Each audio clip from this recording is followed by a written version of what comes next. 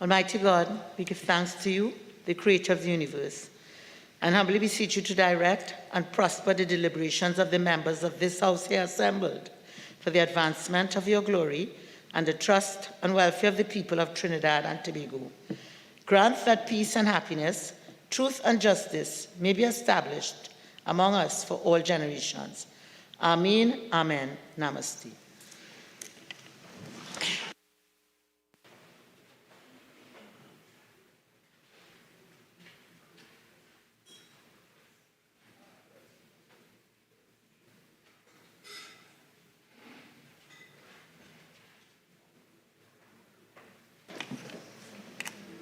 Oath or affirmation. Announcements by the Speaker.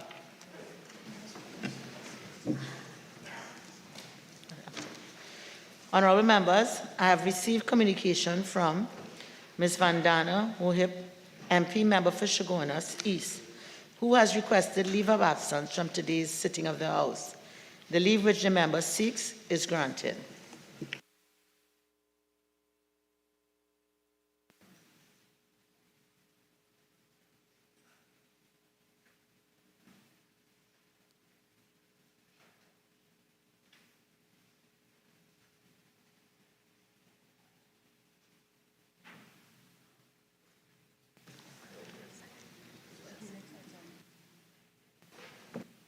Papers. The Minister of Finance.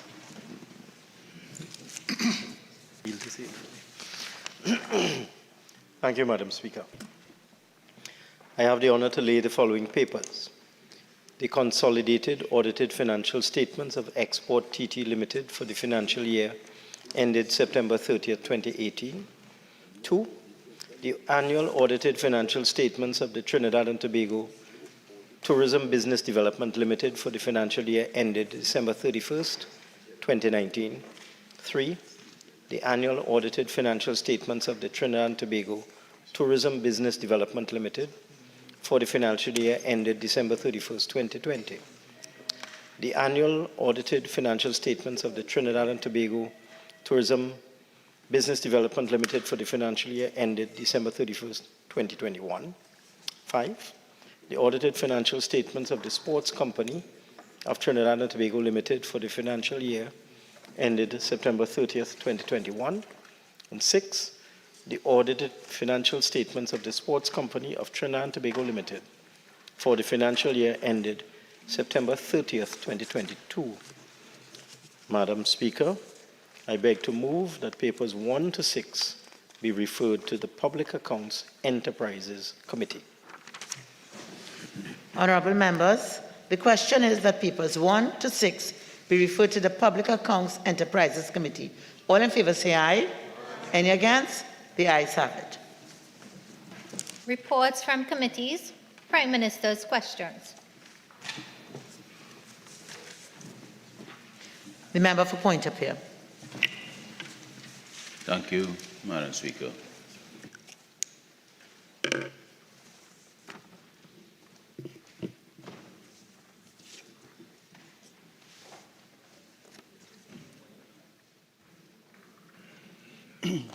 Thank you, Madam Speaker. Given to the Honourable Prime Minister, given a non-acceptance by the Government of Guyana to utilize the Petrotrin refinery as offered by the government at the International Energy Conference in Guyana in February 2023, will the Prime Minister state what is the government's intention for the refinery going forward?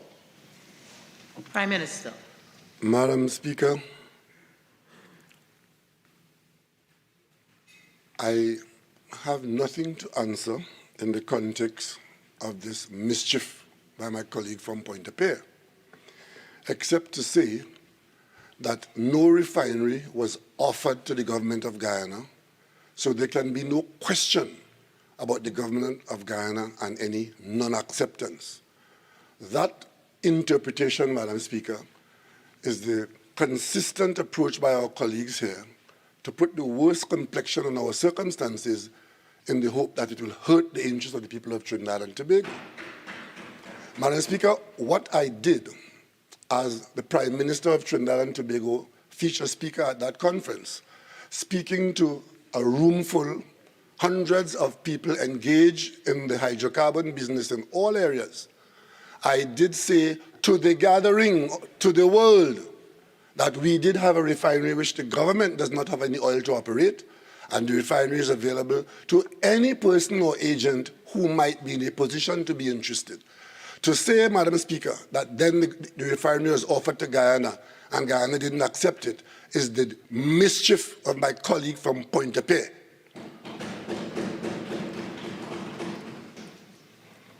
Member for Pointe-à-Pitre. Thank you, Madam Speaker. Prime Minister, based on what you just clarified, could you then state what is the government's intention for the refinery going forward? Not clarify anything. It was crystal clear what I did, and it is crystal clear what you have done and what you are doing.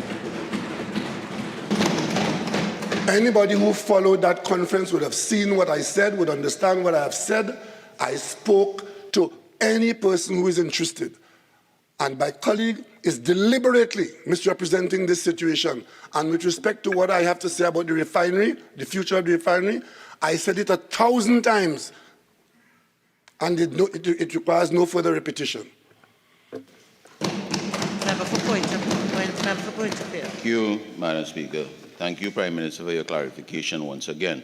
Could you then state, based on what you offered the refinery to the world at the Energy Conference, could you state if you have gotten any feedback from the world about the refinery? Madam Speaker, we have said if we have anything to report that's worthy of the attention of the population, as we have done from the very beginning, we will do so. And therefore, that speaks for itself. When we have something to report, if we have something to report, we will do what we have done all along, which is to keep the population apprised so that they can be informed as to what is happening. At the moment, Madam Speaker, the refinery is there and available, and Petrotrin is open to any offers that might be made. At this point in time, we do not have anything to report. Member for Naparima.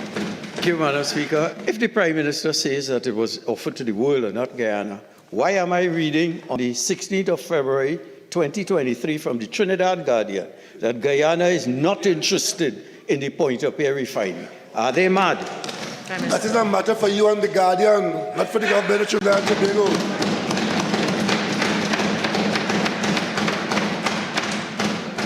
Member for Orpuchis. Member for Naparima. Thank you, Madam Speaker. Will the Prime Minister advise on the justification used by the Minister of National Security to instruct the Commissioner of Prisons to question a prison visit by a judge and thus potentially infringing on the constitutionally enshrined separation of powers principle?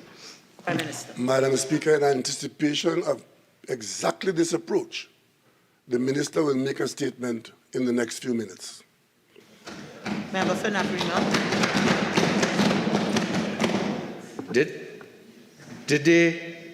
Was the Prime Minister consulted before this action was taken? Madam Speaker, I have not been in the habit, and I will not now tell the member for Naparima when I was consulted and by whom. You're very previous. His errant Minister of National Security, subsequent to this announcement by him. Madam Speaker, I have no minister to reprimand, but I suspect that the opposition leader has somebody to beat. Member for Naparima. Thank you, Madam Speaker. Given the view by the former procurement regulator that the vacant position of procurement regulator, and I quote, must be filled immediately, given the gravity of the work to be done with the recent full proclamation of the Public Procurement and Disposal of Public Property Act, end of quote. Will the Prime Minister indicate the steps being taken to fill the position? Minister. Madam Speaker, the former procurement regulator is not an advisor to the government of Trinidad and Tobago, and this matter is a matter which resides within the purview of the President of Trinidad and Tobago. For Pointe-à-Pitre. Thank you, Madam Speaker. To the Prime Minister. Prime Minister, supplemental, could you state if you and your government would be willing to support a recommendation to the President of Trinidad and Tobago for Mr. Munilal Lalchand's reappointment for a second term? Prime Minister. Madam Speaker, the government of Trinidad and Tobago does not expose itself to lobbying in that unseemly way that Midbemba is asking. Member for Couva South. Thank you very much, Madam Speaker. Prime Minister, following the deaths of Ms. Kimber Morris and her 8-year-old daughter Zaya at a house fire at Queen Anne Road, Siparia, mainly due to a non-functional appliance at the Siparia fire station, will the Prime Minister inform this House whether an audit has been ordered of all fire stations by the government to determine their level of readiness and preparedness to swiftly respond to citizens' needs in periods of emergency? Prime Minister. Madam Speaker, I will not join the member for Couva South and seek to politicize this or any other tragedy, except to say, Madam Speaker, that I'm in no position to say that the death of these people were caused by a non-functional fire unit. Madam Speaker, that is an irresponsible statement. And the government will not join Couva South in saying that because the circumstances of the death of those two unfortunate people are not so simply described. However, Madam Speaker, more than 1 year ago, on March 20th, 2022, the Cabinet of the Government of Trinidad and Tobago approved a sum of $30.1 million under the development program to acquire a fleet of vehicles for the Trinidad and Tobago Fire Service. The vehicles included 3 water tenders, 1 emergency tender, 1 ambulance, and 1 chemical industrial tender, among other vehicles. The vehicles were to be assigned to the fire station at Mayaro, Pinal, and Point 14. This is part of the ongoing work of the government of Trinidad and Tobago, which consistently operates on the basis that we strengthen where we have to, and we strengthen further. And over time, we go from strength to strength, Madam Speaker. Mr. Prime Minister, why do you continue to defend the incompetence of the Minister of National Security when there was a fire to reach the safe Member for Naparima. Member for Naparima. Member for Naparima. You have solved the Member for minister. Naparima, I rule your question out of order. Member for Port of Spain North, St. Anne's West, please contain your comments. Member for Couva South.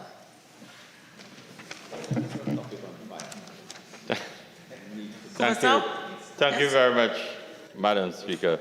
Prime Minister, the question which found itself on the order paper was in keeping with the standing orders of the House of Representatives.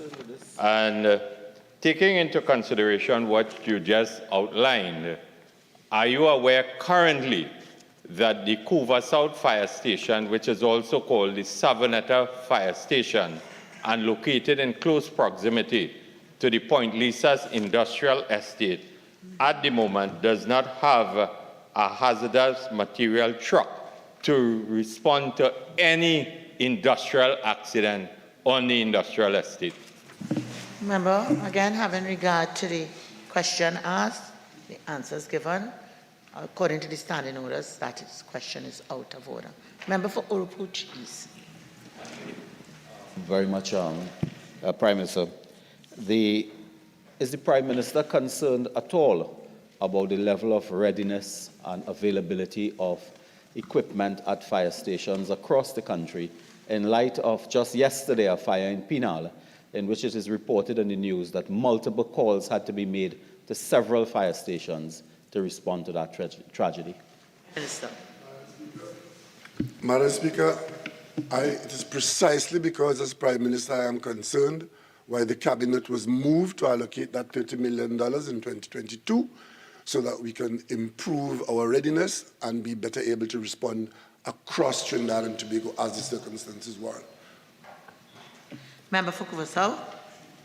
Prime Minister, taking into consideration that the Cabinet was moved to allocate $30 million for the acquisition of equipment, are you moved to inform this House? So are you aware that currently the fire services of Trinidad and Tobago have less than 10% functioning breathing equipment for the use of fire service officers in the country?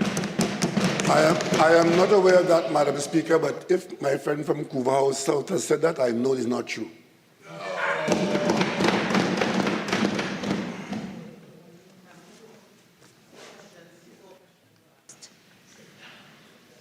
Member for Thank you very much, Madam Speaker. Given the pending and full proclamation of the Public Procurement and Disposal of Public Property Act No. 1 of 2015, will the Prime Minister inform this House whether all 314 public bodies which will have to adhere to the said legislation have functioning procurement units or officers in place? Minister.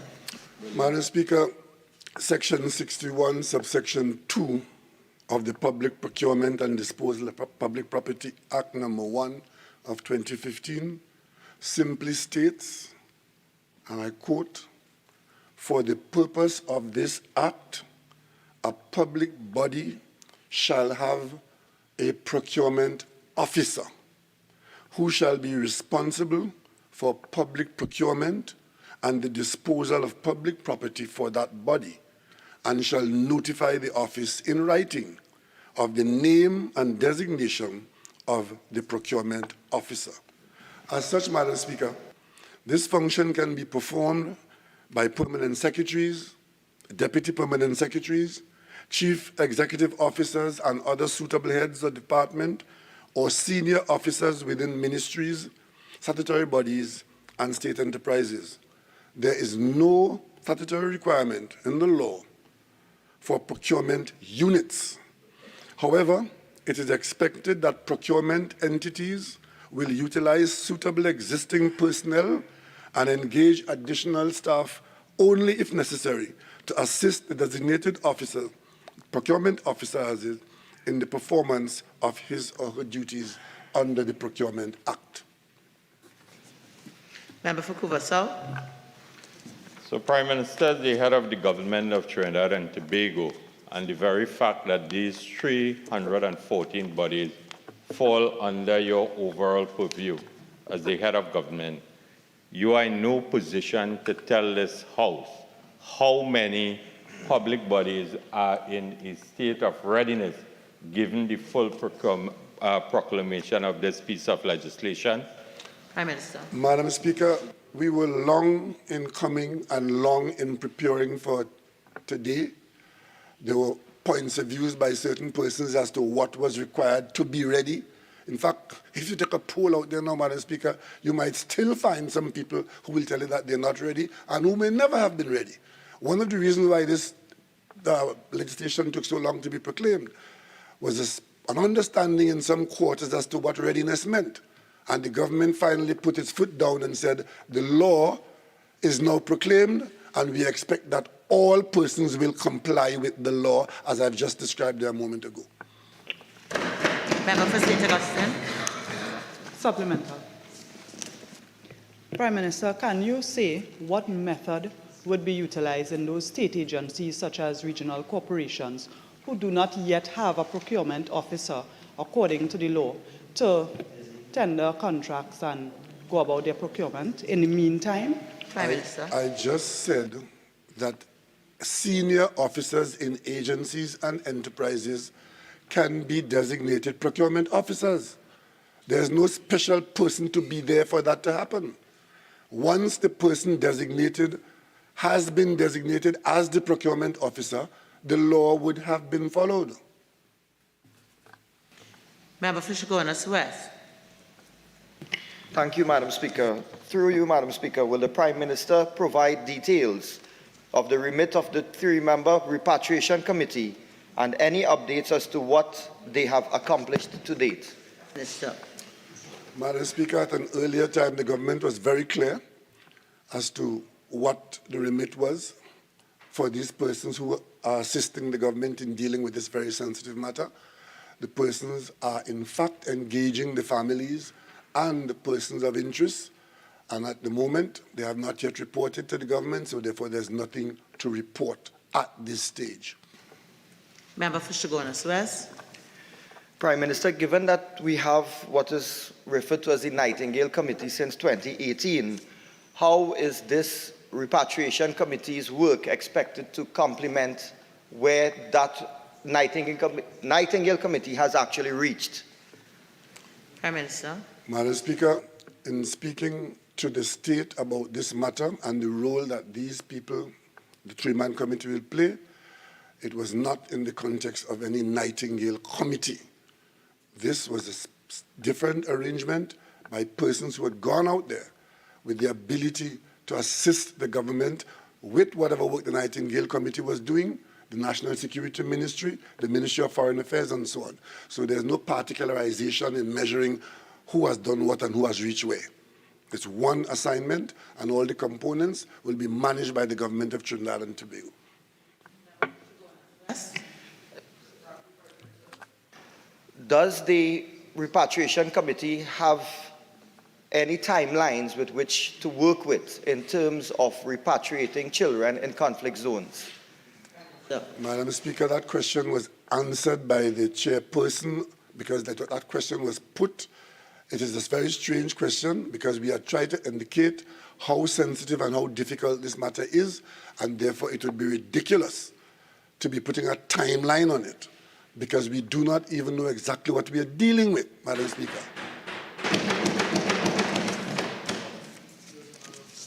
Member for Chaguanas West. Prime Minister, we have had the Nightingale Committee making statements to the effect that their work is very advanced, and this is as at 2020. We are in 2023, and some of the children in conflict zones, their ages are of course increasing. And in this context, as Prime Minister, does the National Security Council have any concern over the potential radicalization of these children, given the gap of time we are working with? Madam Speaker, I don't know any human being whose age is not increasing, but the bottom line is that this matter is not as simplistic as the member is trying to make it. It is because the government is concerned why we've taken the initiatives we have taken.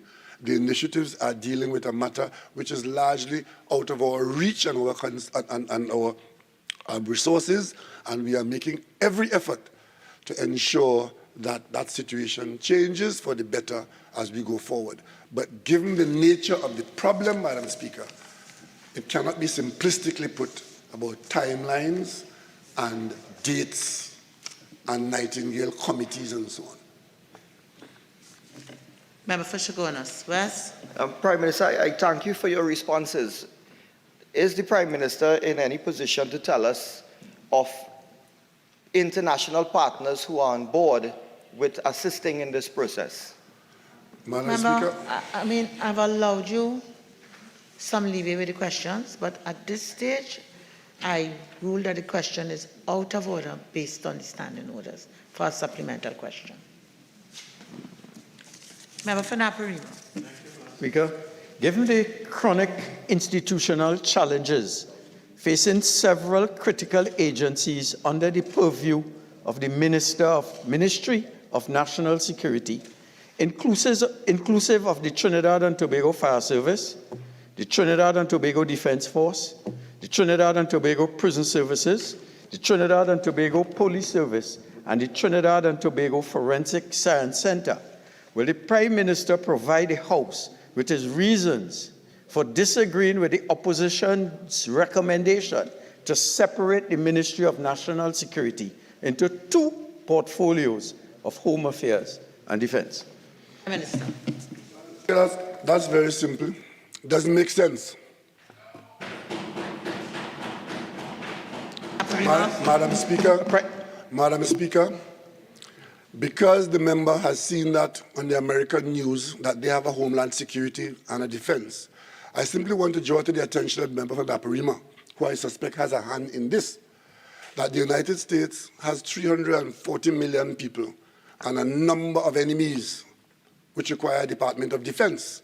Trinidad and Tobago is in no such position, and therefore to talk about our problem in solving crime is to have a Ministry of Defense and a Homeland Security. It's copycat, gobbledygook nonsense.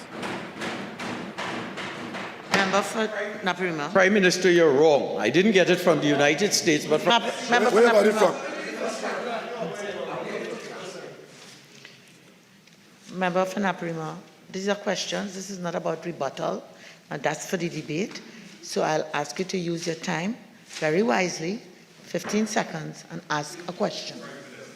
Is the Prime Minister satisfied with the performance of the Minister of National Security, given all these institutions that are collapsing under his watch? Madam Speaker, the government is quite happy to know that the opposition has a fetish and the opposition sees everything in Trinidad and Tobago as collapsing. No such thing is happening, and Madam Speaker, they have failed to bring about a collapse of Trinidad and Tobago, and therefore I can tell the country I'm satisfied with the cabinet, I'm satisfied with the ministers, and in the event that I am not, you will see the appropriate action taken. Member for Naparima. You're saying in spite of the plethora of murders, in spite of the collapse of the fire services with limited appliances, that you are happy with the performance and therefore are not recognizing that it is too much for this incompetent minister. Madam Speaker, the member has a good reason why he doesn't want a particular person to be National Security Minister, but I can tell you, there's a louder call in the opposition for you to go from there. Right?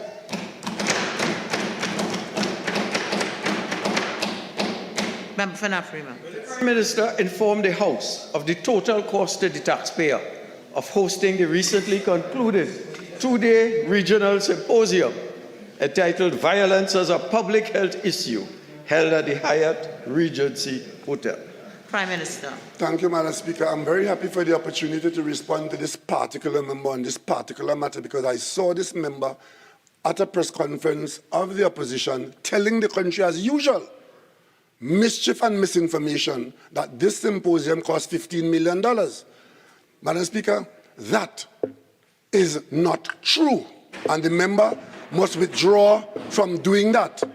Madam Speaker, the estimate for that conference is $1.5 million. The member removed the dot and told a press conference in this country, as if he knows something about it, that we had a $15 million press symposium at the Hyatt. The member should get up and apologize now for spreading misinformation and for lying to the public. Member for Naparima. Prime Minister, listen carefully. I asked a question, 1.5 million, 15 or 20. Listen, I would like you to get familiar with the Standing Order 30 with respect to the contents of the question. I will not allow a continued infraction. Is the Prime Minister aware that 1.5 million could have fixed every pothole in Naparima, Princestown, and Maruga Tableland? And so would your salary.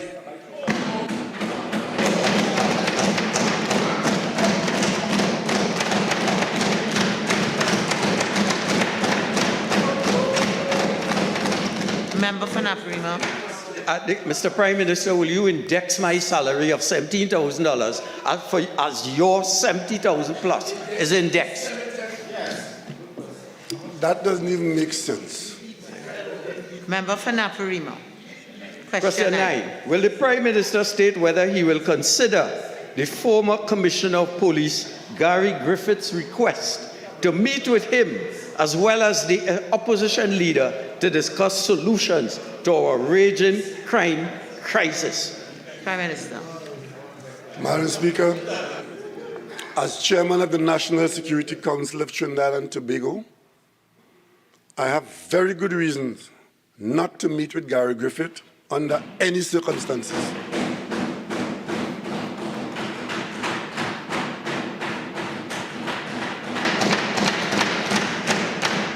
Speaker, is And the Prime insofar- Minister's response? And insofar as meeting with the opposition is concerned, I meet with them all the time in this chamber, in front of you, Madam Speaker, and they have obstructed every single attempt we had to fight crime in this country. In the event that the opposition intends to change its course and support the government in crime fighting as the country's opposition in this chamber, out of this chamber, the government always stands ready so to do. Mr. Prime Minister, is it not abundantly clear to you that you have failed? Member, just 1 minute. Again, I will ask you to familiarize yourself with Standing Order 30 with respect to how you pose the questions and what are allowed. That beginning, intro, preamble, whatever you call it, is out of order. Mr. Prime Minister, would you not say that there are benefits to consultation with people who may know more than you about the crime situation in Trinidad? Prime Minister. The member might be surprised, but we do that all the time. Member for Naparima. Member for Naparima. Question 10. Will the Prime Minister provide the House with the legal basis for his recent appeal to the Chief Secretary of the Tobago House of Assembly to hold fresh elections? Prime Minister. Madam Speaker, the legal basis under which I speak in this country has been established under our Constitution 75 and 76.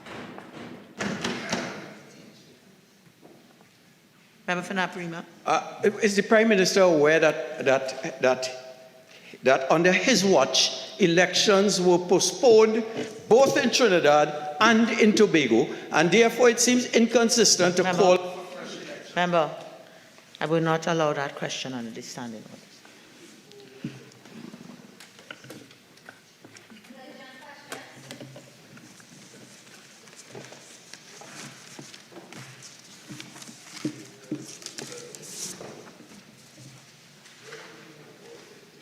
Member for Opuchi.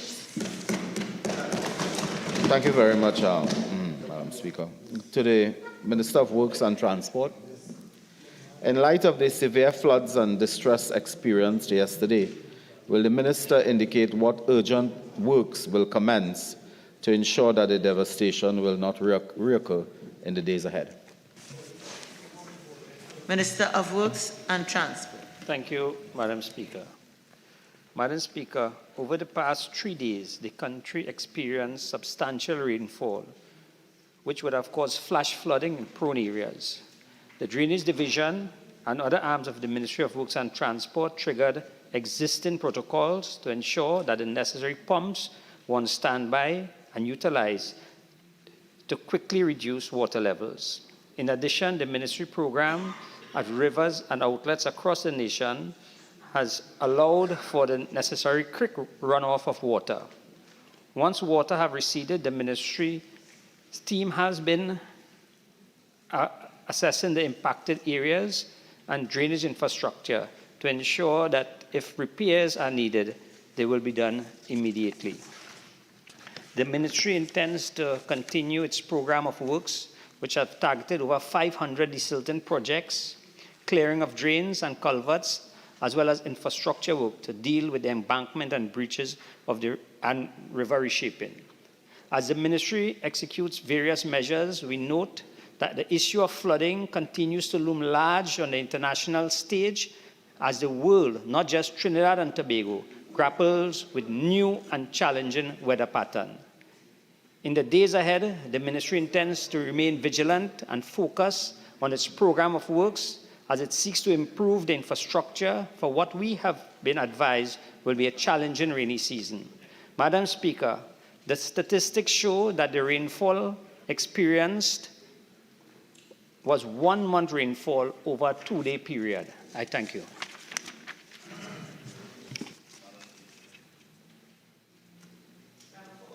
Member for Old Cheese. Sir, thank you for the reply, but did you not hear earlier your Prime Minister indicating that you ought not to compare Trinidad and Tobago to the world? There are fundamental differences earlier. So could you then tell us what precisely projects related have been undertaken in the areas prone to flooding yesterday, basically the eastern part? Minister. Madam Speaker, this year, the Ministry of Works and Transport have embarked on a very vigorous program, over 500 desilting programs, most of them in areas that are prone to flooding. Just 2 days ago, I answered a question from Caroni East, where almost 40 projects were established, and thankfully, the member saw the results of those projects. I did not get any calls from him over the last 2 days. These programs are being rolled out throughout Trinidad, and the ministry will continue to focus on the work ahead. Thank you. Member for Kamuta Manzanilla. Thank you, Madam Chair. Honourable Minister, in light of the severe flooding in Sangre Grande yesterday, do you believe that the Drainage Division of the Ministry of Works has done enough mitigation measures to prevent flooding that took place yesterday? Thank you. Minister of Works and Transport. Thank you, Madam Speaker. Madam Speaker, and I want to compliment the member for Komoto Manzalina, because yesterday I heard him on the television indicating basically the ministry have done a lot, but unplanned developments are contributing to the severe flooding. Clearly, the minister recognized the work that the ministry is doing, and the member for Komoto Manzalina recognized the work the ministry is doing, and I can give you the assurance that this work will continue. Thank you. Notice, questions for oral answer. Leader of the House. Thank you very much, Madam Speaker. Madam Speaker, there are 22 questions for oral response. We'll be answering all of them. There are 5 questions for written response. We will be answering question 149 only, and we are kindly asking for a 2-week deferral for questions 147, 148, 150, and 151. Thank you, Madam Speaker.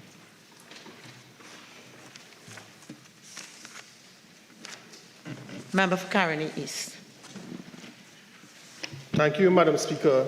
Question number 119 to the Minister of Health. Minister of Health. Thank you very much, Madam Speaker. The view that there has been an upsurge in the number of COVID-19 cases, as stated in the question, is based on a completely false premise.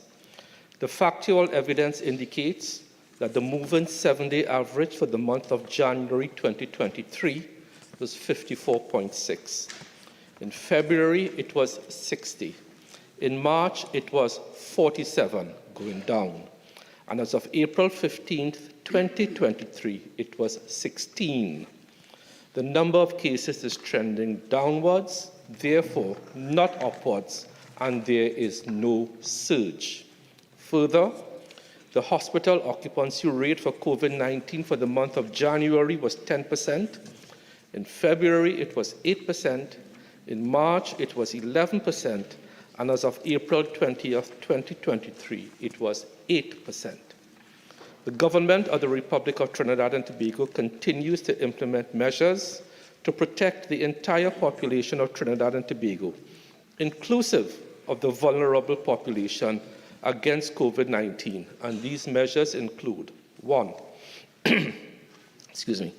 the continued provision of COVID-19 testing services at various public health facilities for the entire population.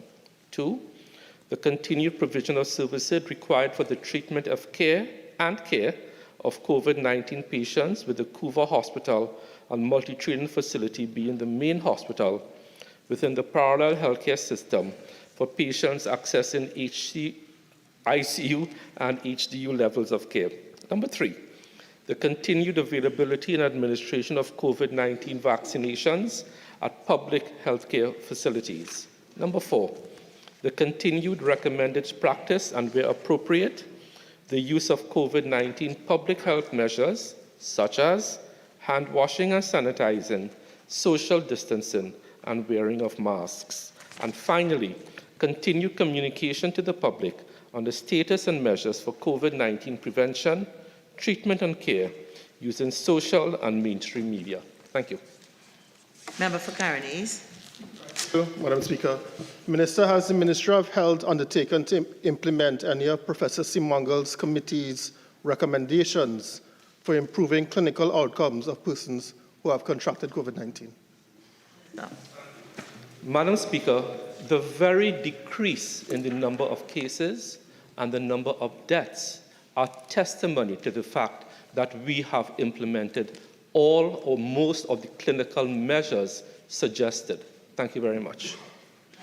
The East. Thank you, Madam Speaker. Minister, how is the Ministry of Health trying to increase the vaccination numbers in the vulnerable population? Member, Minister. Thank you. Madam Speaker, the RHAs, so let's go back in time. Before Carnival, we launched a very aggressive 2-week pre-Carnival campaign with the vulnerable population. If memory serves me right, we did around 7,300 doses of COVID vaccines over that 2-week period to protect them during Carnival.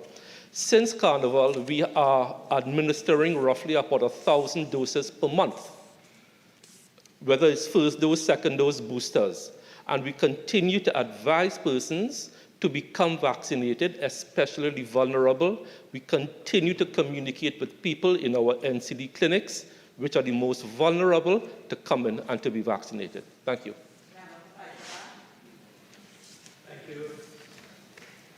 Thank you, Madam Speaker. Minister, in view of your confirmation that the numbers are decreasing, are you in a position to say when the Cuba Hospital will no longer serve as a COVID facility and be returned to the service of the population?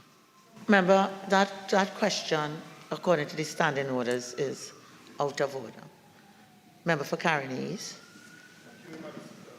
Minister, will the ministry allow the importation of reformulated COVID-19 vaccines for sale to the public, as this may now become a yearly booster as is seen around the world? Minister. Thank you. Madam Speaker, the Ministry of Health has never, ever prevented the registration, importation, and sale of registered COVID-19 vaccines via distributors. The point that the member refuses to accept, which we have been saying all along, is that it is simply not available by the manufacturers to the private sector. The manufacturers from day one were only dealing with sovereigns, that is, countries. And to the best of my knowledge, that is still the position adopted by the manufacturers. They are not, to the best of my knowledge, allowing private sector interests to import. So there's no talk about we not allowing it. That doesn't arise. Thank you very much. Member for Carinese. Thank you, Madam Speaker. Question number 122 to the Minister of Works and Transport. Minister of Works and Transport. Thank you, Madam Speaker. Madam Speaker, this project is scheduled to be conducted under the Flood Mitigation and Erosion Control Program. The tender documents have been sent to NIPDEC, and it was published on the 10th of March. I understand the evaluation is taking place. Thank you. Member for Carinese. Thank you. Minister, when is the expected completion date of these works as the rainy season is upon us? Minister of Works and Transport. Madam Speaker, the project is being evaluated by NIPDEC. Once that evaluation is completed and a contract have been awarded, then I will get a date for the completion of the project. Thank you. Member for Carinese East. Thank you. Minister, does the Ministry of Works intend to dredge and desilt this area to increase the capacity of the river during the rainy season? Minister. Madam Speaker, I know the term dredging is loosely used in the Parliament. Dredging a river is a long process. You have to get CEC, you have to apply to the EMA to do dredging in a watercourse like that. What we normally do, we do desilting. And all rivers that require desilting will be on the program. Once this job is completed, the team will ensure that the watercourse has the capacity that is required. Thank you. Member for Carinese. Thank you. Minister, upon completion of this project, will the ministry enforce the river reserve laws to prevent a reoccurrence of the loading of these walls? So, member, again, I would not allow this under the standing orders as a supplemental question. Yes, member. So, will the Ministry of Works also repair the pedestrian railing that has been completely destroyed on the bridge? Again, member, this question is about retaining walls. Okay, so under the standing orders, this question is not allowed. Member for Naparima. Madam Speaker, question number 126 to the Minister of Agriculture, Land and Fisheries. Minister of Agriculture, Land and Fisheries. Madam Speaker, I'll take the question. Madam Speaker, the answer is yes. The short answer is yes. Thank you. Member for Naparima. Question number 127 to the Minister of National Security. Minister of National Security. Thank you very much, Madam Speaker. The Ministry of National Security has taken note of the very serious issue of criminals carrying on illegal activities from within the nation's prisons, given its implications for public safety.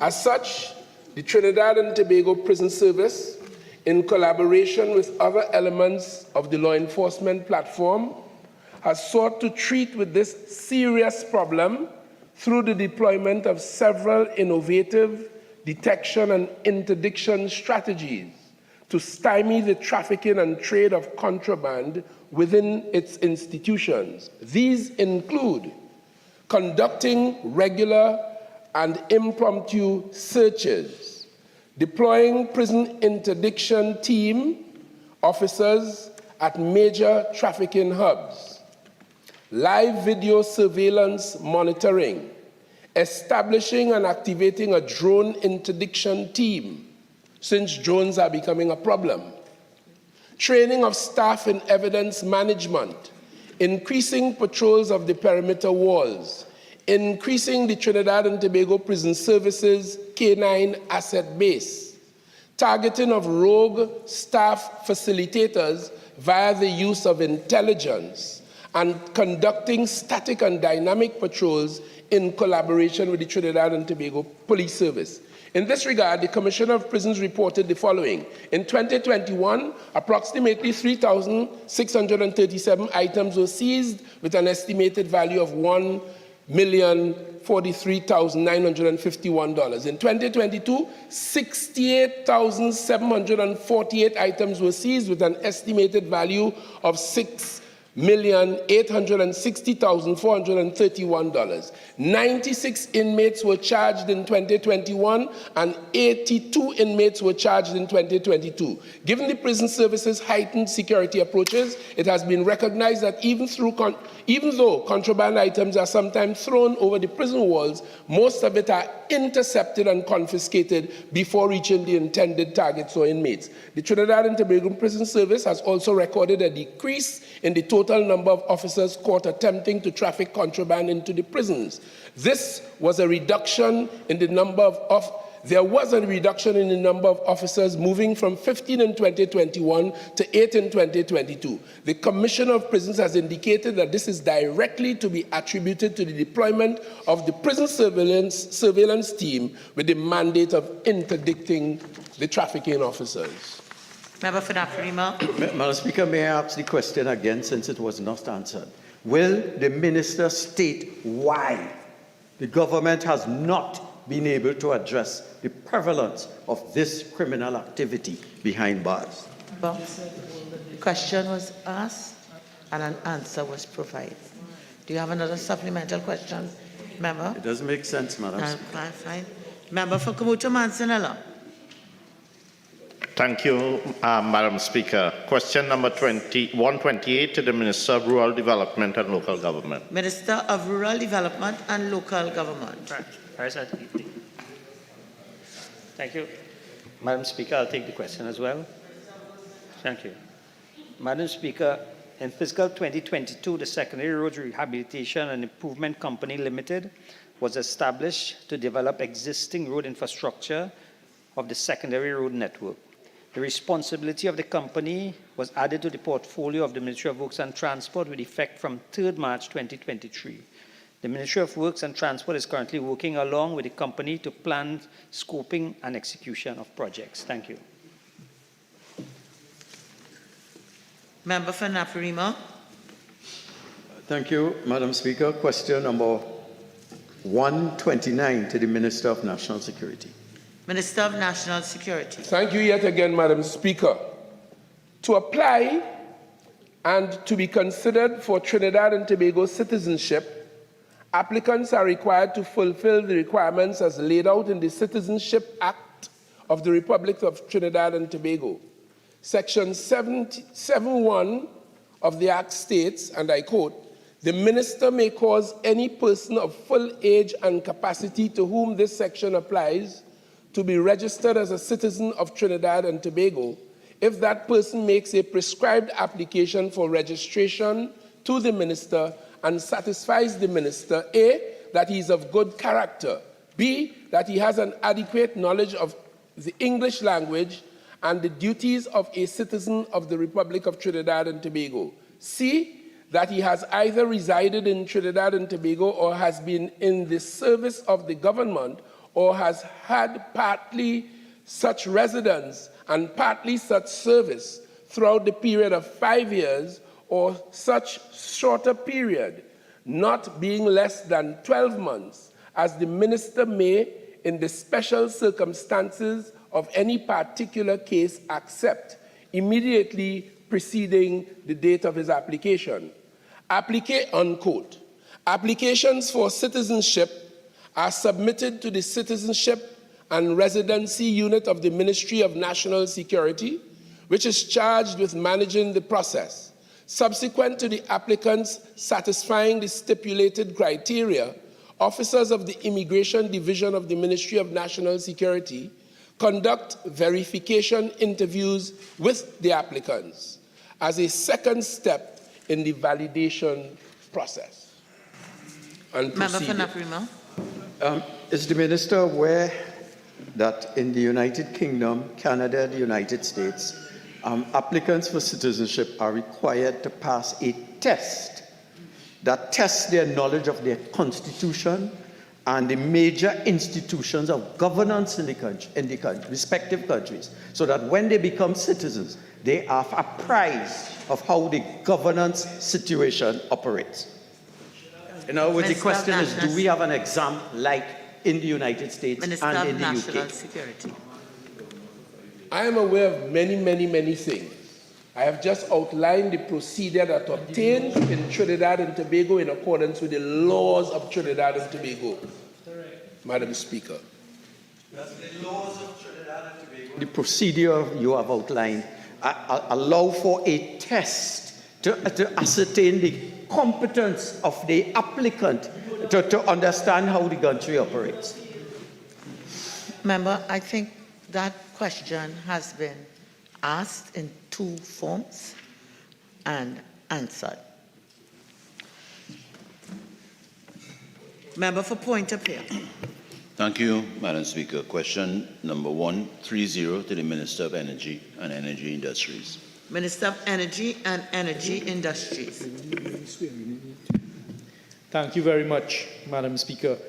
Madam Speaker, the members of the Venezuelan government who were present at the recent negotiations that I attended along with a Trinidad and Tobago delegation included Mr. Pedro Rafael Telechia, who at the time was the president of PDVSA, Mr. Juan Santana, the president of PDVSA Gas, and Ms. Annabel Rivas, the legal advisor to PDVSA. Madam Speaker, contrary to the narrative that is being attempted right now, the government of Trinidad and Tobago continues to be in very active negotiations and discussions with both the government of Venezuela as well as PDVSA with respect to the Dragon gas production. Member for Point of Appeal. Thank you, Madam Speaker. Question number 131 to the Minister of Energy and Energy Industries. Minister of Energy and Energy Industries. Madam Speaker, the OFAC license will commence when the negotiations are concluded and all relevant issues resolved. Member for Point of View. Thank you, Madam Speaker. Minister, based on what your response is, could you state a timeline when you feel the negotiations would be completed? Minister. Madam Speaker, this question is directly in relation to the OFAC license that was granted on or around the 24th of January of this year. We continue to be in discussions. Member for Point of View. Thank you, Madam Speaker. Minister, just for clarity, when the negotiations have been completed, could you say if then the 2-year license would then begin? Minister. Madam Speaker, I don't want to be premature at this stage. Let us await for the passage of time and the outcome of the discussions that are taking place. And as with everything else, at the appropriate time, the relevant announcements will be made, as were made immediately upon the issuance of the OFAC license on the 24th of January of this year by the Honourable Prime Minister. Member for Oropouche West. Thank you, Madam Speaker. Question number 138 to the Minister of Energy and Energy Industries. Minister of Energy and Energy Industries.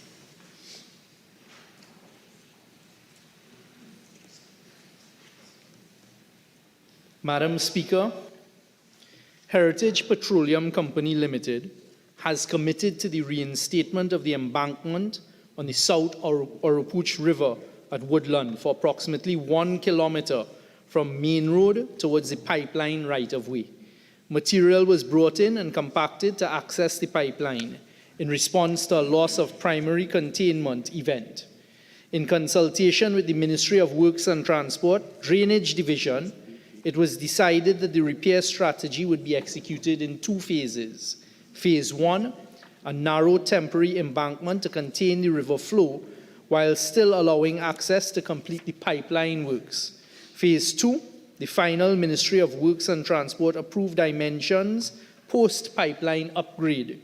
Heritage has since completed Phase 1, the embankment repair, since September 2022. And this has allowed for the containment of the river as is reasonably practicable. The subsequent pipeline upgrade works were completed in February 2023, and the site has been demobilized. The design and acceptance of Phase 2 embankment has been completed and approved by the Ministry of Works and Transport. Subsequently, Heritage has issued a purchase order to a capable contractor for execution of the works and is requesting the support of the Ministry of Works and Transport to lead the community engagement such that the works can commence on Phase 2 construction. Madam Speaker, I am told that the latest estimate is the project is expected to commence by May 2023 with a duration of 3 months. Member for Oropouche West. Thank you, Honourable Minister. Can you advise who the contractor is that was selected for this particular purpose? Minister. Madam Speaker, this minister certainly doesn't get involved in who the contractor is, and on this occasion, I don't have that information. Member for Oropouche West. Can the minister commit, therefore, to provide that information to this Honourable House when it becomes available to himself? Minister. Madam Speaker, if the appropriate question is asked in the normal manner as pursuant to the standing orders, I'm sure that the appropriate response will be provided. Member for Oropouche West. Thank you, Madam Speaker. Madam Speaker, question number 139 to the Honourable Minister of Works and Transport. Works and Transport. Thank you, Madam Speaker. Madam Speaker, the work under the Andean Development Bank in respect to the National Drainage Plan was divided into 2 strategic action plans, out of which would flow projects for development. At this stage, approximately 20 projects have been identified for design, review, and tender preparation.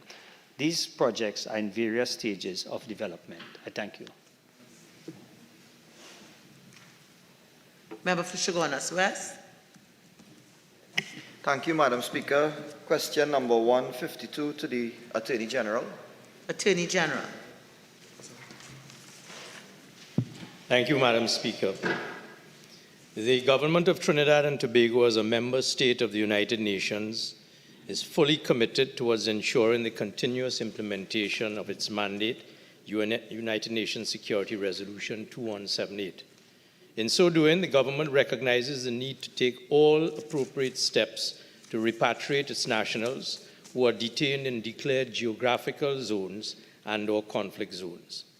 As the member ought to be aware, the Honorable Prime Minister, Dr. Keith Rowley, as head of the National Security Council, and other government ministers, including the Attorney General, held a formal meeting at Whitehall on Monday, 27th March 2023, with a team appointed by the Honorable Prime Minister as head of National Security Council, consisting of former Speaker of the House of Representatives, Mr. Nizam Mohammed, Mr. Kwesi Atiba, and Mr. Patrick Edwards.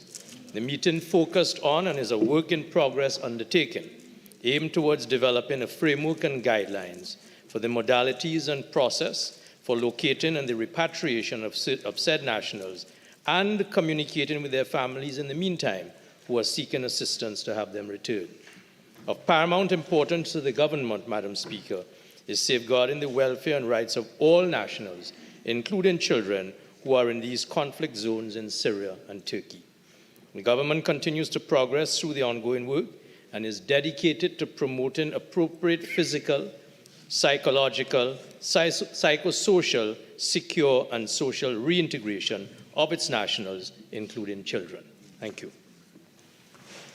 Member for Chaguanas West. Thank you, Madam Speaker. Question number 153 to the Attorney General. Attorney General.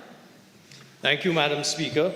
The government's policy with regard to designating persons as, quote, foreign terrorist fighters, unquote, is reflected in the definition of the term, as the member would be aware as an attorney at law, within the Anti-Terrorism Act, Chapter 1207, the ATA, as follows. Foreign terrorist fighter means an individual who commits an offense under Section 15A of that Act. Section 15A of the Act criminalizes the offense of traveling for the purposes of A, planning a terrorist act, B, committing a terrorist act, C, supporting a terrorist act, or D, facilitating the commission of a terrorist act with a penalty of a fine of $25 million and imprisonment for 25 years. In relation to the second item, Madam Speaker, the government's policy with regard to designating persons as designated entities is Section 22B of the Anti-Terrorism Act, as the learned attorney at law member for Chaguanas will know, for Chaguanas West will know, for designation of individuals and entities and the application of targeted financial sanctions related to terrorism and terrorist financing. In this regard, Trinidad and Tobago has designated all individuals and entities on the United Nations Security Council 1267-1999, Daesh and Al-Qaeda, and the UN Security Council 1988-2011 Taliban sanctions list, wherein 140 individuals and entities have been listed by the government up to April 2023. As pertains to Part B of the member's question, the government is working assiduously to locate and to repatriate Trinidad and Tobago nationals from declared geographical and/or conflict zones in Syria and Turkey, consistent with a work-in-progress undertaking aimed towards developing a framework, guidelines, modalities, and a process for the location and repatriation of nationals in accordance with the existing domestic legal framework and in reliance upon cooperation with foreign diplomatic relations in Syria and Turkey. Thank you. Member for Caroni East. Thank you, Madam Speaker. Question number 123 to the Minister of National Security. Minister of National Security. Thank you very much, Madam Speaker. Thank you very much, Madam Speaker. According to information received from the Commissioner of Police, the Trinidad and Tobago Police Service is fully cognizant and deeply concerned about the rising murder rate in the Cunupia area and indeed across the entire country, The Trinidad and Tobago Police Service, as the frontline agency under law in the fight against crime and criminality, continues to utilize the available resources to reduce all violent crimes, including homicides. In this regard, the Trinidad and Tobago Police Service has recently launched and implemented a violent crime reduction plan, which was brought to my attention and of which I have a copy, built on the following golden pillars: precision, intelligence, prevention, proactivity, and prosecution. This plan is aimed at focusing on all criminal activities throughout Trinidad and Tobago, inclusive, of course, of the Cunupia district, with particular attention to identified small geographic locations known as hotspots that have high incidence of violent crime. There are 15 objectives for successful implementation, which are identified in the Violent Crime Reduction Plan, some of which are dismantling of criminal gangs, because they account for a large chunk of the murders that we experience in the land. Seizing illegal firearms, which the statistics revealed 87% of the murders that we had last year were as a consequence of the presence and use of illegal firearms or firearms. Eradicating drug blocks, precision policing, having identified priority offenders, increasing focus on transnational organized crime, controlling movements on our roadways and public spaces, and enhancing police intelligence capabilities. To this end, the expected outcomes will be aimed at achieving 11 targets, 2 of which are: 1, a 20% reduction of homicides and a 30% detection rate for homicides, as set out in the Violent Crime Reduction Plan as devised by the Trinidad and Tobago Police Service. With this plan, a significant decrease in the said crimes is anticipated, thereby improving the quality of life in all communities across Trinidad and Tobago, not the least, of course, Cunupia. Thank you, Madam Speaker. Member for Caroni East. Minister, given the fact that persons can be murdered less than 100 meters from the Cunupia police station, when will you see it fit to install CCTV cameras in this hotspot area? Minister. Madam Speaker, as I have indicated in this Honourable House very recently and on diverse occasions, the government, recognizing the importance of CCTV cameras to assist law enforcement, in particular the police, have revamped the entire CCTV platform across Trinidad and Tobago. And as we speak, Madam Speaker, the project for the installation of 2,500 cutting-edge cameras are being installed. That takes into account all over Trinidad and Tobago, not the least Cunupia. Thank you very much, Madam Speaker. Member for Caroni East. Thank you. Minister, given the proliferation of gun violence in this area, will you be willing to recommend a gun amnesty to allow illegal guns to be taken off the streets and destroyed? I have just taken great pains to outline what the Trinidad and Tobago Police Service's plan in dealing with this issue is concerned. My own view as to whether I would recommend a gun amnesty is a matter for other considerations. What I'm focused on is to make sure and support, in terms of resources and in every possible way, the plan as determined for the purpose by the police service, led by the police commissioner. Member for Caroni. Thank you, Madam Speaker. Minister, is there any intention to return to the partnership initiative of community comfort patrols? Minister. Again, Madam Speaker, I have outlined precisely what the police service has indicated is their formula as experts and professionals under law to treat with the matter in front of us. Member for Caroni East. Question number 124 to the Minister of Health. Minister of Health. Thank you very much, Madam Speaker. The government continues to explore all options as it relates to the procurement of the antiviral therapy Paxlovid, namely, 1, via the CARICOM Secretariat, where a request was made on February 2nd, 2022. That's a year and 2 months ago. And 2, bilateral arrangements with international manufacturers. Member for Caroni. Minister, given that 3,700 deaths out of 4,400 deaths were unvaccinated persons from COVID-19, why was this not given more of a priority by this government in reducing hospitalization and death due to COVID-19 in vulnerable persons? Minister. Thank you. The member is unaware, because he is not in government, about the geopolitical forces that are at play. And I will quote from Professor Ali Mokdad, because I anticipated the question. Institute for Health Metrics and Evaluation. Only high-income and rich countries in several countries, only high-income and the rich in several countries are able to access the drug at this moment. Oxfam, quarter of Paxlovid will go to developing countries only quarter.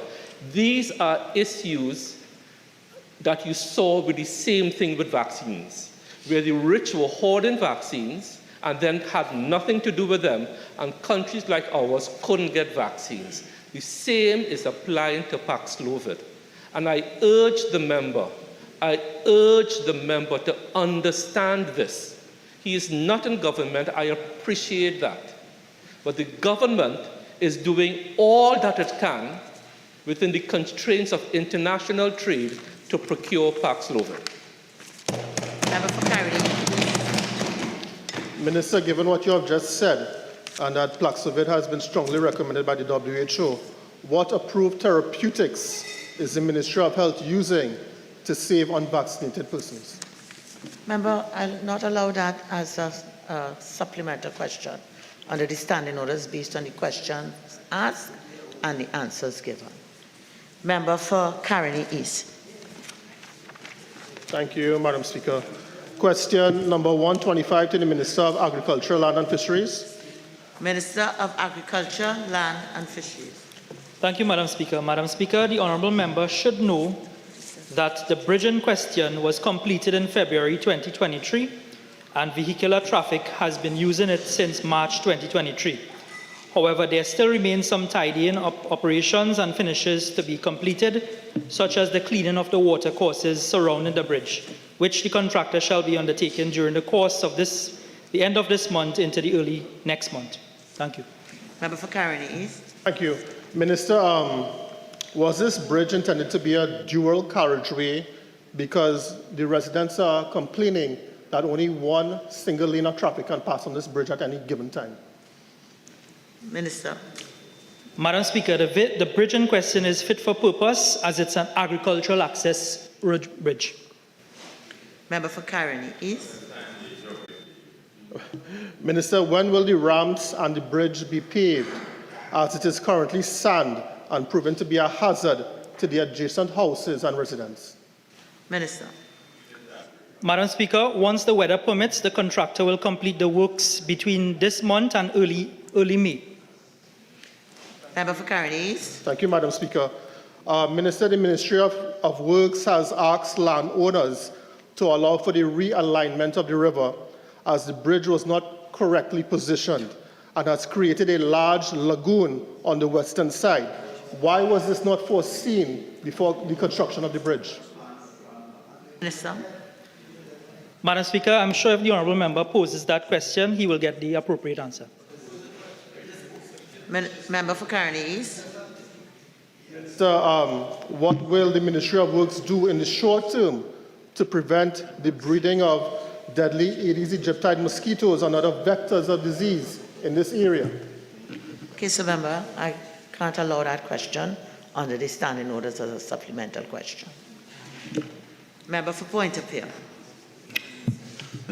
Thank you, Madam Speaker. Question number 133 to the Minister of Energy and Energy Industries. Minister of Energy and Energy Industries. Thank you very much, Madam Speaker. Madam Speaker, yes, Naikwan's plant is operational and has produced product for commercial sale. The company has transferred on-spec products to the storage tanks of Parliamentary Fuel Trading Company Limited, Naikwan's off-taker, to make up a cargo for sale by Parliament on the international market. The Naikwan plant is currently down for works intended to improve plant performance and is expected to be up towards the end of the month as they also work towards a gas supply. Naikwan has paid no taxes for the period April 1st, 2021 to December 31st, 2022, as the company generated no revenue during that period. The company is currently building up a cargo for sale by Parliament on the international market. The Naikwan plant was down for 1 year from April 2021 and recommenced operations on May 28, 2022. Gas purchases during the period May 2022 to February 2023 varied between 129.04 mm scuffs per month to 631.4 mmcf per month as follows. From May 28, 2022 to June 30, 2022, purchased 129.4 mmcf. July 2022, 321.21 mmcf. August 2022, 374.70 mmcf. September 2022, 364.49 mmcf. October 2022, 421.06 mmcf. November 2022, 631.43 mmcf. December 2022, 323.89 mmcf. January 2023, 380.14 mmcf. And February 2023, 456.83 mmcf.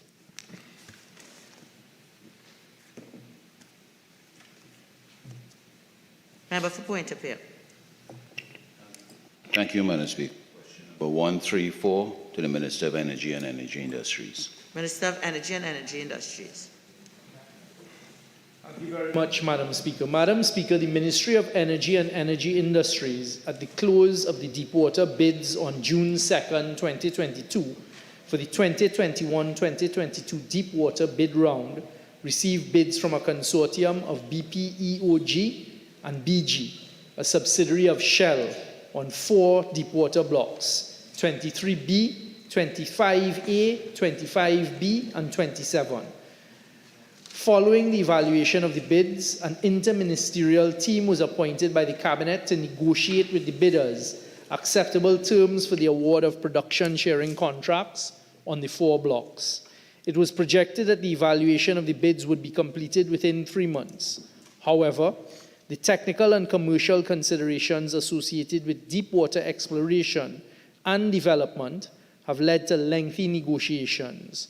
On one hand, improved viability of deepwater and tightening supply-demand gaps are driving the market. This is balanced by volatile crude oil prices, instability in the oil and gas industry, and higher challenges in developing deepwater prospects. It is in this scenario that the parties are seeking to arrive at equitable terms that will accrue to the mutual benefit of the people of Trinidad and Tobago as a resource holder and the bidders as key stakeholders and investors in Trinidad and Tobago's deepwater province. The negotiations are in the final stages, and the report and recommendations of the interministerial team are expected to be submitted shortly for the consideration of the Cabinet, following which an appropriate announcement will be made on the outcome of these negotiations. And through you, Madam Speaker, I remind the population that this is the deepwater province that so far is a very unexplored province. And right now we're looking at negotiating with one of our major producers, Woodside, the first commercial terms for the development of this deepwater province. And that is where the priority is and will continue to be, so that we can bring home the production of deep water that will then flow into these negotiations of the other blocks. Honourable members, the time allotted for questions or notice is now spent. The unanswered questions will be postponed to the next sitting of the House in accordance with Standing Order 2910. Statements by ministers. The Minister of National Security.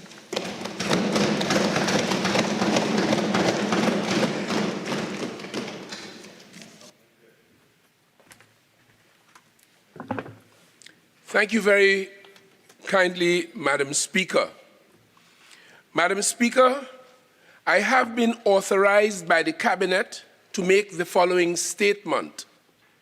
On March the 29th, 2023, a request was received by the Commissioner of Prisons from the Registrar and Marshal of the Supreme Court of Trinidad and Tobago for an intended visit by the Honorable Mr. Justice Frank C. Prasad to the Port of Spain prison, scheduled for April the 20th, 2023, with accompanying persons. Court Order CV 2023-00792 accompanied that request.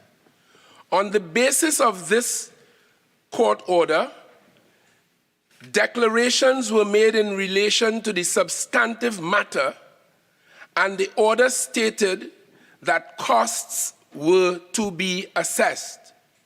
No mention was made of damages.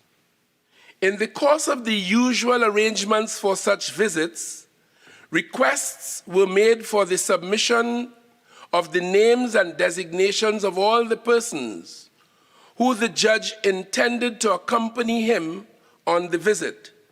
A preliminary list was submitted to the Commissioner of Prisons on April the 4th, 2023, in this regard. Via subsequent oral communications, the Registrar and Marshal informed the Commissioner of Prisons that the judge intended to be accompanied by the media. Given that the order had made no mention of damages to be assessed, and hearing of the intended accompaniment of the media, the Commissioner was unclear as to the purpose of the judge's visit. However, he proceeded to make the necessary provisions. As required, the Commissioner of Prisons informed the Minister of National Security of the intended visit of the learned judge and of the persons who were to accompany the judge. As Minister of National Security, with the responsibility for the prison service, I requested that the Commissioner of Prisons ascertain the reason for the visit, given that the order had made no mention of damages or damages to be assessed. As a consequence of the subsequent publicly expressed disquiet in relation to this series of events, I wish to remind this Parliament that the Trinidad and Tobago Prison Service is an arm of the criminal justice system and a division of the Ministry of National Security.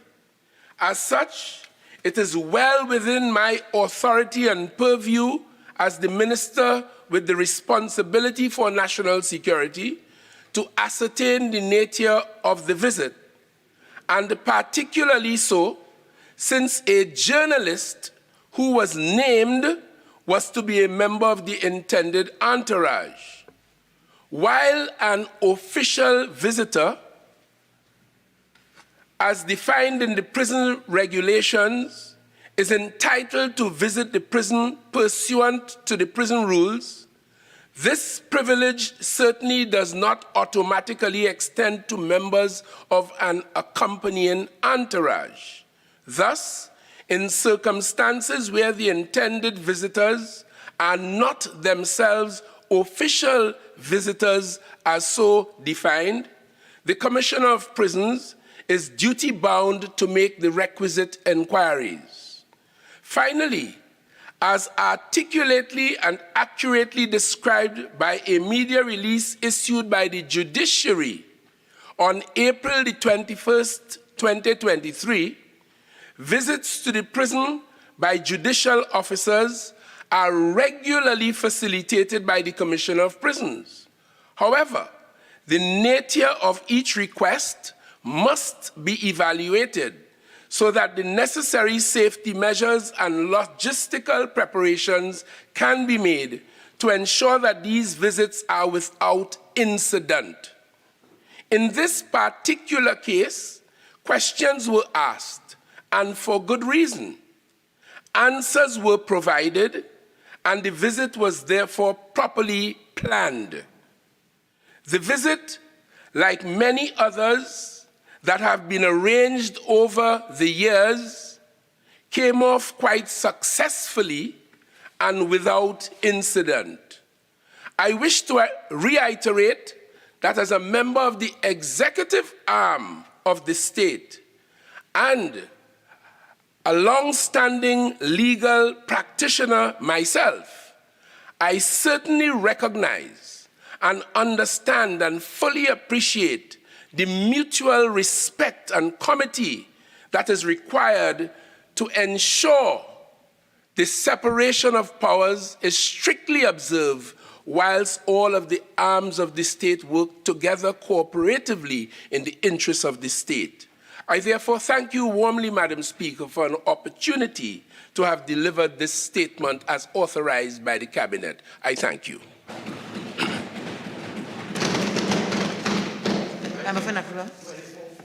To ask the Minister of National Security, in taking such a decision to seek clarification, did you consult at all with the head of the National Security Council, the Prime Minister? Madam Speaker, as I indicated a while ago, I was authorized to make this statement by the Cabinet of the Republic of Trinidad and Tobago. Public business, government business, motions. The Attorney General.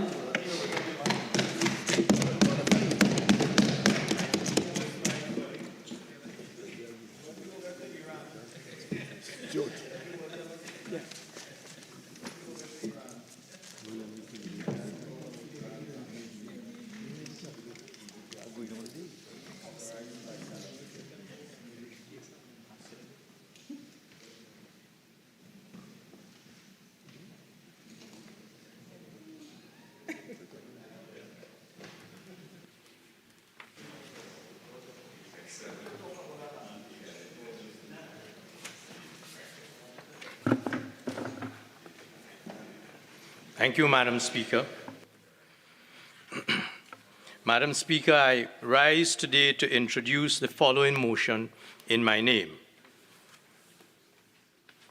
Whereas by Section 4 of the Economic Sanctions Act, Chapter 81, Number 5, the President may, for the purpose of implementing a decision, resolution, or recommendation by a regional or an international organization of state or association of states, of which Trinidad and Tobago is a member, that calls on its members to take economic measures against a foreign state, make an order with respect to A, the restriction or prohibition of any of the activities referred to in Section 5 in relation to a foreign state. The seizing, B, freezing or sequestration in the manner set out in the order of any property situated in Trinidad and Tobago that is held by or on behalf of 1, a foreign state, 2, any person in that foreign state, or 3, a national of that foreign state who does not ordinarily reside in Trinidad and Tobago. C, the exclusion of any person, property, goods, technical data, services, transactions, ships or aircraft, or any class thereof from the application of the order. And whereas the United Nations Security Council Resolutions 2231, 2015, relative to Iran, United Nations Security Council Resolution 1540, 2004, and its successor resolutions, member countries of the United Nations were called on to impose sanctions on the Islamic Republic of Iran. And whereas Trinidad and Tobago is required to implement the Financial Action Task Force Recommendation 7 relative to the Islamic Republic of Iran, which requires that countries implement target financial sanctions to comply with United Nations Security Council resolutions relating to the prevention, suppression, and disruption of proliferation of weapons of mass destruction and its financing. And whereas the aforementioned resolutions require countries to freeze without delay the funds and other assets of, and to ensure that no funds and other assets are made available, directly or indirectly, to or for the benefit of any person or entity designated by or under the authority of the United Nations Security Council under Chapter 7 of the Charter of the United Nations.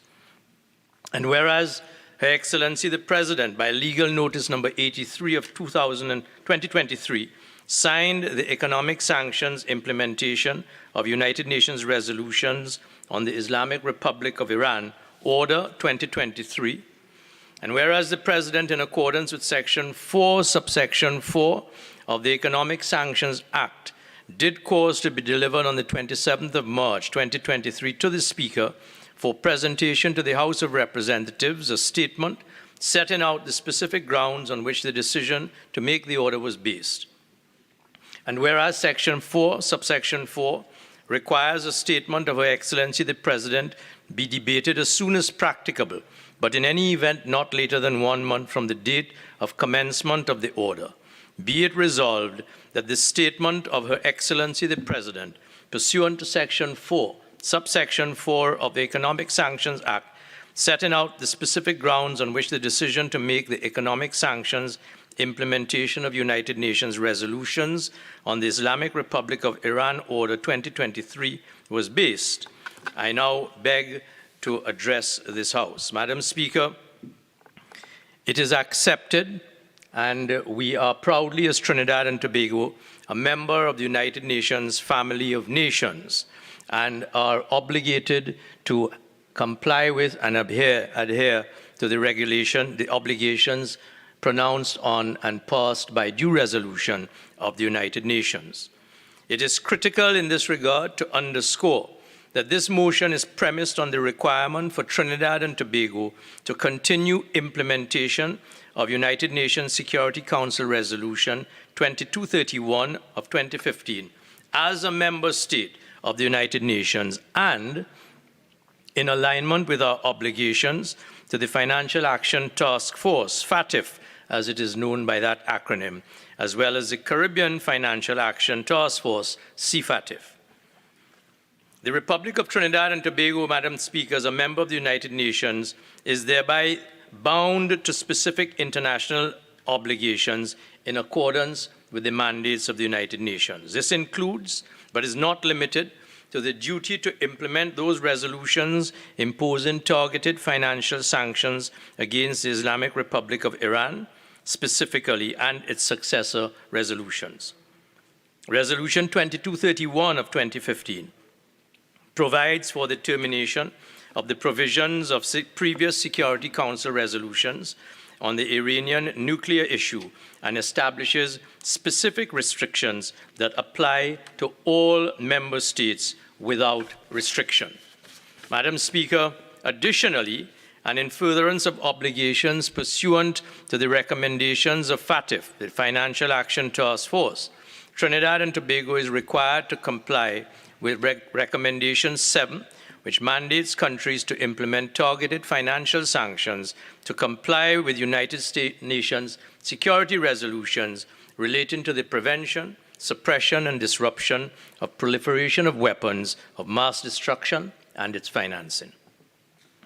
The proliferation of weapons of mass destruction, Madam Speaker, pose a significant threat to international peace and security, as identified by the relevant United Nations resolutions. FATF recommendations require countries and the private sector to identify and assess the risk of potential breaches, non-implementation, or evasion of the targeted financial sanctions relating to proliferation financing, and to take appropriate mitigating measures commensurate with the level of risks identified. This will ensure that private sector entities, for example, domestic banks and financial institutions and their supervisors in Trinidad and Tobago, our three regulators are the Central Bank, the Trinidad and Tobago Securities Exchange Commission, and the Financial Intelligence Unit of Trinidad and Tobago, are aware of the risks involved in their businesses and professions and do not unwittingly support or become part of proliferation financing networks or schemes in contravention of relevant obligations. This will also ensure, Madam Speaker, appropriate allocation of resources by countries and private sector entities commensurate with the level of proliferation financing risks which are faced. As a standard-setting body, FATF develops specific requirements to give effect to and implement these United Nations Security Council resolutions, specifically on targeted financial sanctions to counter proliferation. FATF's robust assessment process places FATF in the unique position of being able to evaluate how effective a national counter-proliferation financing regime is. Essentially, Madam Speaker, jurisdictions must ensure that proliferation-related assets are frozen and have national mechanisms in place to do so effectively. Understanding their obligations to the United Nations Security Council resolutions and implementing effective measures to tackle the proliferation of mass weapons of mass destruction and terminate sanctions, evasion sanctions, can be challenging for certain jurisdictions. Diplomatic efforts to reach a comprehensive, long-term and proper resolution of the Iranian nuclear issue culminated in the Joint Comprehensive Plan of Action concluded on the 14th of July 2015. On the 20th of July 2015, the Security Council unanimously adopted UN Security Resolution 2231 of 2015, endorsing the JCPOA, the Joint Comprehensive Plan of Action. The Security Council affirmed the conclusion of the JCPOA marked a fundamental shift in its consideration of the Iranian nuclear issue, expressed its desire to build a new relationship with Iran, strengthened by the implementation of the JCPOA, and to bring to a satisfactory conclusion its consideration of this matter.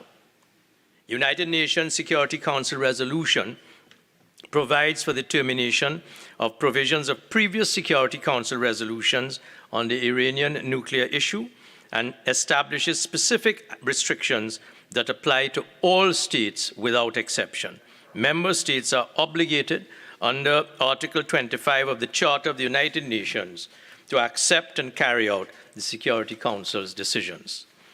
Madam Speaker, without going into detail, it suffices that I record that Annex B of Resolution 2231 of 2015 also requires all states to take a number of actions to which this country, Trinidad and Tobago, is committed.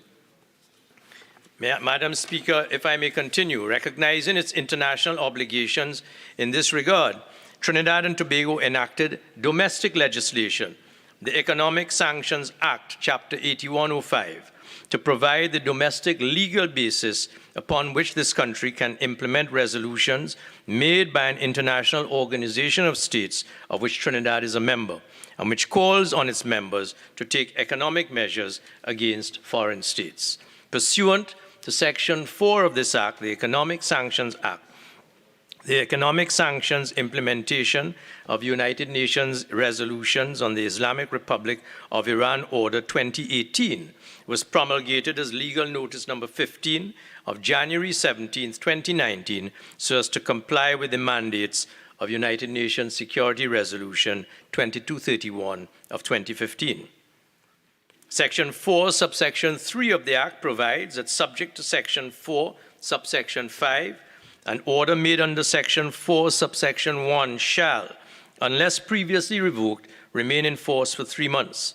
In this vein, by Legal Notice Number 44 of March 12, 2019, the Iran order was extended in certain respects and remains regulated as part of our domestic law. Section 4, subsection 5 of that Act also provides that before the expiration of an order made under Section 4, subsection 3, the order may be extended either indefinitely or for a specified period by a resolution supported by a simple majority of the House of Representatives. In light of that fact, United Nations Security Resolution 2231-2015 and the mandates in the annexes thereto remain in effect, and clauses 21 to 23 of the Iran order have expired. The time has now come, Madam Speaker, to establish a new order to ensure that Trinidad and Tobago's obligations are encapsulated in law and compliance is maintained consistent with our international obligations pursuant to our international mandated and FATF mandated recommendations. Pursuant then to our domestic law, consistent with our international obligations, the Legislative Drafting Department and the Anti-Terrorism Unit of the Office of the Attorney General and Ministry of Legal Affairs of the Republic of Trinidad and Tobago has been working assiduously on this matter to ensure that the necessary steps are taken and the appropriate instruments drafted to effectively and efficiently fulfill Trinidad and Tobago's international obligations. It is in this regard, then, that the Economic Sanctions Implementation of United Nations Resolution on the Islamic Republic of Iran Order 2023, tabled before this House, this Honorable House, has been prepared. In summary, the Iran 2023 order will fulfill our international obligations in respect of prohibiting dealings with Iran pursuant to clauses 14 to 21 and targeted financial sanctions in respect of FATF and other prohibitions to prevent funds and other assets from being made available directly or indirectly for the benefit of designated individuals and entities, listed entities under the order. Clauses 3 to 10 of the Iran order set out the asset freeze, and clauses 11 to 13 provide for prohibited dealings with listed entities. Madam Speaker, today's motion demonstrates this government's continued commitment towards ensuring implementation of the respective United Nations Security Council resolution obligations and on the FATF standards as part of the domestic law of Trinidad and Tobago. Accordingly, Madam Speaker, I beg to move. Honourable members, I will now propose the question for debate. Be it resolved that the statement of Her Excellency the President, pursuant to Section 4, subsection 4 of the Economic Sanctions Act, Chapter 8105, setting out the specific grounds on which the decision to make the economic sanctions implementation of United Nations resolutions on the Islamic Republic of Iran Order 2023 was based, be approved. Member for Princeton.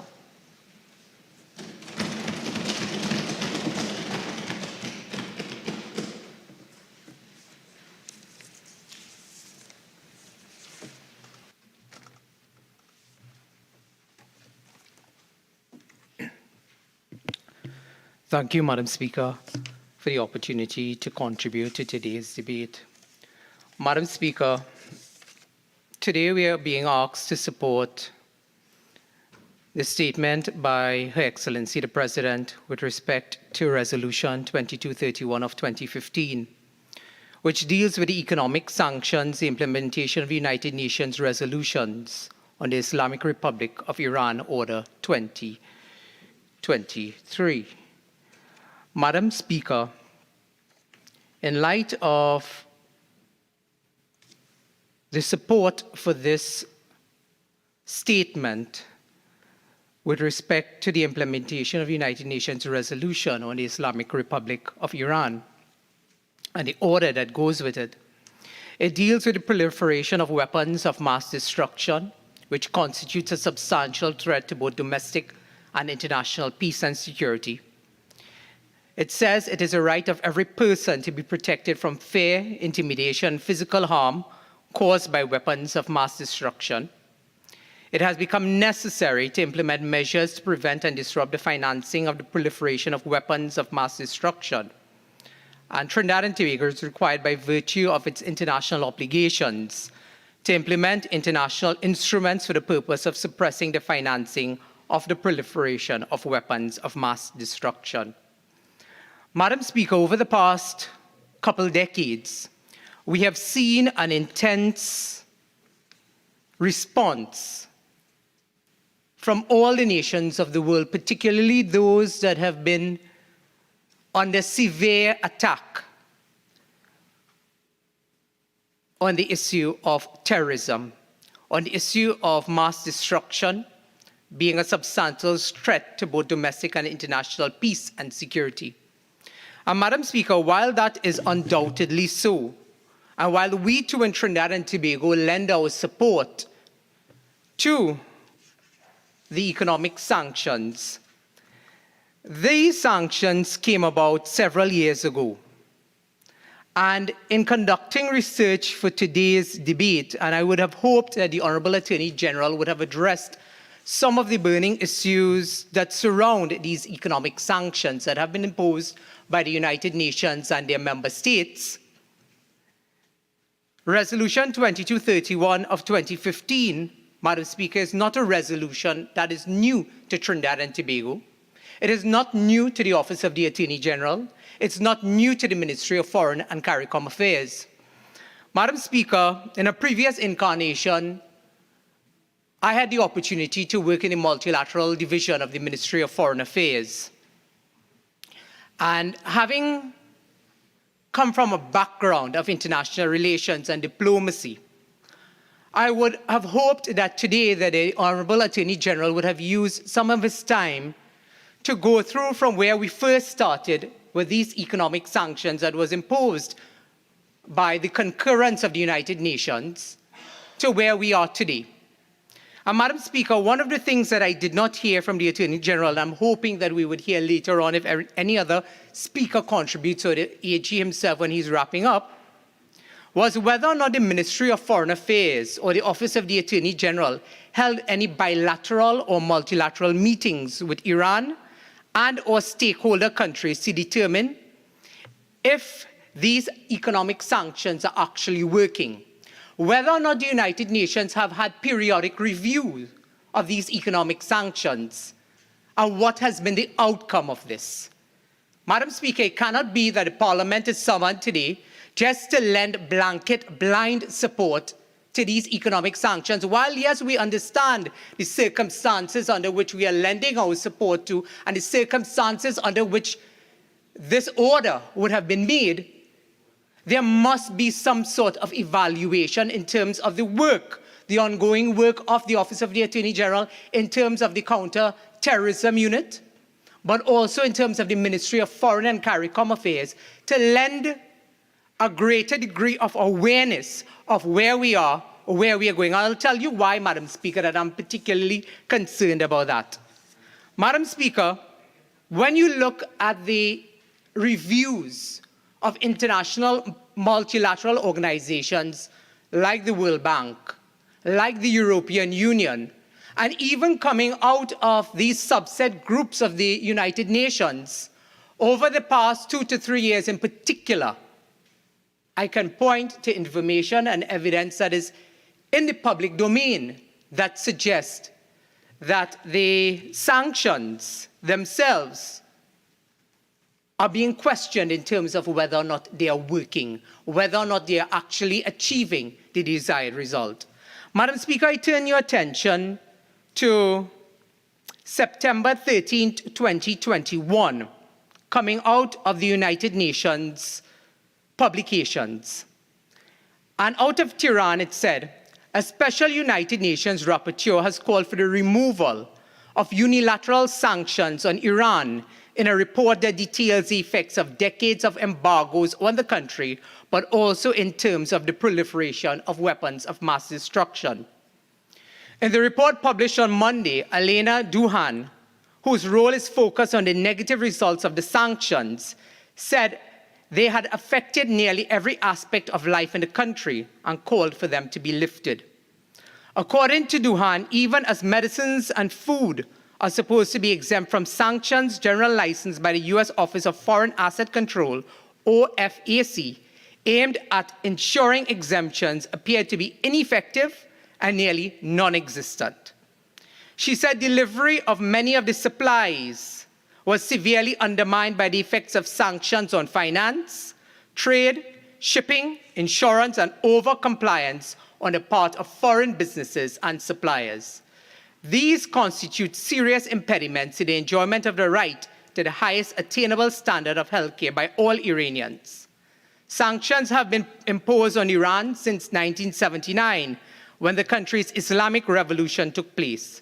The overwhelming majority of the many layers of sanctions have been imposed by the United States, but others include the European Union, Australia, and Canada also have a history of blacklisting Iran and are mentioned in the report. Since 2018, when former US President Donald Trump unilaterally reneged on Iran's UN-backed 2015 nuclear deal with world powers, Washington has enforced a maximum pressure campaign of harsh sanctions that have been expanded by President Joe Biden, even as efforts continue to restore the accord. The US said that its sanctions are a response to alleged Iranian efforts to build a nuclear weapon, its actions in the wider Middle East, and representative behavior against its citizens. Madam Speaker, the response from many of the members of the United Nations as contained in this particular report and the effects that it has on Iran in terms of the economic implications, but also the implications as it relates to the nuclear program and the proliferation of weapons of mass destruction, it says, continues to be at the center of its dispute with the US as well as many other countries with the UN's nuclear watchdog, the International Atomic Energy Agency, that it was not in a position to provide assurance that Iran's nuclear program is exclusively peaceful. Madam Speaker, this was coming out from a subset of the group of the United Nations, from which this motion 2231, the resolution of the UN, has emanated from. And clearly, it demonstrates, Madam Speaker, that even the organization, the umbrella body from which this resolution emanated from, they seem to be at conflict with each other, Madam Speaker. And as I said at the very start, while we do not withhold support and we do not see the value of the work of the UN with respect to these economic sanctions in terms of the proliferation of weapons of mass destruction, as well as the financing of terrorism, etc., Madam Speaker, it begs the question as to whether or not these economic sanctions need to be revisited, whether or not they are actually working, and whether or not it is giving the desired result that it was meant for. And that was totally absent from the piloting from the Honorable Attorney General. Madam Speaker, that was the United Nations. I turn my attention, Madam Speaker, to what the World Bank had to say on this particular issue. And Madam Speaker, I'm reminded it was just probably about over a year ago, it was the Honorable Prime Minister in a marginal meeting with the President of Iran, acknowledged, by meeting the President of Iran, Madam Speaker, acknowledged that this was the bona fide President of Iran who has been accused of so many issues relating to weapons of mass destruction, proliferation of weapons, etc. But the head of government of Trinidad and Tobago was photographed engaging in bilateral discussions, and we were never really told what those discussions were about, Madam Speaker.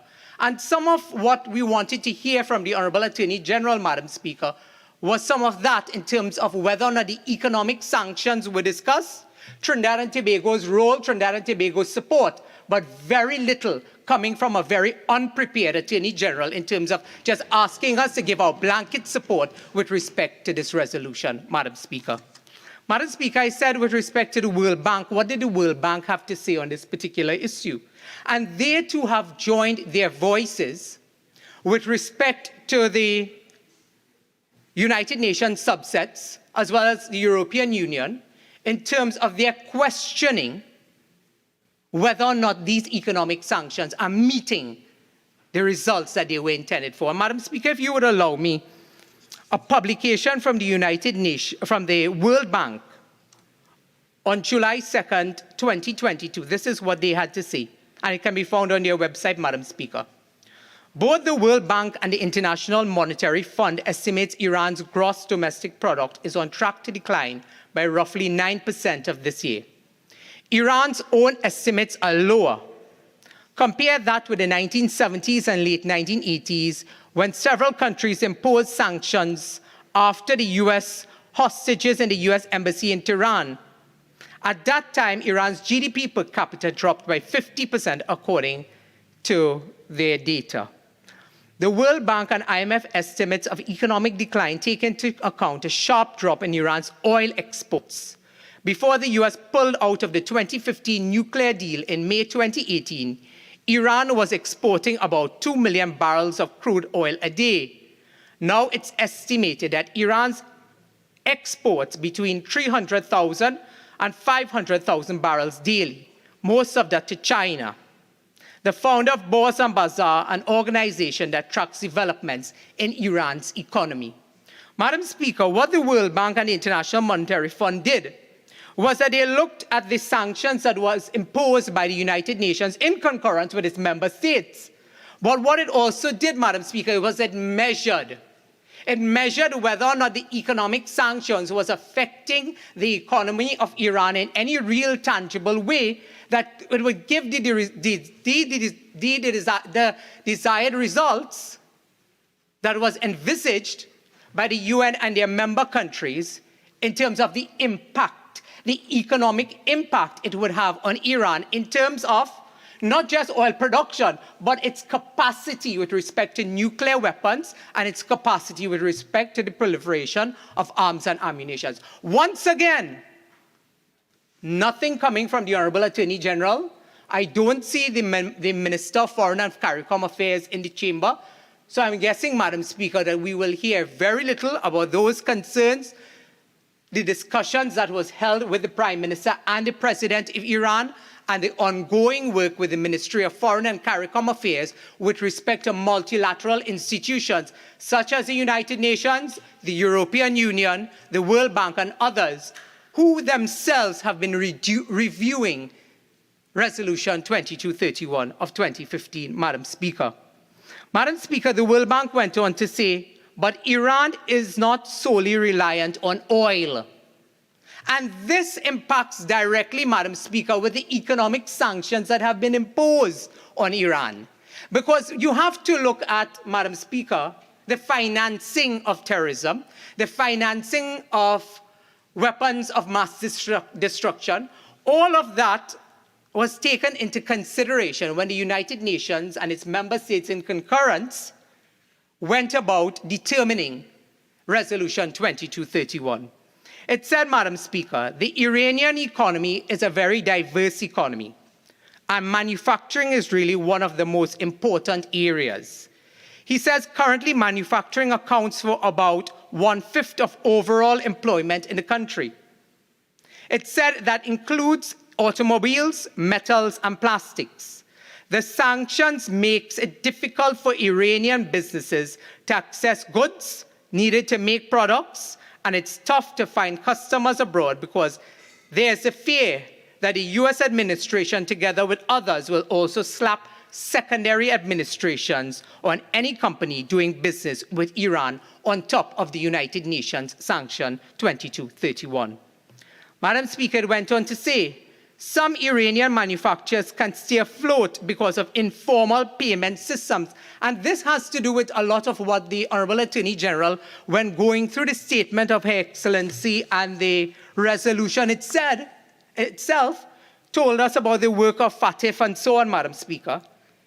What we are being told is that Iranian manufacturers, they are finding ways around payments by going through the informal payment system that do not rely on banks to get money in and out of the country. Madam Speaker, they said that certain goods are not affected by secondary sanctions. They are really basic goods, like food products or like consumer products, including things like household products like detergent or shampoo, etc. Madam Speaker, Susan Maloney, an Iranian specialist at the Brookings Institution in Washington, said, Iran also has well-integrated relations with regional partners through which it can barter, trade, or use other types of arrangements to maintain other economic activity. Again, Madam Speaker, if we listen to what the Honourable Attorney General told us with respect to the work of FATF and these economic sanctions, the Brookings Institution, who is actively pursuing research on whether or not these sanctions are working in the way it should have, they are actually telling us, Madam Speaker, that several of the member states of the United Nations is actively, Madam Speaker, assisting Iran. Neighboring countries of Iran are actively assisting them in finding ways, in finding loopholes to circumvent having to go through the formal banking system, Madam Speaker. Madam Speaker, again, absolutely nothing coming from the Honourable Attorney General on these issues. And there must be some degree of work being brought when these motions, orders, and resolutions are coming to the House, Madam Speaker. Madam Speaker, this is really an exercise, when I listen to the Honourable Attorney General, in laziness and incompetence, Madam Speaker. An issue as important as this should have had an element of some level of research, of telling us, why are we supporting this? Why are we not raising these issues? We are a member state. The Honourable Prime Minister often tells us that we punch above our weight. But there was no evidence of this, Madam Speaker. There was no evidence of telling us that we have reached out to the United Nations, our representative there. There was no statement or comment coming from our representative, our permanent representative to the United Nations on this, Madam Speaker. No mention of that from the Honourable Attorney General. And as I said, I see no presence of the Minister of Foreign and CARICOM Affairs. And therefore, it suggests to me that we are just here really to rubber stamp these issues. And no wonder, Madam Speaker, no wonder files appear, they reappear, they disappear without the Honourable Attorney General knowing. Because an important issue like this, we have very little information coming out from an important body like the Office of the Attorney General telling us why we should continue supporting this and why we have not raised burning questions when even the United States, the great United States, Madam Speaker, we didn't hear about small countries as important as they may be. But when the European Union and the World Bank are speaking about countries like Canada, Australia, the United States, the United Kingdom, raising concerns about these sanctions and whether or not they're giving the desired results, then you know, Madam Speaker, that somebody did not do their homework, Madam Speaker. And in this instance, it may be more than just one somebody. Because we did not hear it from the Honourable Attorney General, and the Minister of Foreign and CARICOM Affairs is not here to explain this debacle, Madam Speaker. Madam Speaker, I want to turn your attention to Reuters on March 23rd, when the Treasury Secretary, Janet Yellen, said on Thursday the United States was looking at ways to strengthen sanctions against Iran. And they also cited the United Nations sanctions, Madam Speaker, but acknowledged the sanctions had not resulted in the behavioral or policy changes Washington desires from Tehran. I'll read that again, Madam Speaker. This is not the UNC saying this. This is not a political entity saying this. This is the Treasury Secretary, Janet Yellen, saying that the United States was looking at ways to strengthen its sanctions as well as the United Nations sanctions in terms of the recommendations being a co-sponsor against Iran, but acknowledged, this is the United States saying that they acknowledged that the sanctions had not resulted in the behavioral or policy changes Washington desires from Tehran. It went on to say, Madam Speaker, the sanctions on Iran have created real economic crisis in the country, and Iran is greatly suffering economically because of the sanctions. Has that forced a change in behavior? Has that forced a change with respect to their policy on nuclear weapons? Have that changed their policy with respect to terrorism and the financing of terrorism. The answer, it went on to say, Madam Speaker, is much less than we would ideally like it to be. Yellen told US lawmakers in a hearing on Thursday. She further went on to say it did not specify the areas that they were seeing results in, but rather they hoped to focus on the areas that needed tidying up and tightening. And Madam Speaker, a lot of that tidying up and tightening, though the presentation of the Honourable Attorney General was woefully short, a lot of the work of FATF in particular is what the Treasury Secretary spoke about, Madam Speaker, in terms of the sanctions and the impact that is having in terms of the desired result. The Secretary went on to say, Madam Speaker, the United States has imposed, together with other countries, multiple sanctions on Iran over the years, most recently targeting Iran's unmanned aerial vehicle industry over supply of drones to Russia that Washington says are used to target civilian infrastructure in the conflict in Ukraine. Ties between Iran and other countries have become increasingly strained as efforts to revive a 2015 nuclear deal have stalled. The US also imposed sanctions recently on Iran over the death of innocent civilians in police custody, Madam Speaker. Madam Speaker, while today we turn our attention to the economic sanctions, there have been other sanctions that have been placed against Iran by member countries of the United Nations. Some of them have to deal with human rights. Some of them have to deal with the ongoing conflict between Ukraine and Iran. And Madam Speaker, a lot of the economic sanctions that have been placed by the United Nations through Resolution 2231 has an impact on those areas of other sanctions that other member states of the United Nations have imposed. But however, Madam Speaker, again, this was a missed opportunity from the government to tell us about the lent support that we have provided in terms of keeping peace and order, in terms of human rights, as well as the issue of the proliferation of weapons of mass destruction, but also the financing of terrorism. Madam Speaker, I once sat in the Joint Select Committee on Human Rights of this Parliament, and some of the matters that was raised, and I'm not going into the substantial work of the JSC, not to infringe the standing orders, Madam Speaker, but when I reflect on the work that was done by that Joint Select Committee on Human Rights that went into the area of the proliferation of weapons of mass destruction, the financing of terrorism, etc.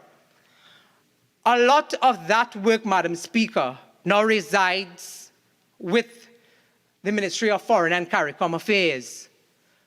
And today, again, we heard very little about that, Madam Speaker, in terms of Resolution 2231 and the need to support that. But more so, Madam Speaker, if we are a member country of the United Nations supporting Resolution 2231, and we cannot say what are the reasons in terms of policy decision, policy making from the Cabinet of the Republic of Trinidad and Tobago as to why we continue to lend our support, then something is definitely wrong, Madam Speaker.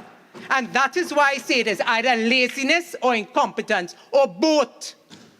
And this cannot be a policy perspective of the government on an important issue like this, Madam Speaker, that has that implication of the ties, Madam Speaker, of terrorism, financing of terrorism with local entities that reside in Trinidad and Tobago. It cannot be.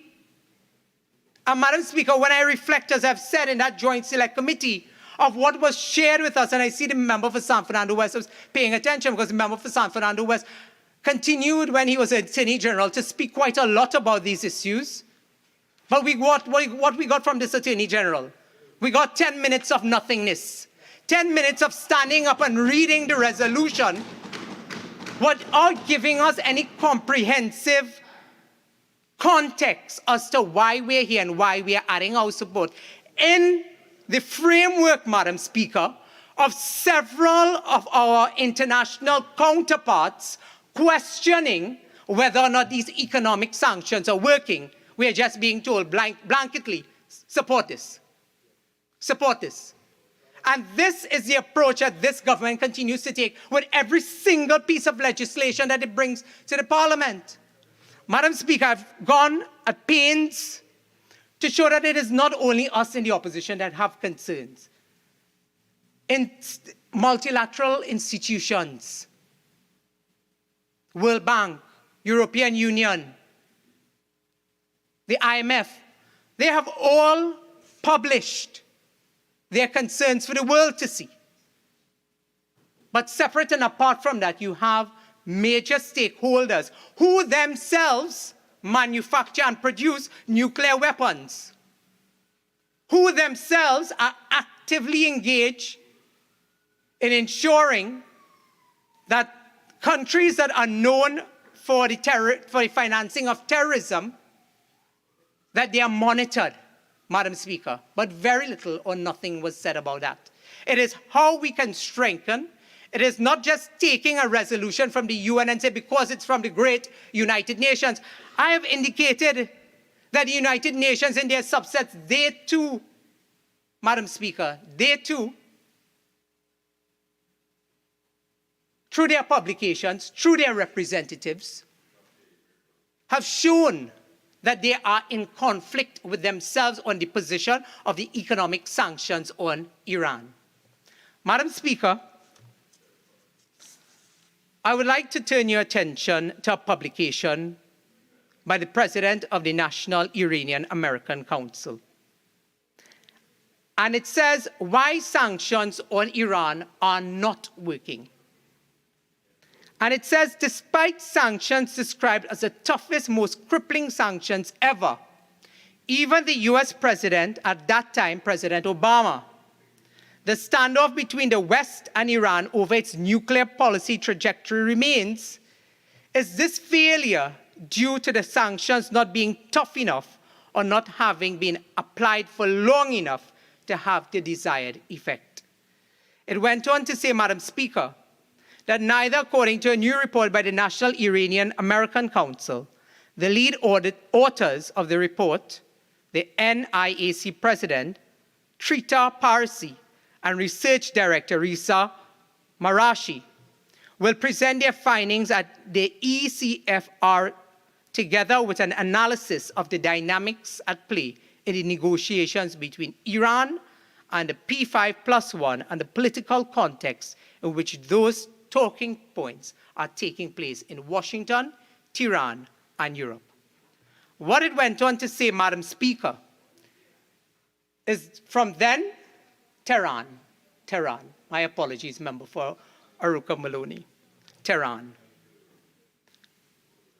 The important point coming out from this publication, Madam Speaker, as far back as the presidency of President Obama from 2008, Madam Speaker, we have seen successive administrations, both in the United States, in Trinidad and Tobago, and around the world, Madam Speaker, lending its support to these economic sanctions. But it was identified since President Obama came in 2008. Member, your ordinary time is now expired. You have 15 more minutes to complete your presentation. I'd also invite you at this time to move on to another point. Your first 30 minutes, I think you, as you said, you were at pains, but I think you've made the point about the effectiveness, and all those quotations that you've provided us have made the same point. So if you could use your 15 minutes to go on to another point, please. Thank you, Madam Speaker. Madam Speaker, with respect to the publication of the President of the National Iranian American Council, one of the main things coming out from since President Obama in 2008, together with member states, having raised this issue as a worrying issue, and then having developed into a multilateral, a multinational approach towards the proliferation of weapons of mass destruction, the financing of terrorism, etc. Madam Speaker, It listed several critical areas in which it needed strengthening for the sanctions to be effective. Madam Speaker, I'm advised that there is a plenary group at the United Nations that is actively looking to see what recommendations can be made.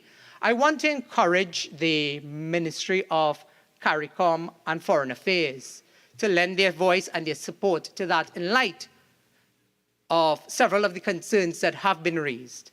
I also want to say, Madam Speaker, as I close, that the meeting between our Prime Minister and the President of Iran has never been fully ventilated. And in terms of the economic sanctions and the government bringing this, you know, Madam Speaker, I recall the last sitting of Parliament, many parts of the world, including Iran, was celebrating Eid ul-Fitr on that day.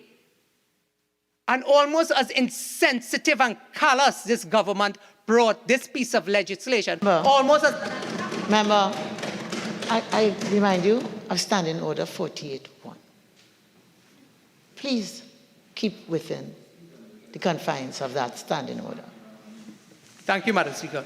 Madam Speaker, in the last few minutes I have remaining in terms of my contribution, I want to encourage the Ministry of Foreign and CARICOM Affairs together with the Office of the Attorney General. Maybe it may be a welcomed approach for the current Attorney General to speak with the former Attorney General in terms of a lot of the work that was started then, and it would be able to provide some of the answers to some of the questions that have been raised in the debate. So, Madam Speaker, with those few words, I thank you and I thank the House. Member for San Fernando West. Thank you, Madam Speaker. Madam Speaker, permit me to join this debate and to get straight to the chase. We are here pursuant to our treaty and international obligations, which the Honourable Attorney General put in a pellucidly clear and concise fashion. The fact that the Honourable Attorney General is a man of brevity is also to be associated with the fact that he is very precise in what he states on the record. And the Honourable Attorney General was abundantly clear to point to exactly why we are obliged as a Parliament to be here. Madam Speaker, what is disturbing is that the members of the opposition, not for the first time, seem to be determined to malign our country and to misrepresent our international obligations without any form of control. I say not for the first time, Madam Speaker, because one need only go back to the Hansard in 2019 on the 11th of January when you can see the UNC's approach to the first iteration of the implementation of these economic sanctions against the Islamic Republic of Iran. Then it was the member for Naparima who came to make submissions in opposition to the carrying into effect of this law. So, Madam Speaker, permit me to negotiate time and to put onto the record the following things. And I'll tell you why it is I reject out of hand the entire contribution of the member for Princestown and the position of the UNC. And I dare say that it is a dangerous position to even associate oneself with the submissions made by the member for Princestown. Madam Speaker, we are dealing with the issue of an international obligation under the Financial Actions Task Force, the FATF. There is a specific recommendation which we are bound to comply with. Madam Speaker, the Financial Action Task Force is not a new creature to this Parliament or to this country, and certainly not to the United Nations UNC. Madam Speaker, it's a matter of record that Trinidad and Tobago has had 4 mutual evaluations to date. Our first mutual evaluation took place in April 1995, Madam Speaker. Our second round mutual evaluation took place in June 2002. Our third round on-site visit took place during May 30th to June 10th, 2005. And our third round mutual evaluation report was published in May 2007. Listen to this. Our fourth on-site visit took place in January 2015. And the fourth round mutual evaluation report from that visit in January 2015 took place in June 2016. Madam Speaker, the Prime Minister of the Republic of Trinidad and Tobago in January 2015 was the member for Siparia. The representative who served for the United National Congress at the United Nations was a gentleman by the name of Rodney Charles, now the member for Naparima, who sits not too far away from the member for Princestown. In January 2015, the UNC government committed Trinidad and Tobago to its on-site visit to our being the first in the pack to be assessed by the Caribbean Financial Action Task Force for the FATF compliance. And Madam Speaker, it is as a result of an abysmal failure by Trinidad and Tobago from the on-site visit in January 2015 under the UNC, we failed our fourth round mutual evaluation, and the mutual evaluation report produced in 2016 demonstrated that we were completely non-compliant in a vast number of areas. You know what that meant? We were effectively put onto the watch list. Economic actions of enhanced due diligence had to be put upon us. And Madam Speaker, relevant to the motion before us today, we were deemed to be in failure of recommendation 7 and immediate outcome 11. The Financial Action Task Force, which Kamla Persad Bisesa as Prime Minister member for Siparia committed us to in January 2015, was that we would take steps to become compliant with FATF recommendation 7 and immediate outcome 11. Recommendation 7, targeted financial sanctions related to proliferation. What does that mean? It means anybody that could produce weapons of mass destruction. And Madam Speaker, recommendation 7 is specifically tied, in January 2015, it was tied to a number of United Nations recommendations, Security Council resolutions. And they are as follows. For Iran specifically. Madam Speaker, we were looking at UNSCR 1737 of 2006, UNSCR 1747 of 2007, UNSCR 1803 of 2008, UNSCR 1926 of 2010. We had not yet come to the 2015 UNSCR resolution of 2231, which is before us today.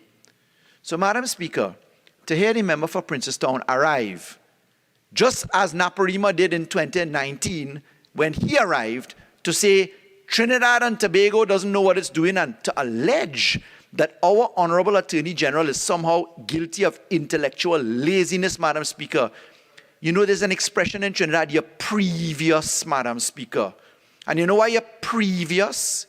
Because when you don't do your homework to understand that the UNC committed Trinidad and Tobago in January 2015 to comply with recommendation 7 of FATF, then, Madam Speaker, how do you arrive here and challenge the policy? How does one stand up with an intellectual straight face and quote the World Bank, and then in his next breath say, well, we have to look at terrorist financing? Madam Speaker, the World Bank does not assess anybody for terrorist financing or money laundering or any of these compliance obligations. It is only the FATF. And Madam Speaker, worse yet, the European Union, under its methodology by the European Commission, they use the FATF methodology to blacklist Trinidad and Tobago or other territories. So let me put it in simple terms. UNC in January 2015 committed us to FATF on-site evaluation. UNC failed the mutual evaluation assessments in 2015 January. The report demonstrates we were non-compliant for recommendation 7 and immediate outcome 11. We were committed by the UNC to put in this. Now, Madam Speaker, I want you to bear in mind, it's not like the law didn't exist, you know. The Anti-Terrorism Act, which does listings for terrorist financing under Section 22B of that Act, it was virgin territory when I became Attorney General in 2015. Not one single listing for a terrorist entity had been done. As a result of which, this government took the step to list hundreds of entities. Why were we listing entities as terrorist financing? So that when we approach the court and we allege somebody is a member of ISIS or Al-Daesh or Al-Qaeda or any one of these entities, the court has to have judicial knowledge of what a terrorist entity is, so you have to list them. So you go to the United Nations, you take the terrorist listings and you do it. Madam Speaker, the Economic Sanctions Act, which is part of this motion today, is not a new act, Madam Speaker. The Economic Sanctions Act is law from Trinidad and Tobago. It is Chapter 8105, Madam Speaker. That's an act, Madam Speaker, that predated these orders. Madam Speaker, that act is an act of Parliament which has been around for a long time.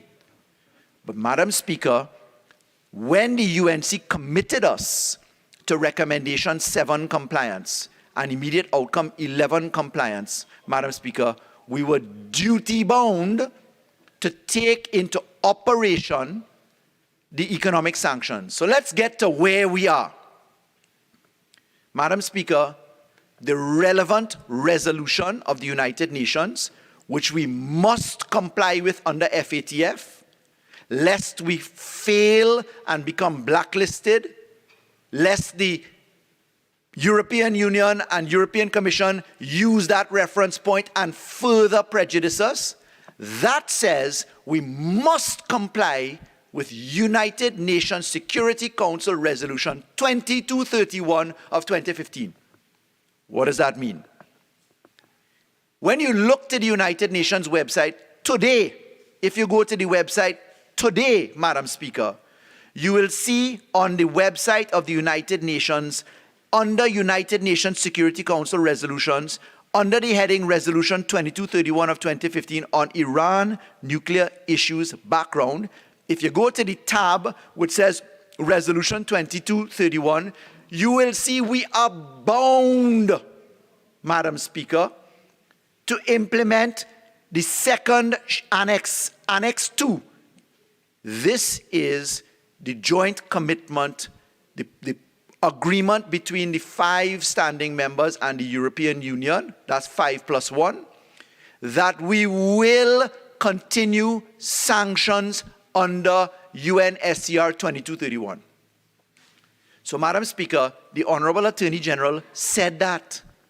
The Honorable Attorney General referred to Annex B. He referred to the second annex. He referred to UNSCR 2231. But, Madam Speaker, one does not expect a United National Congress, which was the opposition, that was the government, to just so. Princestown is currently sitting down next to Naparima. Naparima was at the United Nations, knows this. The seat next to Naparima is Siparia. Siparia was the prime minister that committed us to this. Do they even talk to each other, Madam Speaker?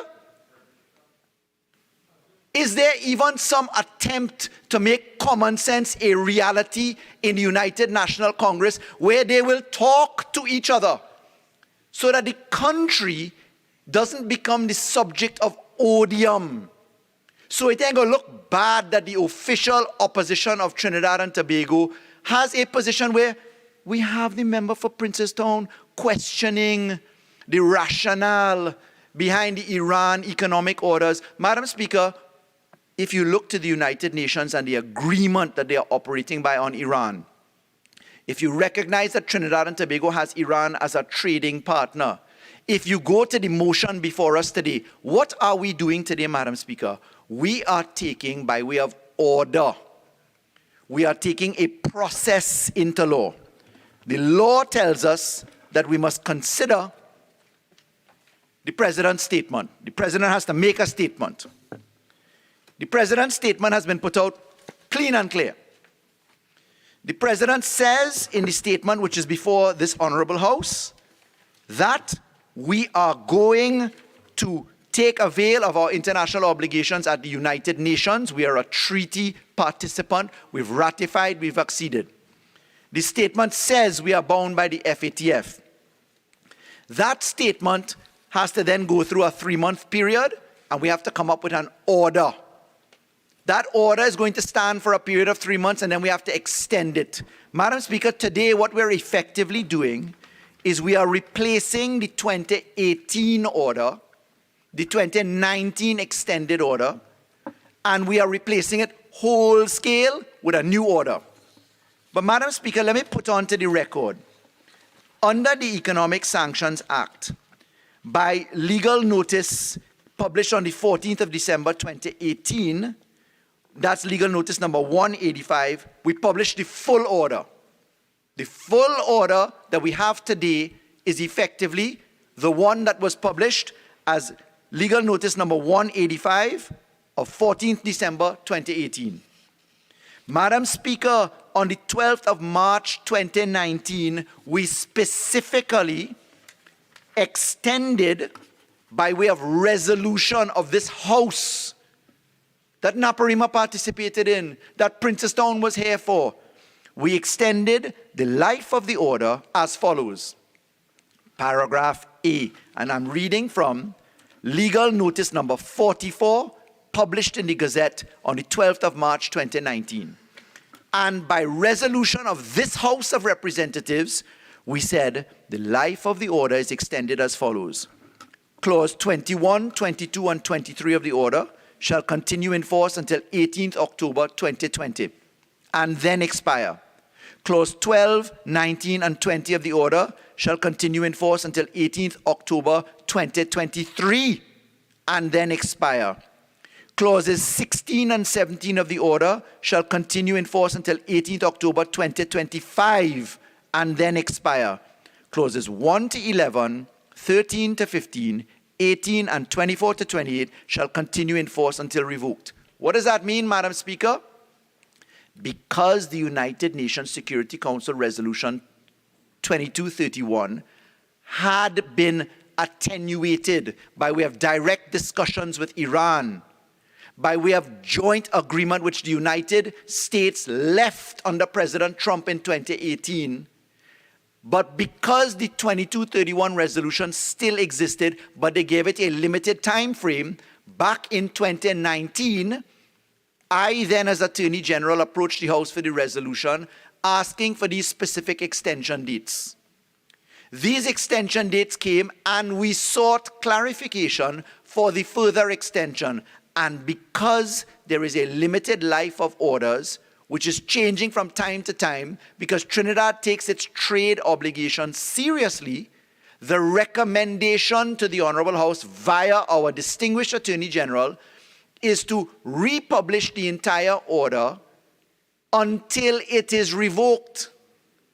So, Madam Speaker, we don't need to hear a song and a dance of irrelevance from the member for Princestown that we should listen to the World Bank and the effect of sanctions. The first and primary example is, do we have an obligation to pass this into law? The answer is yes.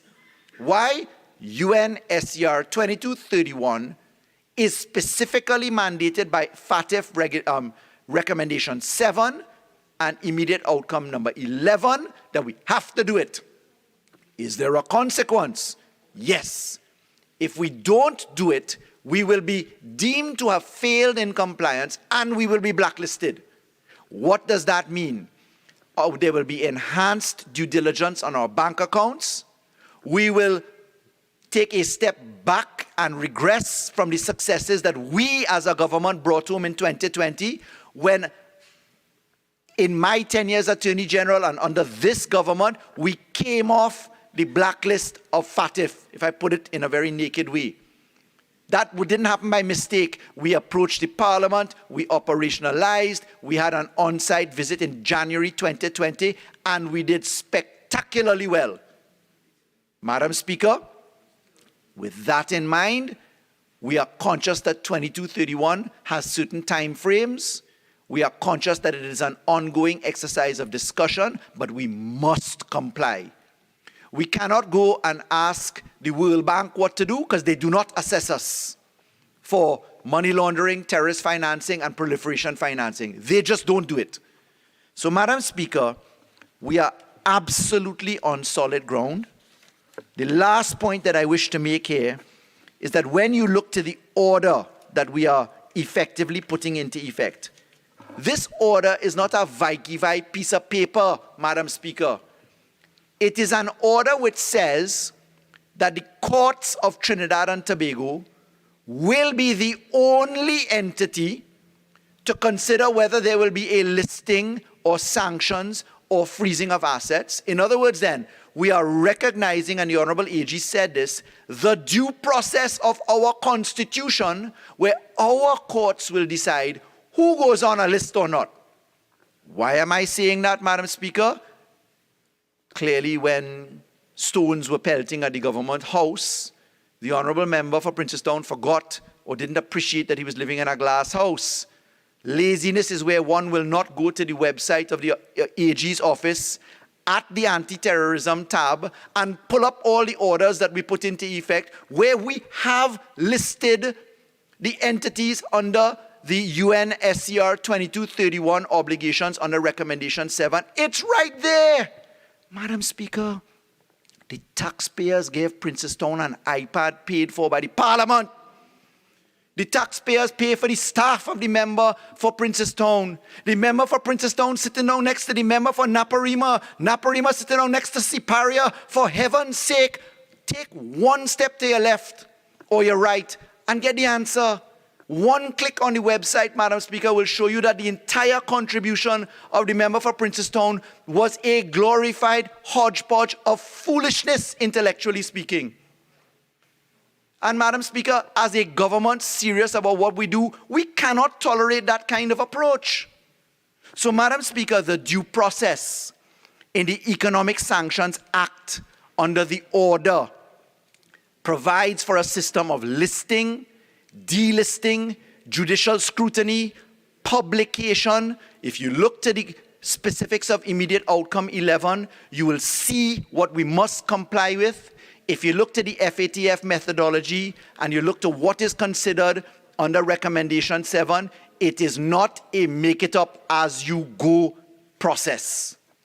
So, Madam Speaker, I will simply say, I thank my colleague, the Honorable Attorney General, for his diligence, his precision, and his guidance to this Honourable House in carrying out the work which we are obliged to undertake under law.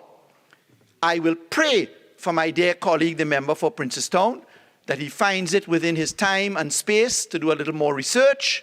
We are willing to lend a hand if ever necessary. Madam Speaker, I hope that he will incorporate exercise into his regime to keep himself healthy by walking to the right to talk to Naparima, a little bit further to talk to Siparia, Madam Speaker, and perhaps to use his right index finger, if he's right-handed, to simply navigate the website of the Attorney General's office. Madam Speaker, I thank you. Member for Naparima.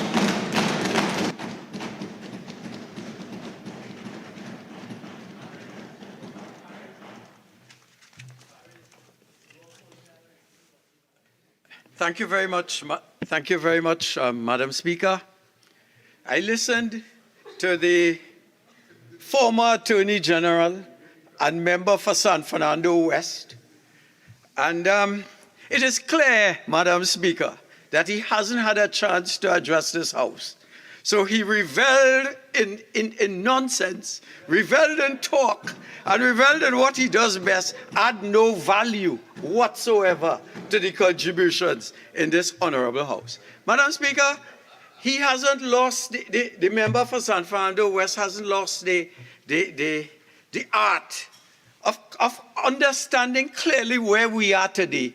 And he cannot get away from blaming the member for Separia, blaming the UNC for the idiocy and nonsense, part of which he has contributed and delivered to our country.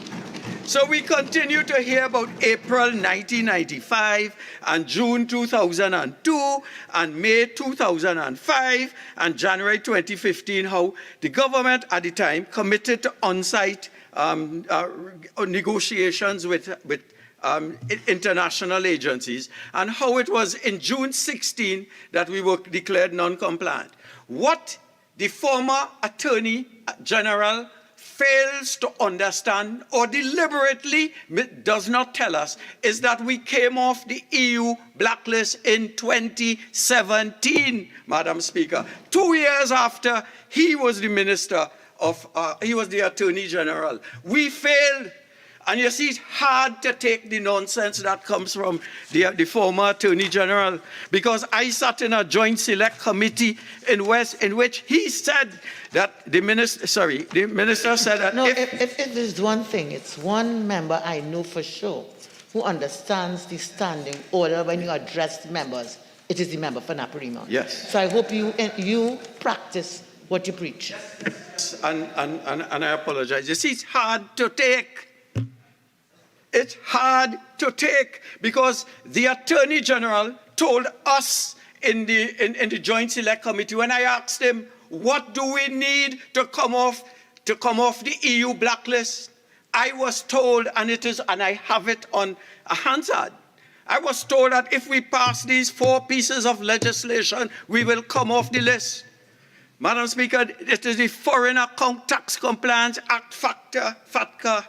He told us that the Attorney General told us that if we pass the Income Tax Amendment Bill 2019, we will come off the list. It is on record.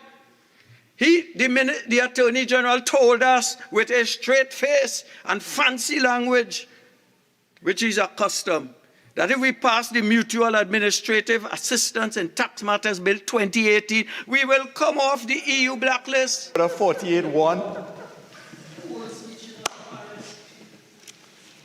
Well, member, I will allow you a little leeway. I think you are attempting to rebut, but I want to remind you that the contribution made by the member before you, the former Attorney General, not the Attorney General, the former Attorney General, was rebutting certain things that was made by the first contribution in response, and therefore you'll only have very little leeway to deal with that and get on with the matter.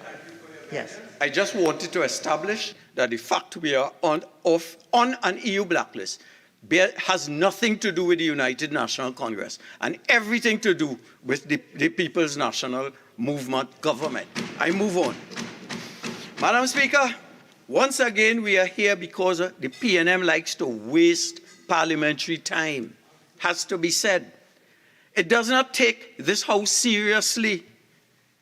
They have reduced us to I don't want to use the word a joke, but something that is not taken seriously.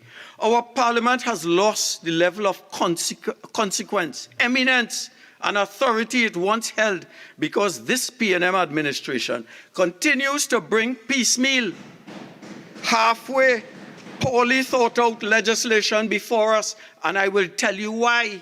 Madam Speaker, the legal notice that is before us today is essentially a renewal of what was done in 2018 under Legal Notice 185. It deals with the same sanctioned individuals and companies and the same UN resolutions, which under United Nations Security Council Resolution 2231 of 2015 and others. And I could name them, namely 1696 of 206, 1737 of 206, 1747 of 207, 1803 of 208, etc., 1835 of 2008, etc. To tell you, Madam Speaker, to tell you how this administration did not know what they were doing in 2018, Madam Speaker, the Security Council resolution against Iran, which LN Legal Notice 83 of 2023 and Legal Notice 185 of 2018 center around, are carded to be terminated in the year 2025, provided that Iran follows through on its requirements under the Joint Comprehensive Plan of Action. Why did the former Attorney General Faris Alwari not know this way back in 2018 that it was going to, it had currency up to 2025? Madam Speaker, and I speak of 2018 legal notice because it is so intimately tied to the current legal notice before us. And both legal notices deal specifically with UN Security Council Resolution 2231. I know whereof I speak. I was a representative at the United Nations. Madam Speaker, let me inform them that the UN Security Council Resolution 2231 of 2015 states, and I quote, Madam Speaker, 10 years from the adoption date, provided that the provisions of the previous Security Council resolutions have not been reinstated in the interim, all provisions of Resolution 2231 of 2015 shall be terminated. End of quote. So let me do the math. Let me do the math. It is not their strong suit. So 2015 plus 10 takes us to 2025. And during the debate for the legal notice 185 in 2019, the former Attorney General said that the order could be extended, quote, either in a stage phase or indefinitely. That's on Hansard 11, 2019. Yet, he included in the clause 4 of legal notice 185 of 2018 that the orders for freezing of the assets of listed individuals will only last until 18 October 2023. You understand how they waste our time? Why not just do one thing until 2025 and done? Why in 2018 you put a legal notice that expires in 2023, and here we have to dress up, come into town today to extend it for 2 years when you could have done that originally and put it up to 2025 as mandated by Security Council Resolution 2231 in 2015. So you see, Madam Speaker, why I say they waste our time. We could have done like the Calypso, do one thing and done. In 2018, we could have passed it up to 2025. Instead, we make it up to 2023, and they call all of us here today to come and extend it for 2 years. That is the nonsense that passes for governance on that side, Madam Speaker. It is difficult to take. Madam Speaker, and I beg your indulgence to clarify something that for the record, some misinformation that was done in 2019. I'll be very brief. Before I get further into this, I need to quickly clarify a piece of misinformation that was put forward by the former Attorney General during the debate on Legal Notice 185 on January 11, 2019. At that time, the then Attorney General deliberately ignored that I acknowledged 3 times during my contribution that Security Council Resolution 2231 was applicable to Iran and therefore the debate. That 2019 Hansard will reflect this fact on pages 208, 211, and 216. Ignoring these 3 acknowledgements, the then Attorney General went on to base his entire 20-minute response on the falsehood that I had said that UN Security Council 2231 was not applicable. The record of Hansard will show that the Attorney General was entirely wrong and in fact misled the House in making this claim. And it is no wonder that he's no longer the Attorney General of Trinidad and Tobago. I had to go to the United Nations, visit the United Nations to get clarification. I met with members of the UN Security Council subsidiary organs branch in New York to discuss Legal Notice 185. And they confirmed that UN has no sanctions on Iran. They have only 6 restrictive measures. So the entire premise of these documents, Legal Notice 83 of 2023 and Legal Notice 185 of 2018, are flawed. Madam Speaker, I'll get into the timelines. This brings me to a concern with the timelines applicable to this legal notice before us, and whether it has been brought to this House in a manner that is consistent with the law, specifically the Economic Sanctions Act of Chapter 8105. I have a copy here. This statement was made pursuant, Madam Speaker, we have before us a statement by Her Excellency, former President Paula May Weeks, signed on the 7th of March, 2023. Okay? That's a fact. I have a copy, right? It's signed by Her Excellency, and it is dated the 7th of March, 2023. This statement was made pursuant to subsection 4 of the Economic Sanctions Act, Chapter 8105, which states, and I quote, within 14 days of the commencement of an order made under subsection 1, the President shall deliver to the Speaker for presentation to the House of Representatives a statement setting out the specific grounds on which the decision to make the order was based. End of quote. Madam Speaker, the process started on the 7th of March. Under Section 25 of the Interpretations Act, which deals with the computation of time, 14 days after the 7th of March brings us to the 21st of March. The legal notice before us is dated 27th of March.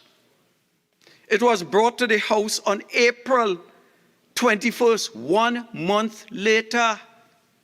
We can only hope, Madam Speaker, that the law was followed in respect of the timelines regarding the delivery of the President's statement to the Speaker of the House of Representatives. Otherwise, this legal notice, which we are discussing today, has not followed the law as expressed in the Economic Sanctions Act, and it may very well be improperly brought to the House. In the wind-up, the Attorney General may wish to deal with this specific concern. So, Madam Speaker, we are told that FATF requirements are one of the reasons for this legal notice today. We are told.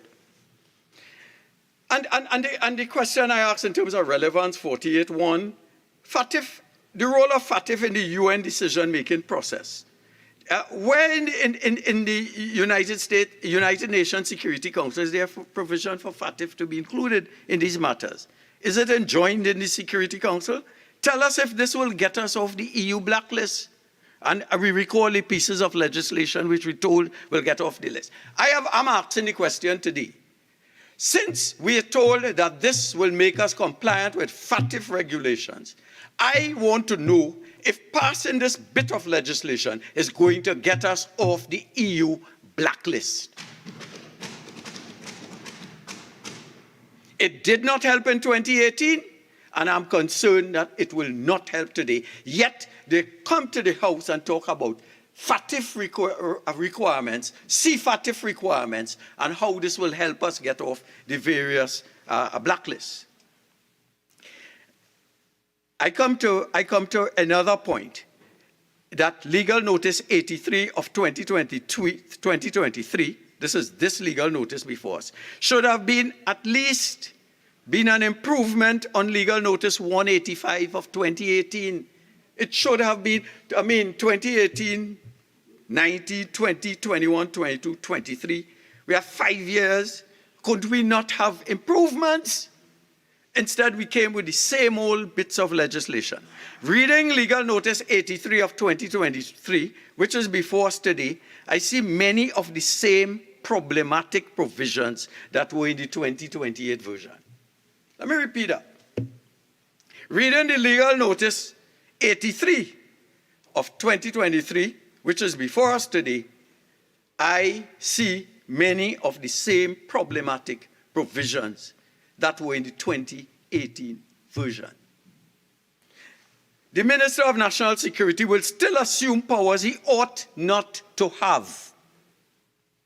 Clause 14 gives the minister the ability to ignore and bypass the Security Council completely and authorize a person to, and I quote, export, sell, supply, transfer, or ship directly or indirectly to Iran or for use or benefit of Iran, A, nuclear-related items, or B, resources that may contribute to reprocessing, enrichment, or heavy water activities in contravention of the JCPOA, end of quote.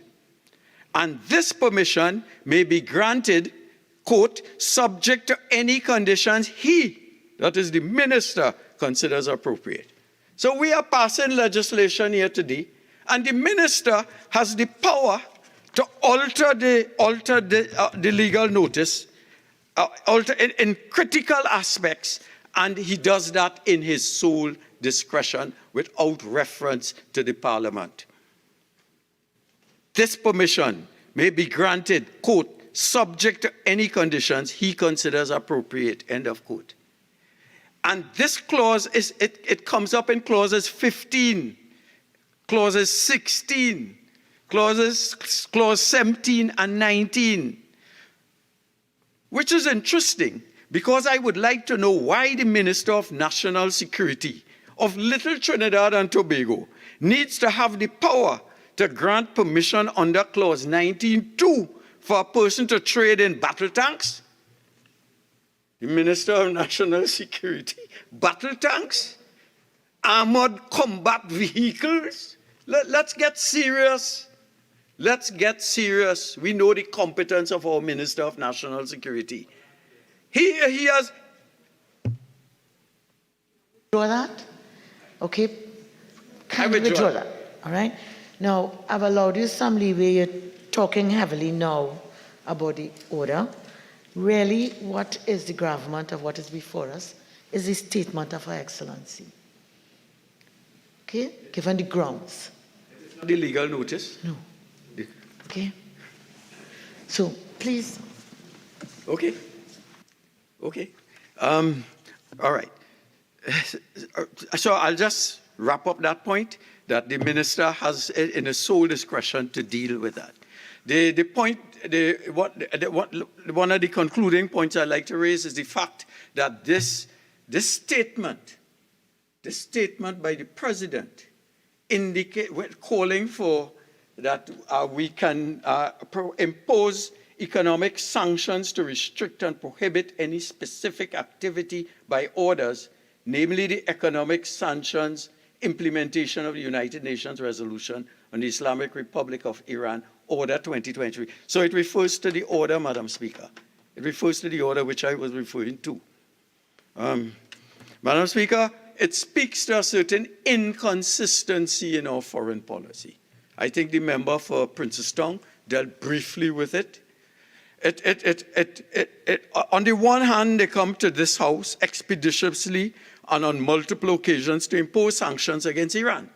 And let me repeat, that is contained in the President's statement, right? But on the other hand, the Prime Minister holds friendly meetings with its President, that's the President with Iran.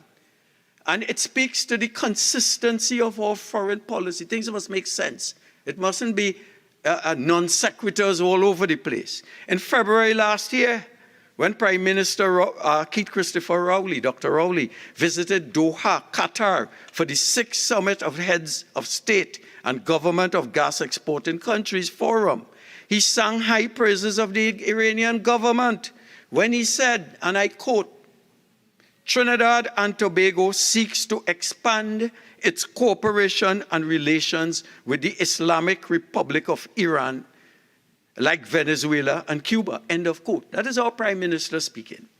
The Iranian president, and I'm speaking here directly to the fact that the statement by the president speaks to economic sanctions.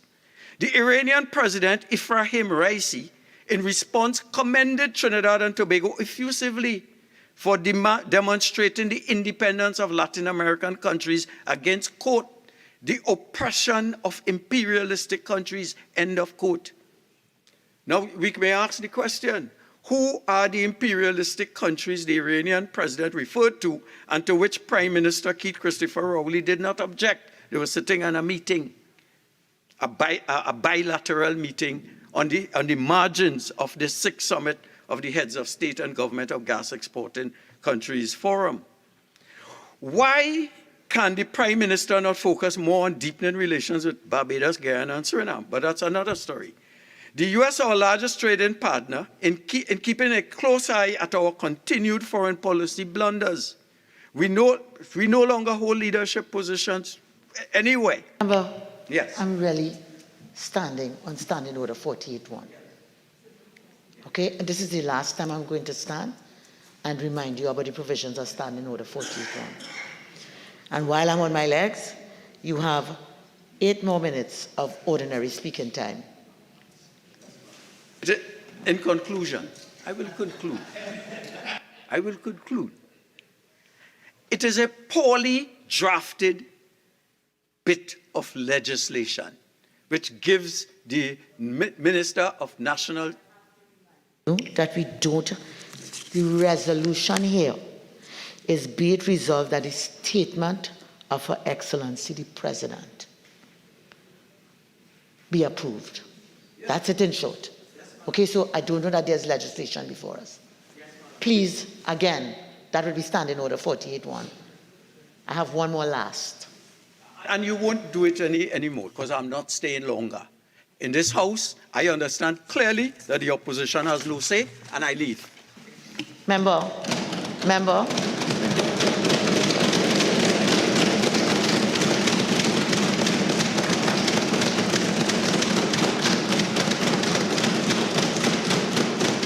I'd ask you, you can't speak to me from there. I'd ask you to go back and withdraw that. Member for St. Augustine and others, I want to say that prolonged thumping is considered disruption. I'm sure you all don't mean that. Member, I would like you to withdraw your last statement. I withdraw the last statement. Please. Right. Member for Chaguanas West.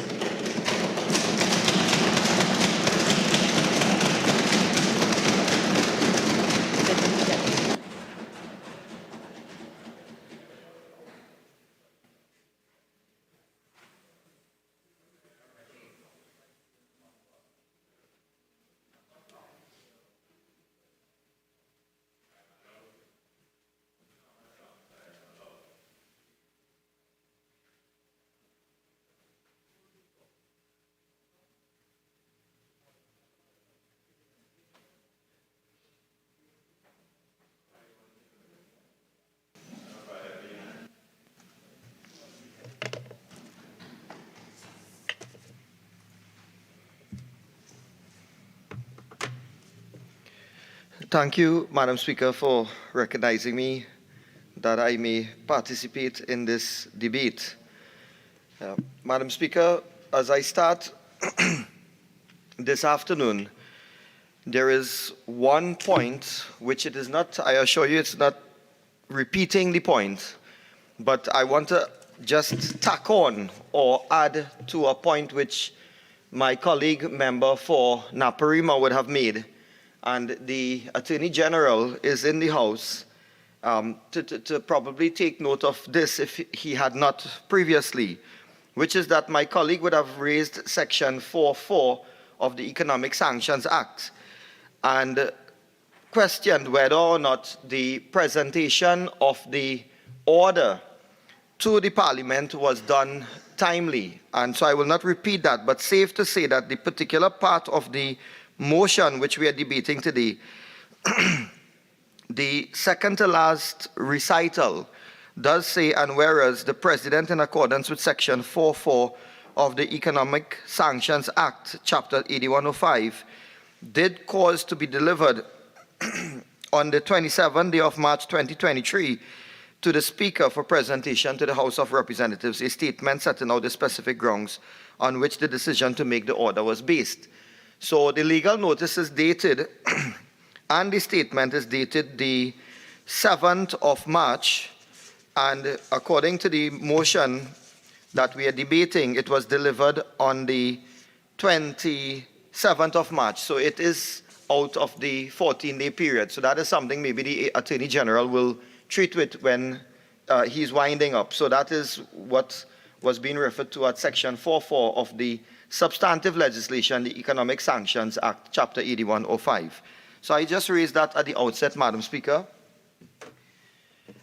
Madam Speaker, in terms of what we are debating today, Madam Speaker, I propose to raise a couple of matters which I believe, Madam Speaker, it is pertinent. Sometimes when we debate legislation, we debate bills, we debate in this particular case a motion, it is, even though going back to the Hansard of where there may have been prior debate on a similar matter, it is sometimes elusive to those who are following what we do here in the Parliament. And I think that I would want to deal with the matter in a particular way. So I propose certain headings, and this is, of course, an adjustment based on the speakers that preceded me on both sides.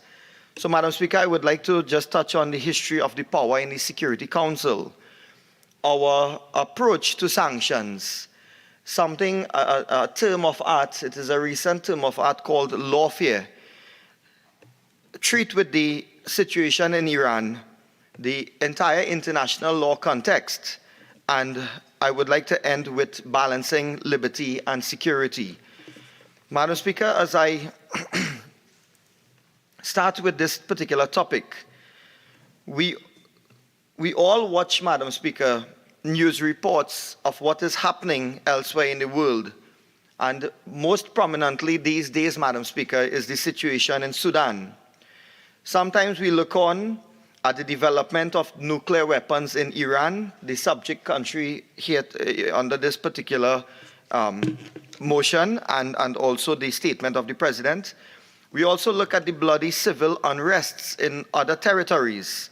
And when we look at that, Madam Speaker, we sometimes ask the question whether, for example, Russia will end or whether it will aggravate or elevate the nearly year-long invasion of Ukraine, whether President Putin will raise the stakes by going nuclear against Ukraine.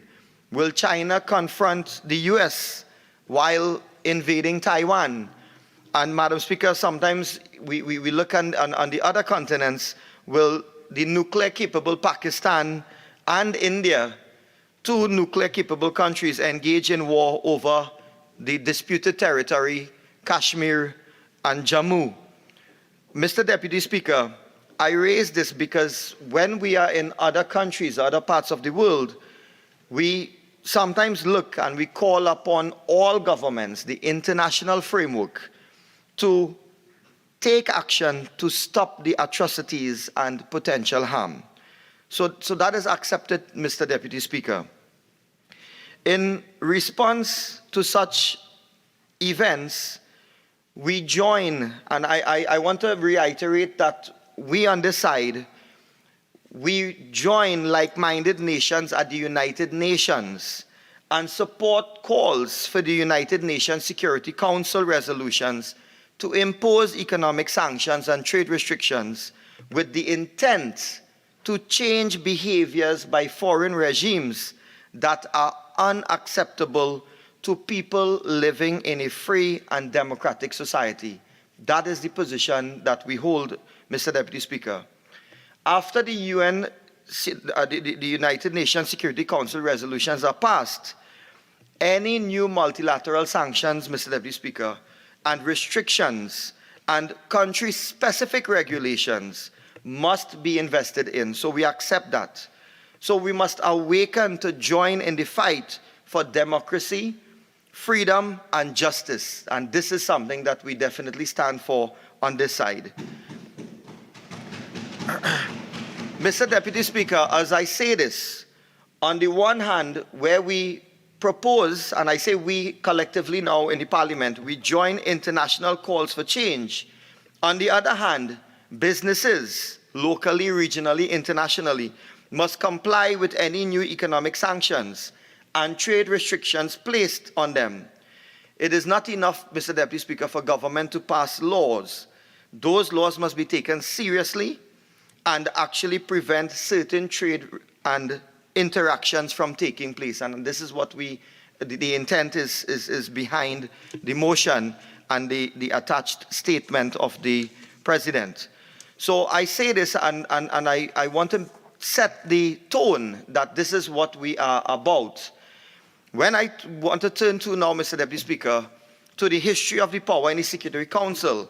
And as I said earlier, Mr. Deputy Speaker, the reason for taking this route, this adjustment to my presentation, it is because sometimes when we go to look at these matters, what has been debated, it can remain elusive to ordinary citizens as to what is being discussed and why we are saying some of the things we are in fact saying. So I talk about the history of power in the Security Council. And Mr. Deputy Speaker, very quickly, the Security Council is the most powerful of the principal organs of the United Nations. And for those who may not be familiar, all inside here are, but for those out there, it comprises 15 members, 5 of which are permanent members. We call them the P5 countries, and 10 of which are elected for 2-year terms. I did make a very light comment, and I'm sure a member for San Fernando West will not mind if I share it with the House, that when the Honorable Attorney General was piloting this motion and making the contribution, I said, member for San Fernando West, you would have made a much more alive contribution when we are debating this. But I said that lightly, no disrespect meant to the Attorney General, simply because on the last occasion when there were these, a similar motion and a statement presented to the House, some of these matters, the then Attorney General, member for San Fernando West, would have touched on some of these matters to explain how we arrived at where we are. This Security Council, Mr. Deputy Speaker, has the primary responsibility for the maintenance of international peace and security. The Council sits continuously and can take action with respect to the threats to the peace, breaches of the peace, and acts of aggression, provided the 5 permanent members do not exercise their right of veto, those P5 countries. The requirement for the concurrent vote of the 5 permanent members does not apply to procedural decisions which can be taken by an affirmative vote of 9 Security Council members. Abstentions do not constitute a vote, and the reason why I'm going into this, because I am also showing, Mr. Deputy Speaker, how it is countries who are part of the UN can also have their say in some of these decision makings, notwithstanding being the P5 countries. Mr. Deputy Speaker, decisions of the Security Council are binding on all member states of the United Nations, and examples include sanctions on the supply of arms, the related material to certain countries in conflict. The Security Council can also authorize the use of military force. The Security Council may also establish subsidiary organs, including... Deputy Speaker, Standing Order 48.1, please. Again, member, the statement from the President, let's stick to that particular statement. Again, we don't want to extend it to all the various organs of the United Nations and so on that you're speaking about. Okay, so again, please tie it up quickly, or if not, move on to the other point, please. Yes. So, Mr. Deputy Speaker, very quickly, I tie in that to the fact that the statement of the President speaks about, with respect to proliferation financing, and there is referenced at a paragraph A, global approach aimed at preventing non-state actors from taking part in proliferation-related activities, United Nations Security Council resolution. So I'm not debating the content of the resolutions. I was simply making reference, and I tie it up to say that this is how the Security Council puts in gear something which at the international level they deem necessary for treating with some of these illicit activities. And I move very quickly to the fact that you have sanctions, and when they pass these sanctions, Mr. Deputy Speaker, we have an international obligation to implement into domestic law, which is a procedure which we will have to investigate. Whilst procedurally something has ended up here, we will have to look at the binding provisions of the Security Council resolutions. We are also questioning and considering the threat to international peace and security. And so this is what the sanctions are, so that for anybody who is following this debate or proposes to engage in the debate in any form or manner, whether in the Parliament or even outside, will understand that what this prohibition is about, Mr. Deputy Speaker. So I say that, and before when I spoke, I said I wanted to introduce this terminology. It is recent. We call it lawfare. And lawfare is just simply referring to, Mr. Deputy Speaker, where we have the implementation of laws, and we have the implementation of steps being taken by the UN National Security Council in conjunction with countries that have a duty to implement whatever resolutions are passed. And this now is something that is replacing what we call the more traditional kinetic, or what is in common parlance we would say physical and blood-soaked art of warfare. So instead of combating terrorism and illicit activities on the part of certain countries, we are taking this route. That is the point, Mr. Deputy Speaker. So what is being debated here is, in fact, a situation of Iran, not a case study, but a real situation where what is being questioned is the lawfare strategy that is to be implemented against Iran. That is what is being debated. And we are saying on this side that we have no difficulty with the particular statement of the President. What we have to do is to take it in the international law context, an area which I had introduced at the beginning that I wanted to go to. And Mr. Deputy Speaker, it is important that we take note why this is being placed today where we are debating it, why it has been introduced, something which we must not pay any light heed to. Following the terrorist events of, for example, September 11, 2001, we had certain resolutions being passed, and all of these national security resolutions ensure... Mr. Deputy Speaker, Standing Order 48.1, please.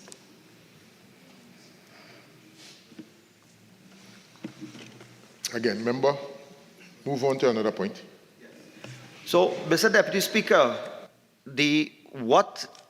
following that event, we come to what is before the House here today. And the simple point is that we are dealing with border, we are dealing with travel, we are talking about passenger security, we are talking about financing, illicit financing, we are talking about freezing obligations. These all go hand in hand with a continuous series of threats that are plaguing the international population. So, Mr. Deputy Speaker, saying what I have said and being questioned about the relevance of what I said, I come to what is the balancing of liberty and security. And this is the test that we have to look at when we are considering and we are debating the statement. Yes, we are not objecting to this.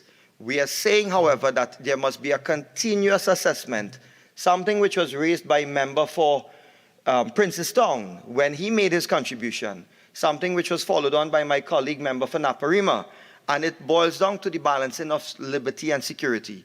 And this is the concluding point, Mr. Deputy Speaker.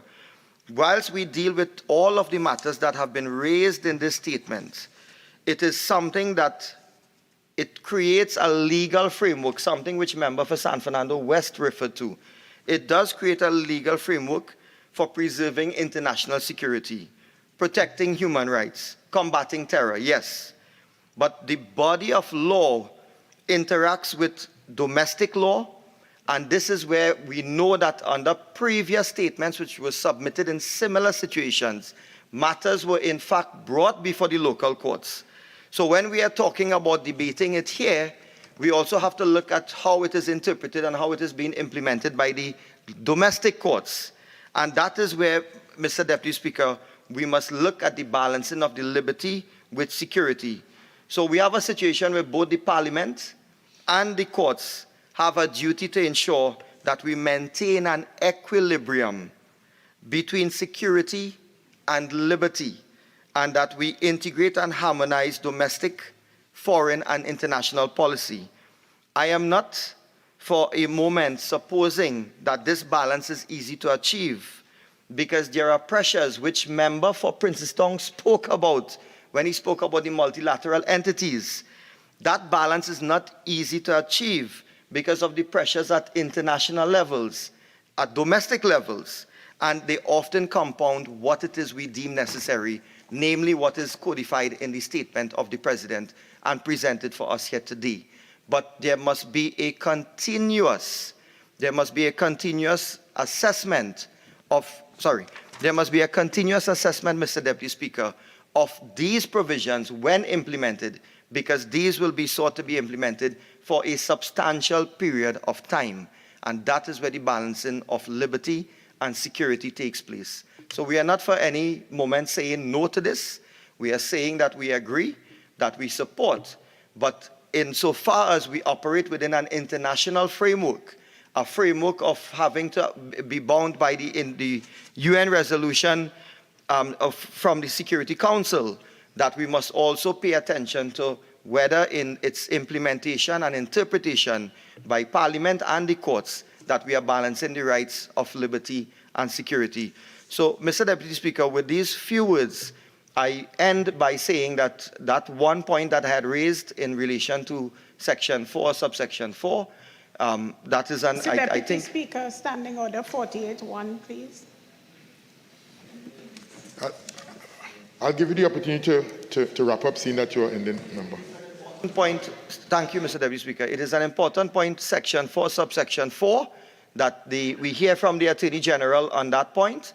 And, Mr. Deputy Speaker, I agree with my colleagues on this side, and as I said, we do support, subject to those matters we have raised, moving forward, please, Mr. Deputy Speaker. And I thank you for the opportunity. Thank you.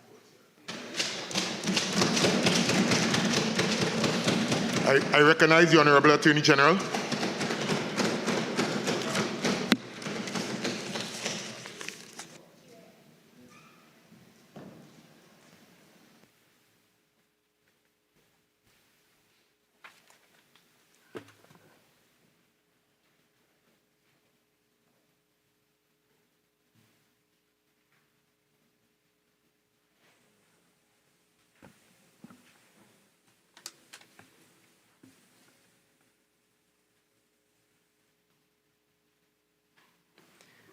Thank you very much, Mr. Deputy Speaker. I sometimes find myself having to regroup to take stock when I am faced with mixed signals. Because when I listened to the last speaker, I thought I heard him say clearly that his side was not opposing the motion. I think that's what he said. But he wanted some clarification. But I am certain that when his side commenced their contribution to this debate by the member from Princestown,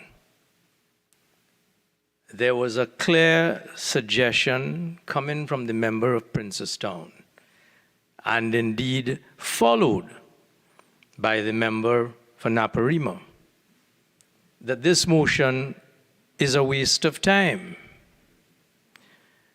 So I have to regroup to ask myself, what am I responding to? And I will attempt, as best as I can, to provide in my response some consistency and hopefully some clarity. The member for Princestown seemed to be suggesting that Trinidad and Tobago undertake some unilateral weapons of mass destruction inspections. But the reality is that as members of the United Nations, obligated as we are to United Nations security resolutions, it is a fiction to suggest that when we are called on to adhere to our obligations, our international obligations under United Security resolutions, we should irresponsibly, whimsically, or otherwise seek to suggest that that which we are doing is not in adherence to our international obligations. If I can next, as I attempt to respond with some consistency to responses that appeared inconsistent, if I can next move to a point in limine, it would seem that the members on the other side seem not to have sufficiently appreciated. And that is the point that the debate today, which is before this House, is not consistent with the language of the Economic Sanctions Act, and in particular, Section 4, subsection 4. So perhaps I should begin my contribution on that by reading Section 4, subsection 4. Within, with your leave, Madam Speaker, within 14 days of the commencement of an order made under subsection 1, the President shall deliver to the Speaker for presentation to the House of Representatives a statement setting out the specific grounds on which the decision to make the order was based, and a date shall be fixed for a debate on this statement as soon as practicable, but in any event, not later than 1 month from the date of the commencement of the order. When we look at the order does not state on its face a date of commencement. The order, therefore, takes effect on the date of its publication. The date of its publication is the 27th of March. We are today at the 26th of April, and the debate and the order paper is therefore within. The language, purport, and any reasonable construction on Section 4, subsection 4 of the Economic Sanctions Act, Chapter 8105 of the laws of Trinidad and Tobago. I hope those who have been less than clear in their understanding of the law and the process by which we are here are assisted. And then I turn next to another point that the member for Siparia seemed to place much significance on, having regard to how impressed he is by the time that he spent in the United Nations. Naparima, I beg your pardon. Apologies, the member for Naparima. Section 4.3 of the Act under reference provides that Section 4.5, subject to Section 4.5, an order made under Section 4.1 shall, unless previously revoked, remain in force for 3 months. Legal notice number 44, dated March 12, 2019, extended the effect of certain clauses. So clauses 21, 22, and 23 of the order were extended until the 18th of October 2020, and then it expired. Clauses 12, 19, and 20 of the order are declared by that 2019 order to continue in force until the 18th of October 2023, and then to expire. Clauses 16 and 17 of the order shall continue in force until the 18th of October 2025 and then expire. And clauses 1 to 11, 13 to 15, 18 and 24 to 28 shall continue in force until revoked. So on a rational and reasonable reading of the 2019 order, whilst it is true that there is a 10-year span that commenced in 2025 and goes to 2015 and goes to 2025, I beg your pardon, the fact is that aspects of the 2019 order have expired. One is due to expire on the 18th of October 2023, and therefore we are here today on the order and the President's statement laid in this House at the 26th of March on an order that commenced on the 27th of March to extend for a further period of time. I hope that clarifies the obfuscation that has been introduced. The member for Naparima dealt with some other things that he is familiar with. So he made much ado about the EU blacklisting on tax. Well, Madam Speaker, this debate and the order that is before you on the imprimatur of Her Excellency the President doesn't have anything to do with tax. It has to do with a United Nations order to deal with weapons of mass destruction, proliferation of financing, anti-money laundering, counter-financing terrorism, and proliferation financing. So the suggestion that certain things have expired with reference to taxation in 2017 simply has no relevance to what we are about today. The member for Chaguanas West concerned himself with questions of fairness and rights, and it would be instructive in the concern that he has that he might take the time after we adjourn today to refresh himself on what the actual order that we are today asking this House to pass provides for. So very briefly, if we look at the order, under freezing of assets, section 3.1, the Attorney General must apply to the court to freeze the property of listed entities, etc.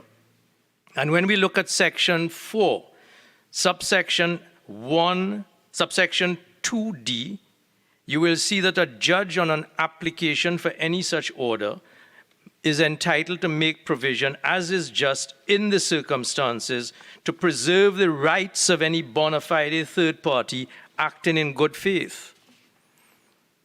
Where you look at the orders that are made next, under subsection 4, where an order is served on an individual under subclause 3, action shall be taken immediately to restrict the availability of the property subject to the order in accordance with the terms of the order.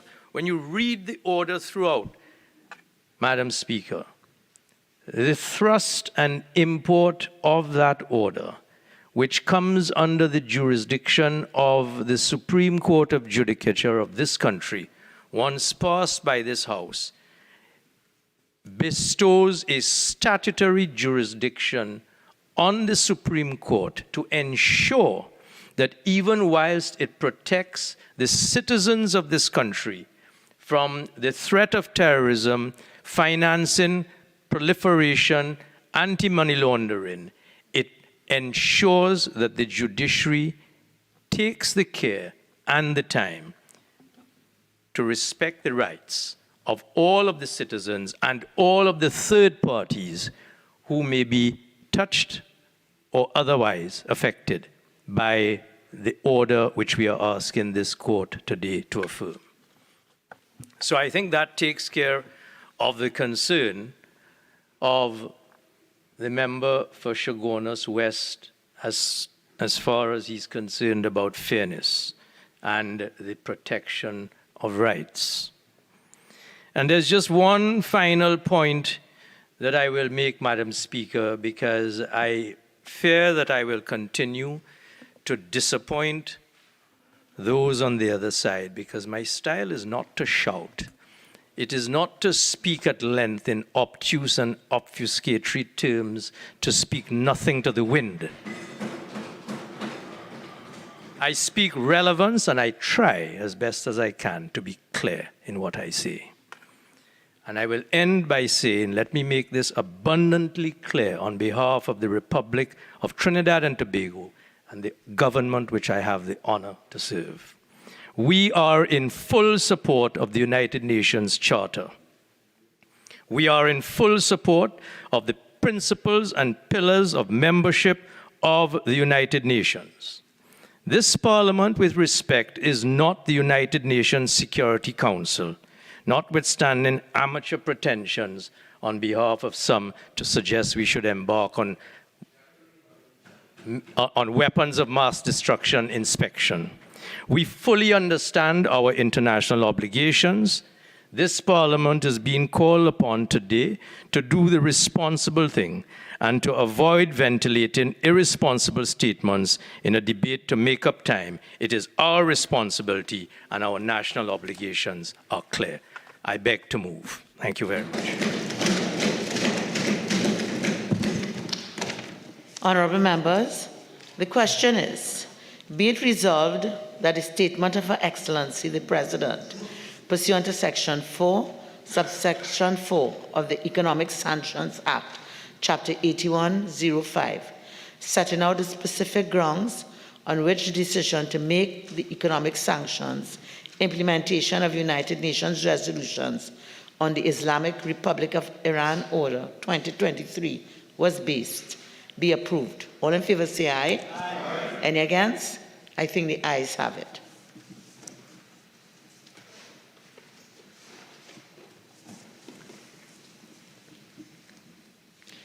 Minister of Works and Transport.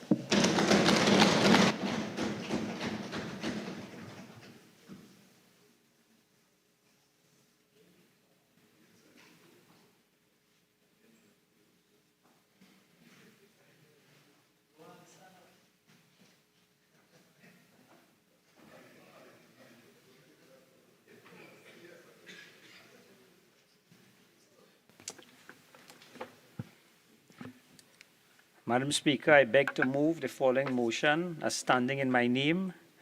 Be it resolved that this House approve the decision of the President to acquire the lands described in Appendix 2 for the public purpose specified. I beg to move.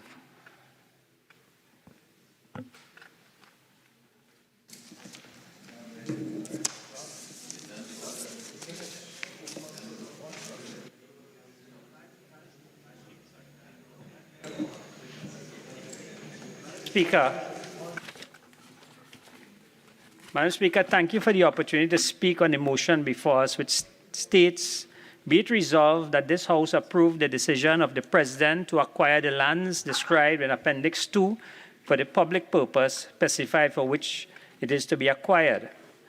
Madam Speaker, it is noteworthy that the government shall continue to be guided by the process of compulsory acquisition as set out in the Land Acquisition Chapter 5801, which regulates land acquisition and establishes defined procedures for acquisitions for lands and resettlement regarding affected persons in Trinidad and Tobago.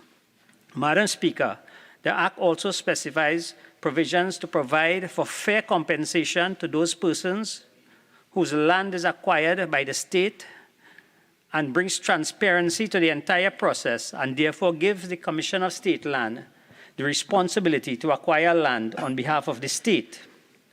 In this motion, Madam Speaker, this Honourable House is being asked by resolution to approve an order made under Section 5.1 of the Land Acquisition Act, Chapter 5801, declaring that the lands under Phase 1, consisting of Package 1A, 1B, 3 and 4, for the construction of the Churchill Roosevelt Extension project are required for public purpose. Madam Speaker, given the various stages of activities under the Phase 1 package, the Ministry of Works and Transport proposed to vest the lands to be acquired for Phase 1, Package 1A, 1B, 3, and 4 in the state, and in so doing, seize the accrual of interest on the properties to be acquired. Madam Speaker, this Honourable House is advised that by the publication of Section 5.1 Order 5.3 declarations, the subject lands will be formally vested in the state, thereby allowing the Ministry to facilitate completion of work. Madam Speaker, this project spans from Kumoto Junction to the Toko Main Road. Madam Speaker, the Ministry of Works and Transport has led the drive to formally vest the land acquired by the state for the construction of the Churchill Roosevelt Highway extension to Sani Grande. This is in line with good corporate governance principles, accountability, and the law as it relates to the Ministry's acquisition of land for road construction. Madam Speaker, it should be noted that this is the first of its kind for the Ministry to formally vest land in the state prior to the completion of the highway construction project. It is a level of accountability and transparency which I have brought to the Ministry. This construction project started under and during my tenure, and it is reflected in the integrity of this government. Madam Speaker, the last time land was vested for any project in the Ministry of Works was in the 1970s. Madam Speaker, what does a highway do for communities? It improves the standard of living, creates opportunities, and creates a better society for its residents. This government decided in 2015 to continue the highway, the Churchill Roosevelt Highway, all the way to Sani Grande. That project didn't just come out of a hat. It was actually a part of the highway improvement for the entire country, coming out of a study in the 1990s, and again, November 2006, which stated that the Churchill Roosevelt Highway should be continued all the way to Sani Grande. Madam Speaker, we could remember when the highway, the Churchill Roosevelt Highway, ended at Barataria. That's where the Churchill Roosevelt Highway actually was, at the Barataria roundabout. Then it went on to Curep. Then it went on to Mausika. And from Mausika, it went all the way up to Wallerfield. Madam Speaker, we could remember when the Uriah Butler and the ended right before Shagwanas, where Hulsi Bagan sat on the road. And we could remember trying to go to San Fernando on the eastern, on that single main road. Could you imagine if those highways were not built and you tried to go to San Fernando now? What would have happened? I have heard the opposition repeat several times that we are building a highway to nowhere. Unfortunately, when the highway was being continued all the way to San Fernando, going through Cuva, Shagwanas, and all those areas, the government did not take that stand that this highway is going to nowhere. The highway ended up in San Fernando, and now we are all on the way to Point Fortin. The people of the eastern part of the island deserve a highway. They do suffer the inconvenience of spending hours in traffic jams. Madam Speaker, this highway is long overdue for the people of the eastern end of the country. Why we have to vest under Section 5? We know of several examples where land was acquired by the state and never vested. One example that comes to mind is that the situation which took us all the way to the Privy Council, the land at Tunpuna Road, where the owner of the land took the state to the Privy Council and won that case because the land, although it was state land, was never vested in the state. And up to today, there's a bar on the corner of Tunpuna Road, which is a typical and a very good example as to why when the state pays for land, you're supposed to vest the land into the state. As I said, this is the first time in Trinidad and Tobago the right thing is being done, where even before the highway is completed, the land is being vested in the state. We at the ministry intend to continue this new system of vesting the land. Very soon you'll see the land being vested for the Curep interchange. We are at the final stages of that. And we will have to actually go retroactive to try to get all the land on the San Fernando to Point Fortin highway vested in the state. Then we'll have to go back to the lands at the Aranguez interchange, because there's quite a lot of land in Trinidad that the state paid for, and as I said, is not vested in the state. I want to congratulate the team at the Ministry of Works and the Ministry at NIDCO for taking this very proactive measure and securing the land that the state is about to pay for so that future generations can benefit from it. Madam Speaker, I also want to take this opportunity to clear up some misinformation that is in the public domain. I don't know where that information came from. I saw it from one of the members on the opposite side, claimed to get it from a Freedom of Information. Madam Speaker, I want to urge the population, don't trust that information. As Minister of Works and Transport, I can assure this country that no minister in this cabinet had to recuse themselves from 5 pieces of land with any interest on that highway. The lands to be acquired here are lands owned by residents who either live on these properties or occupy or own these properties for the last 20 or 25 years. So I would urge the member who is brandishing this information to recheck his sources and reconfirm that, because I can confirm that none of my colleagues had to recuse themselves from this note for 5 parcels of land, and I stand behind that. Madam Speaker, I beg to move. Thank you.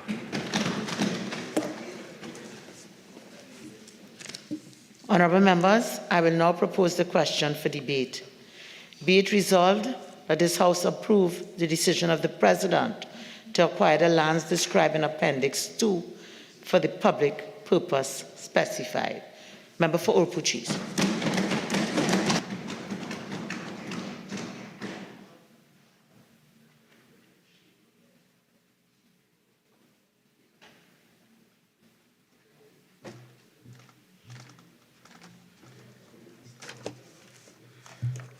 Thank you very much, Madam Speaker, for the opportunity to speak to this motion in the name of the Minister of Works and Transport.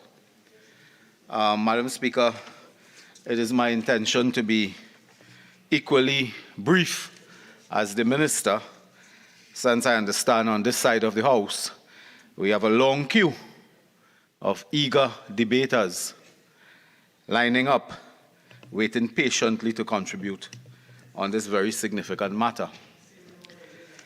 Madam Speaker, the Minister was, of course, as I said, very brief on this matter. It's a matter that has engaged the attention of the national community, the courts, including the Privy Council, I believe. And it concerns the acquisition of lands. Unless I'm mistaken, I believe 35 parcels of land we have before us. And Madam Speaker, one of the challenges for Parliament 32 pieces, Madam Speaker. And one of the challenges for this Parliament in the process that we undertake for the parliamentary approval is, of course, many, if not all of us, with the possible exclusion of the minister, who himself, I believe, is domiciled in that part of the island and has his roots, I believe, somewhere along that highway himself. Except for the minister, I think very few of us would have a good understanding of the geography and the areas, the lands in question. But we did have the opportunity to look at the cadastral sheet that was in the public domain and the drawings that suggest where each of these parcels of land will be found. Madam Speaker, I took note from the brief remarks of the minister on the issues he has raised concerning transparency and accountability, the importance of the activity today, well, the importance of highways as a whole, the minister raised, and of course, the last issue he raised. And I would like to rebut briefly on some of these matters. I can begin with the last first.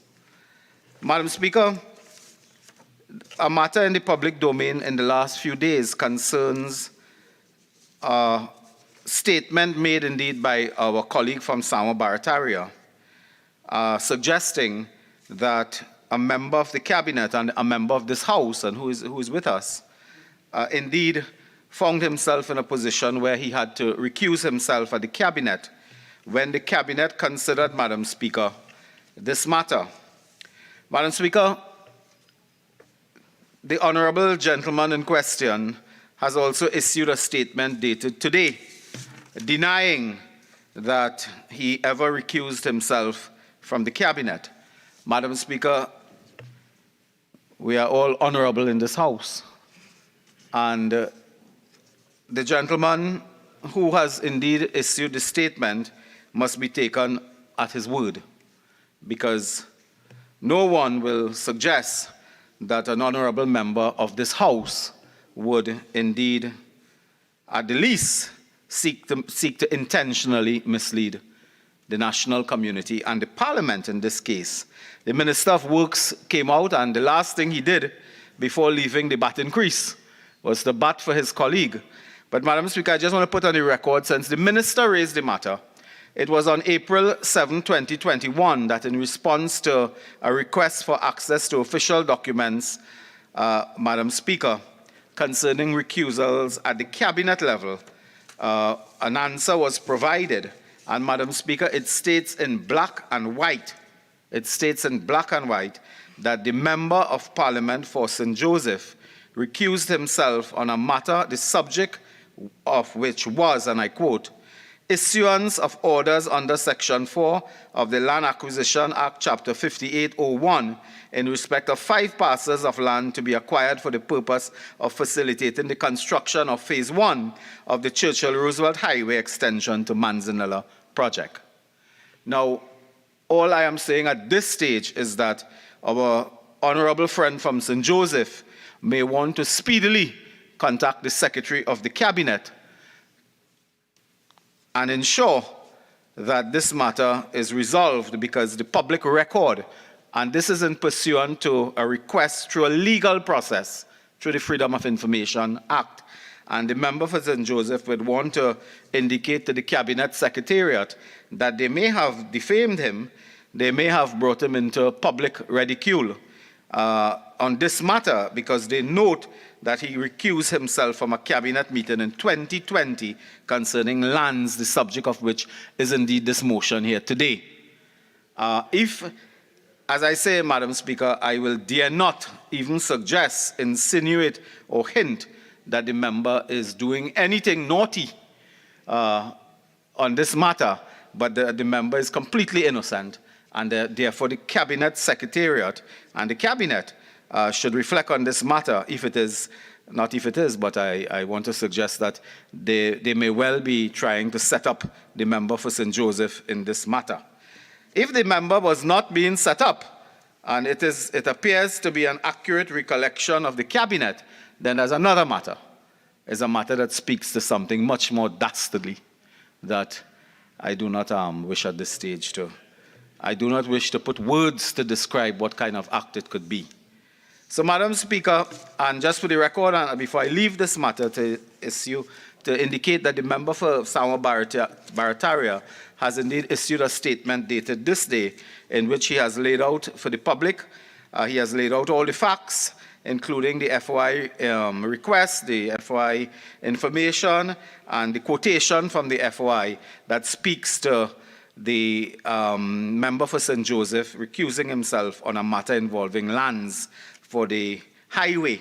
And the member for St. Joseph, incidentally, also recused himself on other matters, but that is not the matter that we wish to pursue today. So I leave that there to say that something is amiss, there is something not right in these matters, and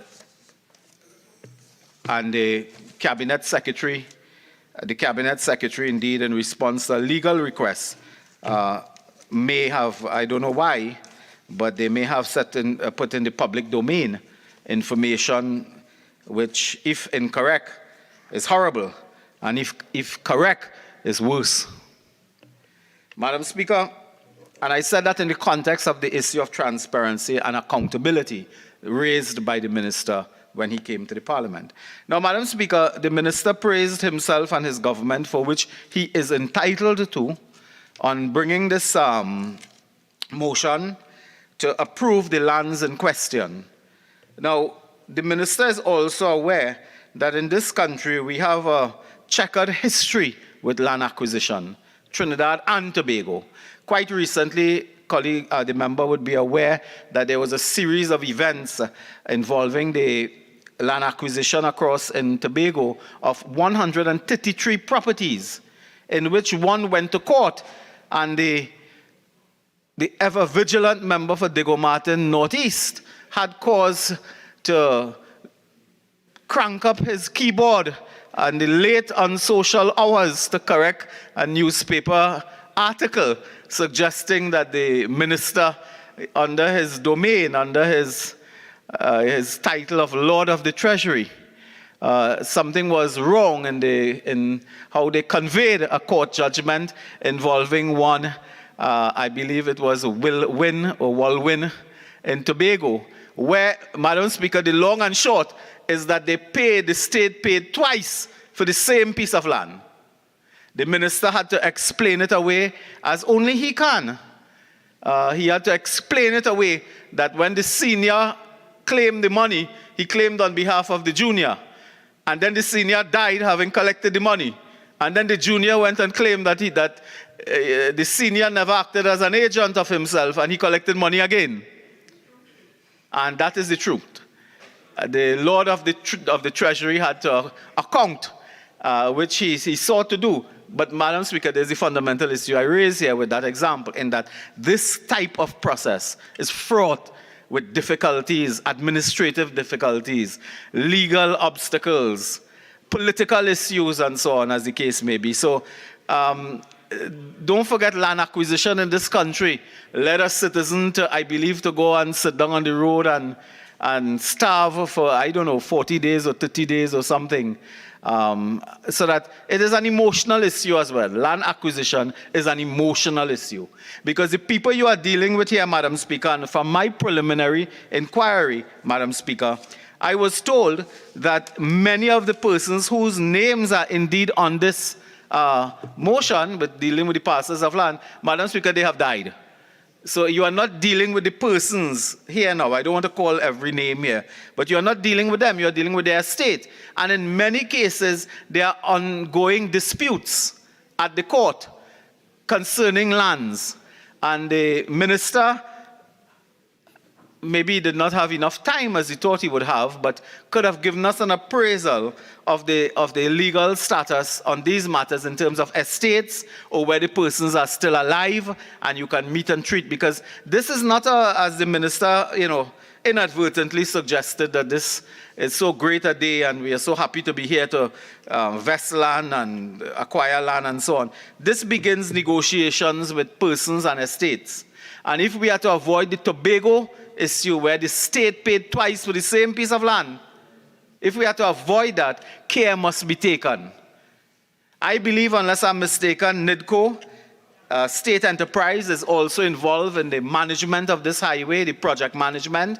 They will also play a part in land acquisition, negotiations, ultimately deciding on valuation and price and so on. And NIDCO has an important role to play in this business. And it reminds me, Madam Speaker, that this government, unless I'm mistaken, almost 5 years ago appointed a commission of inquiry into land acquisition from the highway San Fernando to Point Fortin. That commission has spent, according to budget documents, $4.3 million. That commission has not met in public once. In fact, they changed commissioners in the time, and nothing has happened from a public point of view. Maybe behind closed doors they are reading books and papers and studying maps and so on, but nothing has happened. And that was to look into, incidentally, issues that the government felt were issues of concern, suspicious, they said, about land acquisition for the Point Fortin highway. But I could tell the minister, he was so proud today to talk about highways and byways and so on, the importance of highways. We are extremely proud that when we were in office, we moved San Fernando to Point Fortin, and we would have completed that by 2017 had there not been a democratic disaster in 2015. Madam Speaker, we are proud and we understand the importance of highways to development. It's very good, the minister spoke of that highways are critical if you are going to have commercial and industrial development, residential development, income generating, income distribution. Highways, roadways, transport, these are capital goods and they're very, very important. And I'm happy that the government sees, highways and infrastructure as important today. I remember when we were building the Beach High School, a member sitting on the other side said we were building it for Dwen and Parrot. That school remained closed for 10 years. They said it would have a gas leak. It opened in 2010, and to this day, no gas leak. Madam Speaker, so coming back to highway and land acquisition, Madam Speaker, I can see it in your eyes that we need to get back to this land acquisition and the highway. Madam Speaker, so the Commission of Inquiry issue I put on the board because that has been an issue that is outstanding, and maybe the minister in his winding up will tell us something about that, because I find it strange that the same NIDCO that was involved in the acquisition of land for Point Fortin, San Fernando, presumably is the same NIDCO with the same staff, the same system, the same everything involved in land acquisition for this project as well, Madam Speaker. This project, the Churchill-Roosevelt Highway extension to Manzanilla, Phase 1. Indeed, I wanted to say it is Phase 1 that we are dealing with in this business here. Madam Speaker, the other matter is that the time, Madam Speaker, in the history of this country, we have had horrible experiences with the time it takes between what we are doing today to settlement, final settlement with landowners, occupiers, as the case may be, persons with rights of one kind or another in land acquired for public purposes. And there are very sad stories that persons, of course, who own lands, they die, and years after, government has not settled with their beneficiary, with their family, whoever is in legal occupation and so on, or possession of those lands. And the minister, again, may want to reflect on that, because while over the years, there is a legal process, as we are going through here, to acquire land. Governments over the years, and not one, PNM governments and other governments, have also acquired lands by other means, by direct negotiations, private treaty, or a mixture. I believe in other highway projects, we have had a mixture between land acquisition and other processes and so on. So, Madam Speaker, the time frame is a critical matter that we want to ask the minister to reflect on with his technical people and so on, to ensure that these matters, even when passed, can be done in a manner that persons can bring settlement to their life. Now, I don't know if anyone in our chamber here have ever had to give up, which really you're doing, give up your property for public purpose, whether it's a playground, a highway, whatever it is, bridge, In this case, I think there was a issue of bridges recently. I don't think people understand that it is something, Madam Speaker, because I had worked before on an oversight committee dealing with land acquisition. I understand the trauma that people who have lived on lands for 40 years, they're born there, their grandmother, grandparents had the land, to give it up for the state. Yeah, and yes, as we say in colloquial language, your neighbor's string buried there, and you have to give that up to the state, and sometimes in conditions where you are not happy with the settlement, because there's a process, a legal process, and the state will make an offer, a counter offer, and so on, and they will agree. But people hurt. People hurt when they have to give up their lands for the state. But that is a law. You have to. That's what it's called compulsory acquisition. You have to.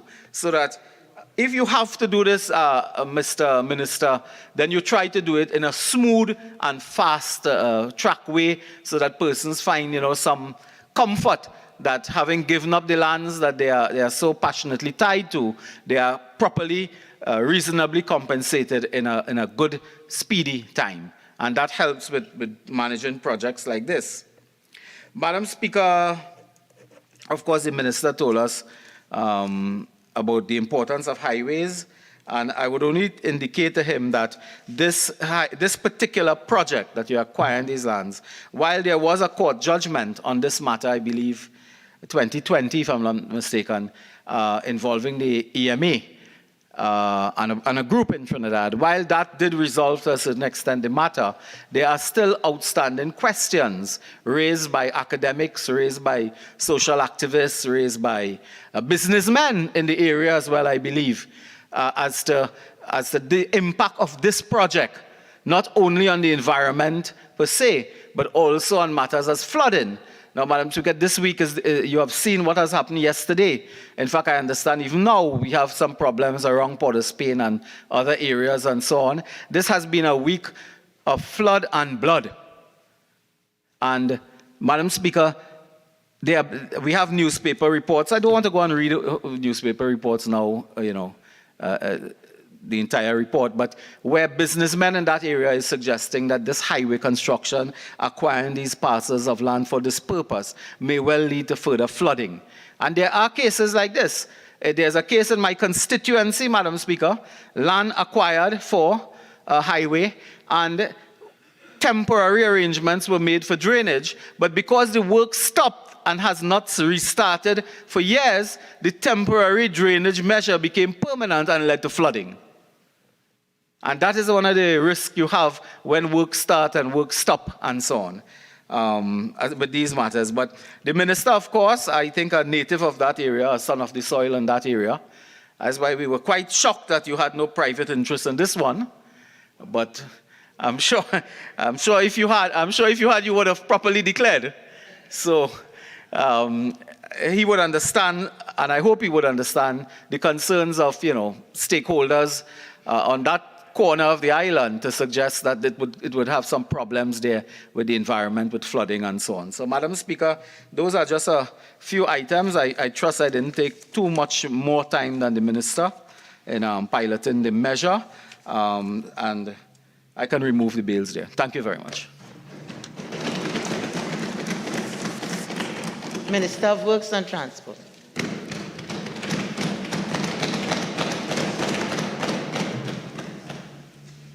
Minister, I didn't see. Well, you stood up after. Okay, so the minister has agreed to allow you. Member for Kuvas.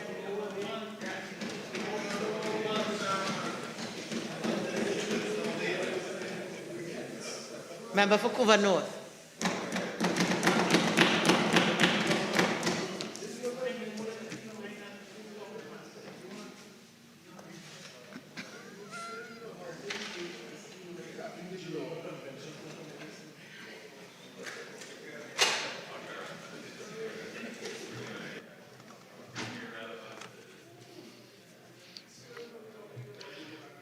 Thank you most kindly, Madam Speaker, and special thank you to the Honourable Minister of Works and Transport for giving me this opportunity to make a contribution towards this evening's debate. Madam Speaker, as I rise, I take this opportunity to extend Eid Mubarak to members of our Muslim community. May the blessings of Almighty Allah be showered in abundance upon you, your family, and all the citizens of Trinidad and Tobago. As my honorable leader has always taught us, we acknowledge God in front and we walk behind. Today, as I join this, I cannot believe such a devout greeting would create all of this response. All right, so let's comply with Standing Order 53. Continue, member. Member, please. Member for Covers North, please continue. Thank you. Thank you most kindly, and I will try to ignore the disruption from the member for Laventille West. Today, however, Madam Speaker, as I join this debate on this motion, Motion 1, which states, be it resolved that this House approve the decision of the President to acquire the lands described in Appendix 1 for the public purpose specified, moved by the Honourable Minister of Works and Transport, I ask that it be placed on the record that I am not happy with this motion, Madam Speaker. Madam Speaker, in preparing for this debate on this motion, I visited the communities of Kumoto, Guayco, Sangre Grande, and Madam Speaker, one thing members of these communities shared in common is that they were also not happy with the project that this motion is associated with. And I will soon share with you, Madam Speaker, why.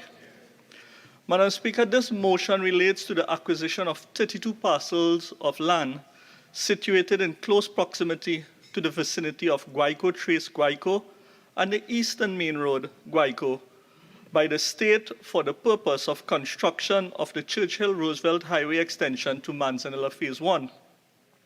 The cumulative total area that is being acquired is approximately 26.4743 hectares of land, a major part of which are forested areas.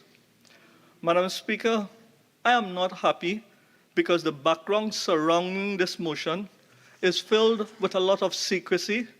It is filled with the lack of accountability and the lack of transparency, Madam Speaker. It is filled with a lot of questions. In particular, persons questioning the government's decision from an environmental perspective, as well as questions on how it relates to this government's priority in such significant capital expenditure associated with the project that this motion is connected to.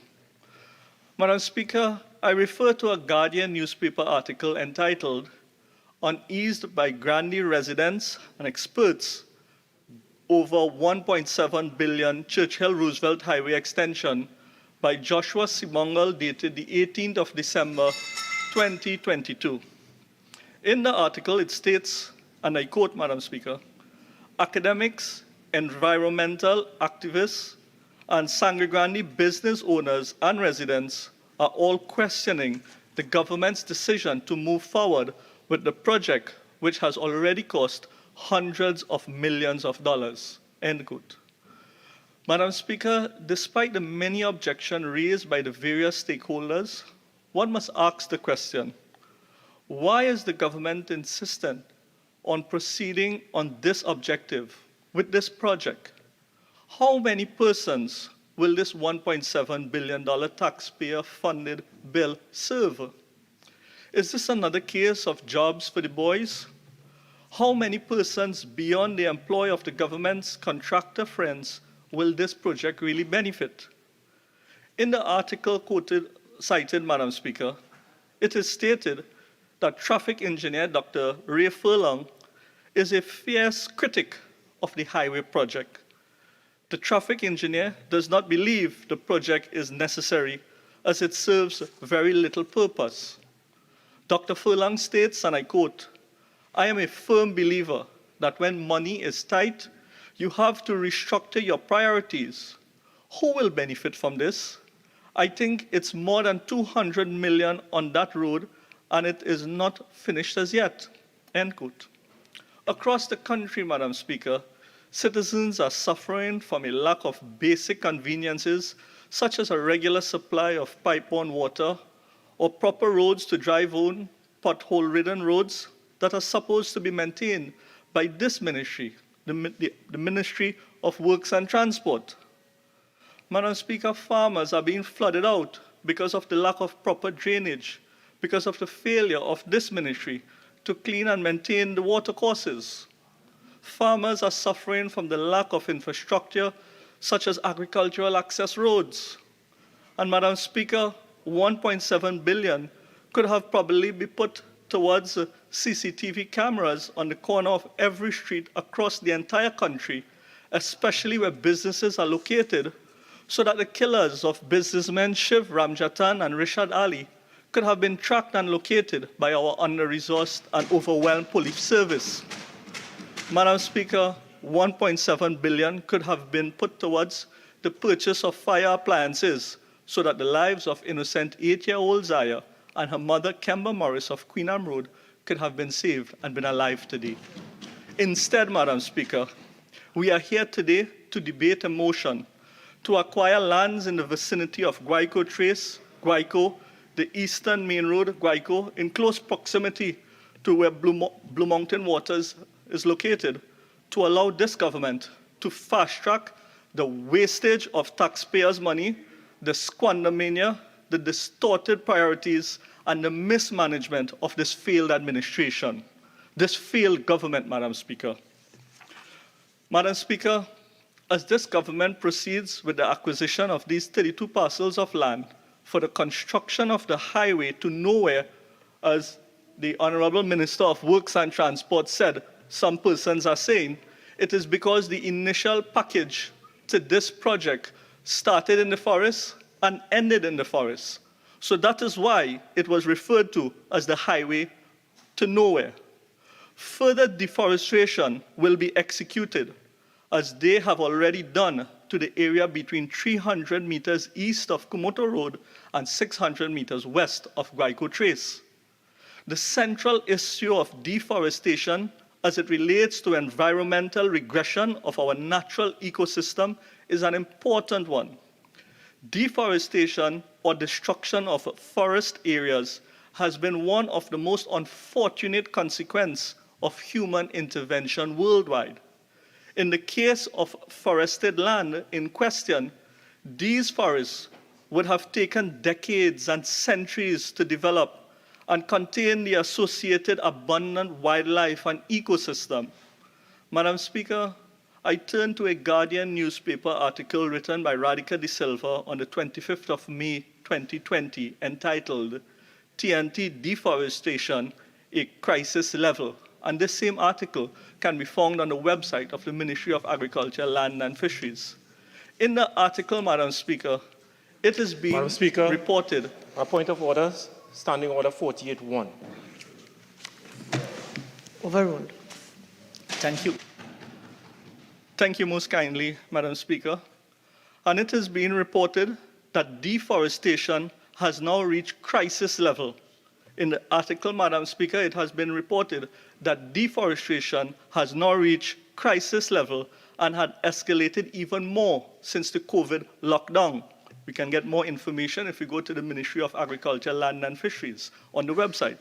So, Madam Speaker, in pursuit of this man-made development goal of this administration, we are going to witness the continued destruction of a significant portion of our natural forest reserve, while deforestation is already reported to be at an alarming level in this country.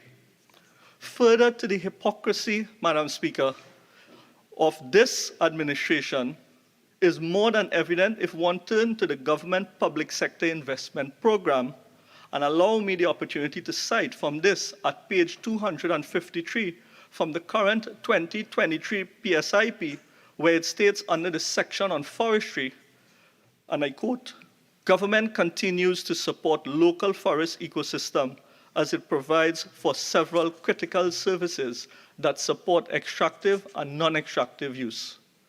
Madam Speaker, the 2022 PSIP states under the same section at page...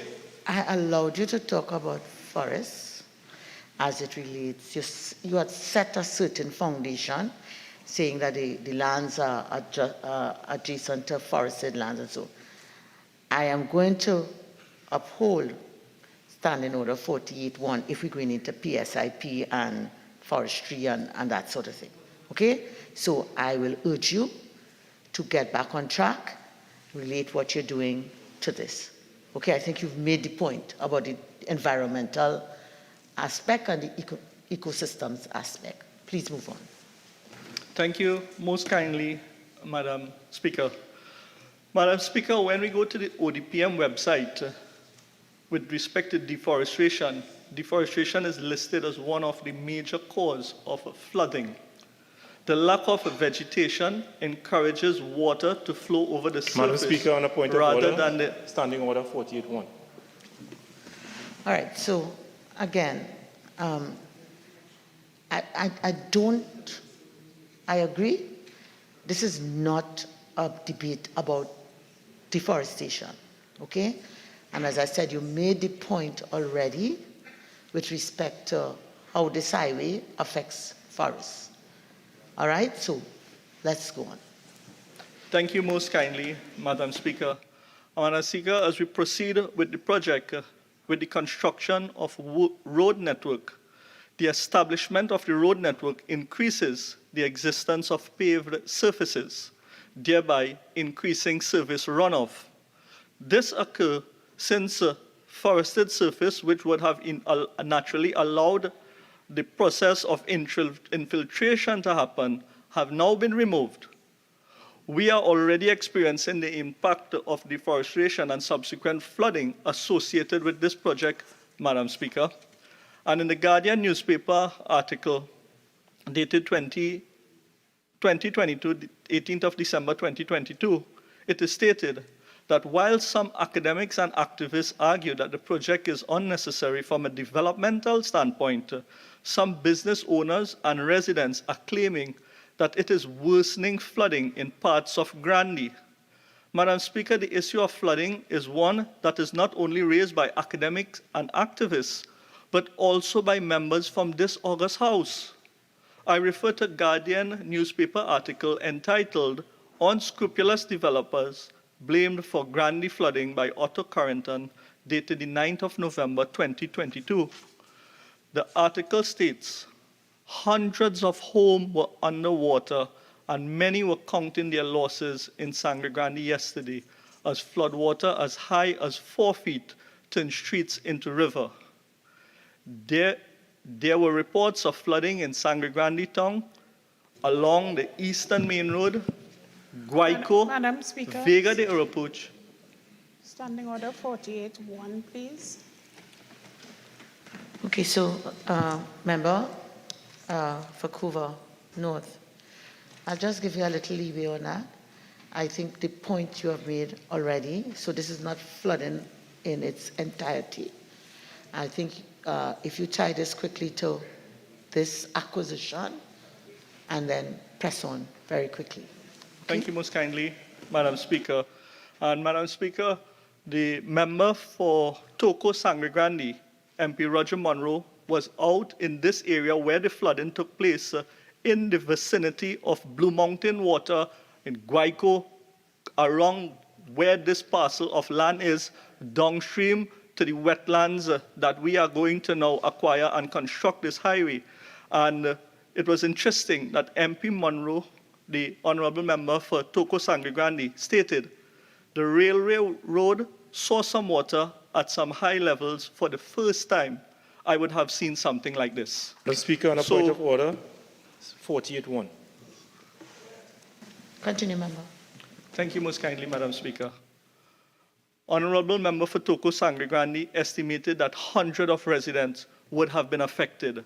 And I'm quoting here what the article quoted from the honorable member. I understand that some areas have a waist-height water and some have just around chest-height water inside houses in some residential area. Resident Marsha Alfred stated that she has been living in the area since she was 8 years old and had never experienced flooding like she did yesterday, according to this article. So, Madam Speaker, here we have, after the commencement of this highway project, a member from the government benches acknowledging the increase in flooding in this area and stating that it was the first time that he, the honorable member for Toko Sangregandi, has seen this level of flooding. Madam Thank Speaker, you. can I just ask what's the Madam- date of the article, please, kindly? The article? I believe that the member for Cover North had indicated in the beginning his source, but maybe But he'll I can- oblige and repeat it. Of course. I refer to a Guardian newspaper article entitled Unscrupulous Developer Blamed for Grandy Flooding by Otto Carrington, dated the 9th of November 2022. That was just last year, Madam Speaker. So, Madam Speaker, moving on with my presentation this afternoon. We acknowledge that the relevant government agencies have received a certificate of environmental clearance for the first package of phase 1, that is CEC 4552/2016, for the establishment of a 5,000-meter highway commencing at a point 300 meters east of Komoto Main Road and ending at a point 600 meters west of Guayco Trace, Sangre Grande. However, Madam Speaker, we are currently seeing and experiencing the negative impact of this project, and now approval is being requested by this motion for the acquisition of an additional 32 parcels of land for the continuation of this said project, which we can only assume will now have additional environmental impacts. At this point, Madam Speaker, even the issuance of that CC was in question, and as stated in the Guardian article, the Guardian newspaper article by Joshua Simongal, there is evidence that the Environmental Management Authority technical team initially warned the EMA that further investigation to determine the possible environmental impacts of this project were required. The document suggested that the team objected to the environmental clearance being given for the project, yet a certificate was granted. The Sunday Guardian viewed a copy of the CEC unit approval form. In the document, the technical review team, which is supposed to determine whether the project can have the negative environmental impact, clearly stated its concern and objection to the granting of the CEC.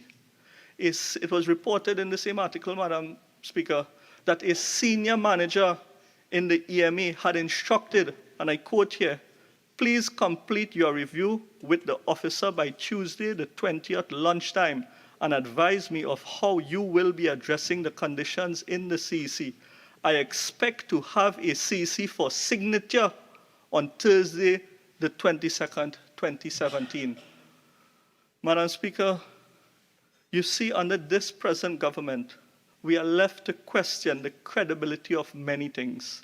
Here we see even the granting of a CEC was done under question, and we have had a degree of interference in what should have been an unbiased process. Focus on the well-being of the environment and to ensure development is conducted in a sustainable manner. Madam Speaker, when I review all the information before me, whilst preparing for this presentation, I am left with more questions than answer. I want to share with you some of these questions in wrapping up, Madam Speaker. So today, I am asking, were these 32 parcels of land included and assessed in the initial scope of the works for the CEC application submitted by NIDCO for this project? And I'm hoping that the Honorable Minister of Works and Transport, in wrapping up this discussion, he will be able to share this information with us, Madam Speaker. If not, will they be returning to the EMA to request a modification of CEC 4552/2016, given that the scope will now be expanded, resulting in increased environmental risks? Will a new CEC application be submitted to approve development of these 32 parcels of land? At what point will the environmental risk be assessed for clearing and establishing road network on these additional 32 parcels of land? Madam Speaker, does NIDCO plan to assess the cumulative environmental impact for this project, or will they be treating it with as an isolated project, ignoring the fact that it is one receiving environment, and despite the project being conducted in phases, there will be an overall cumulative impact on this receiving environment? When is NIDCO planning to embark on such a study? Madam Speaker, this is not just a rubber stamp issue. It is not just about obtaining approvals and rubber stamping documents. These projects pose major physical and socio-economic risks which can affect the population at large. It is therefore imperative that this government move away from the rubber stamp mindset and embark on planning for a holistic point of view and seriously assess the impact of these activities on the receiving environment and all those that will be affected, Madam Speaker. They must seriously consider all the physical, biological, and socio-economical factors and stop operating in such a sanctimonious manner, Madam Speaker. Madam Speaker, when we embark upon development activities as a government, as a country, we have to take into consideration how these development works are going to affect the population and the future generation of this country. My honorable leader has always told us that this place do not belong to us. We are placed in a position of authority with the trust that we will take best care and work towards developing this place so that we can pass it on to future generation. Madam Speaker, if we just rubber stamp this project without going through the necessary scrutiny and ensuring that the development is a people-centered development, like how development would have taken place during 2010 to 2015 under the leadership of the former Prime Minister, the Honorable Kamala Persad-Bissessar, where we saw development works happening like it has never happened before in Trinidad and Tobago under her leadership, Madam Speaker. Those development was focused on developing the nation and the people of Trinidad and Tobago. It was people-centered development. And what we are hoping for is that this government, if they can just do one thing, take that page from our leader, that page of care and compassion, the compassion that she has shown.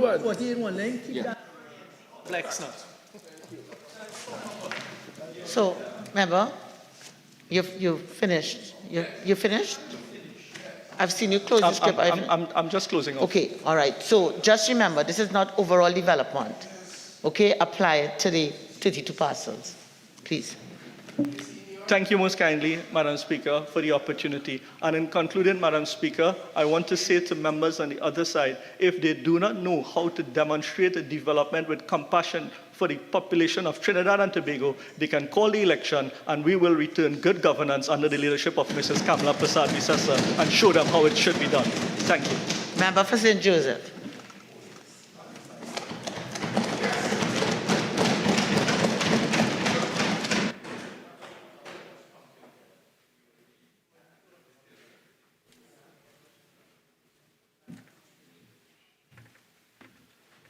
Thank you very much, Madam Speaker, for allowing me a short intervention on motion number 1 under government business.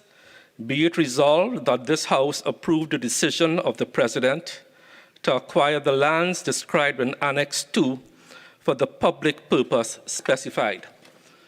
Madam Speaker, over the past 48 hours, certain information was discussed in the public domain via a FOI request to the Cabinet Secretariat.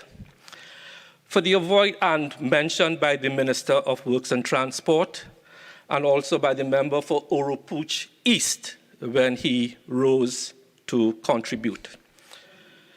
On reflection, Madam Speaker, and for the avoidance of any doubt whatsoever, I want to set the Hansard straight and the record. Not only must we be transparent, but as the old saying goes, justice must not only be done, but seem to be done. Originally, the information put out would have led someone to believe that my immediate family had an interest in 5 parcels of land. That is simply not true. However, on looking at the motion, I have discovered that my second cousin removed does have an interest. And it is on that basis I recuse myself. My personal integrity demands... 1 minute, please, member. No, I don't know what is such a great joke that people will laugh so scandalously. I know from the contrite body language that I'm reading from some members to my left that they appreciate the level of their infraction. And I just hope that we wouldn't have such an outburst again. Thank you very much, Madam Speaker. My personal integrity, as somebody in public life for 13 years, demands the highest standards, even if it is my second cousin removed. My personal integrity means the world to me. I want to put on the record again that my immediate family, that is myself, my wife, my children, have absolutely no interest in these 5 parcels of land. It is, in fact, my second cousin removed. Madam Speaker, as I close, I just want to put on the record that the issue of recusals in the cabinet should be an honorable one and should not be weaponized, as it has been done, to indicate that every recusal has a nefarious outcome or objective. Recusals are a part of the public protection, and as a cabinet member, as in this cabinet, we recuse when we have to. I again put on the record that I did recuse, and I offer my sincerest thanks to the member for Barataria San Juan for accepting this explanation. Thank you very much, Madam Speaker. Minister of Works and Transport.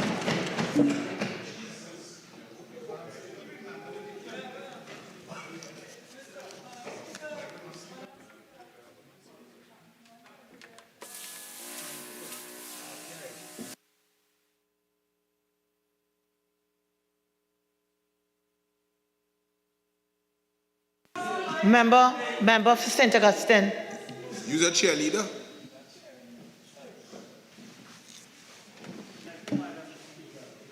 Speaker. Thank you, Madam Speaker. Madam Speaker, two things I want to apologize. I want to apologize for allowing the member for Couva North to waste 45 minutes. And secondly, I also want to, join Terence in bringing to the attention of the fact that he did recuse. So I just also want to clarify that together with Terence. Madam Speaker, I apologize for letting the member for Couva North speak. However, I have to rebut a lot of the Speaker, things. I rise on standing order 48.5. Members must be referred to by their constituency or official portfolio. Who's the Terence that he's speaking to? He should have some respect for the member for St. Joseph.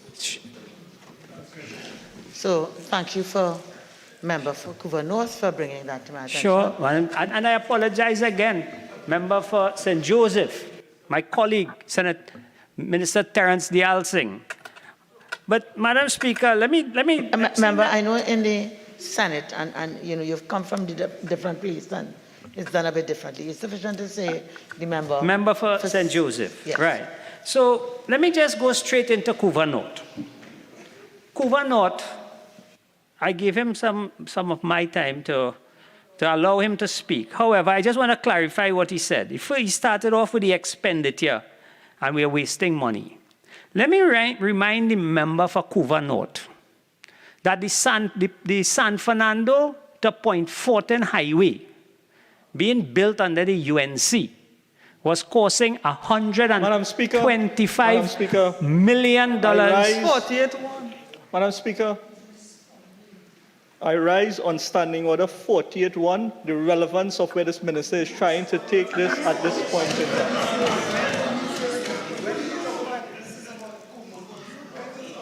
Okay, so, Minister, please proceed. Thank you.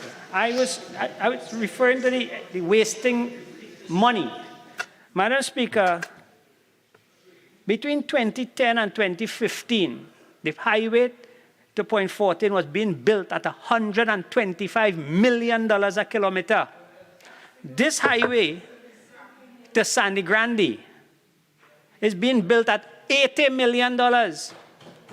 If you check $45 million by 41 kilometers, we could have built the highway right around Trinidad. We could have built the highway right around Trinidad. We could have built a highway for the member of Mayaro. Right? Madam Speaker, the member also spoke about he went and meet with the farmers, and the farmers was upset with me. Madam Speaker, that was last week, Tuesday. The farmers called me and told me they ran him out of Kumoto. He also said,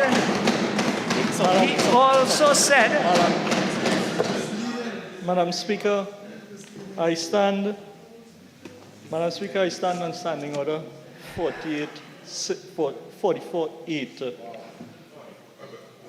Madam Speaker, at no point in time did I make any mention in my... No. Okay, I'm sorry. This doesn't qualify what you're intending to do. Continue. Thank you. Madam Speaker, he also said about the business community and some article, I understand on that Tuesday, he spent the day with a single businessman in Sandy Grande. Just now, member for Couva North, you? Madam Speaker, he's member for dishonest. Couva North. He's dishonest. Member for Couva North, I will ask you to retract that, okay? You had your opportunity to make your contribution. You may not necessarily agree with everything that is being said, but I don't think that the way you're going about it is the proper way, all right? And I'm certain, having regard to how I've seen you conduct yourself, you don't merely mean this. So I'll ask you to just withdraw it, apologize, and let's get on with the business of the people, okay? Please.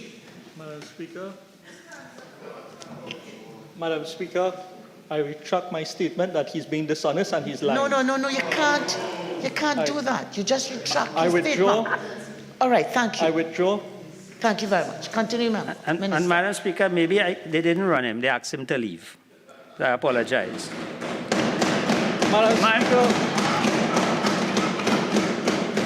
Madam Speaker, I rise on Standing Order 48-4.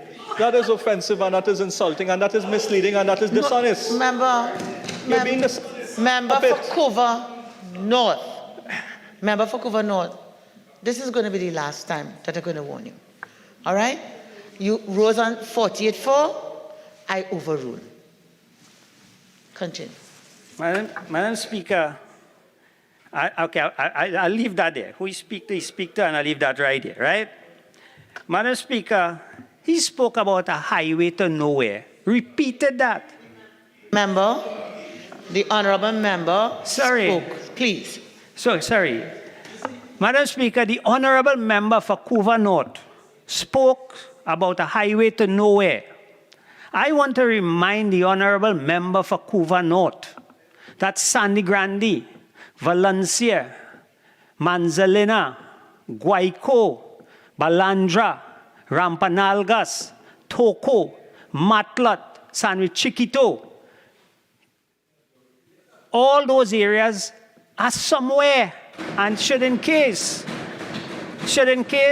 the UNC continue to spread this rumor that those areas are nowhere. I want to remind you that in 2020, you got 10,900 votes in Kumoto Manzanilla.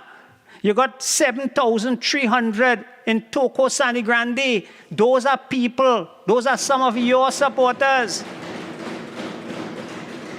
They are real people living in a real place.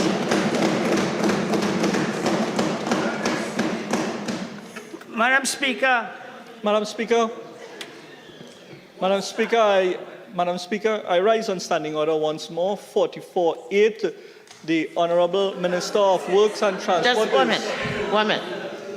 Remember, the way you're trying to use standing order 44-8 is not the way it is done.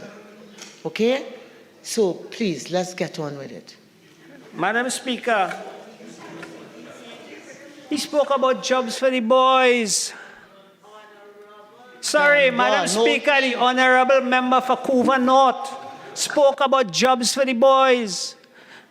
Madam Speaker, let me just remind this population about land acquisition on the San Fernando to Point Fortin Highway. I have the documents right here. Madam Speaker, in 2009-2010, the Honourable Minister of Works at the time, Sir Colin Burt, had the opportunity to champion that project.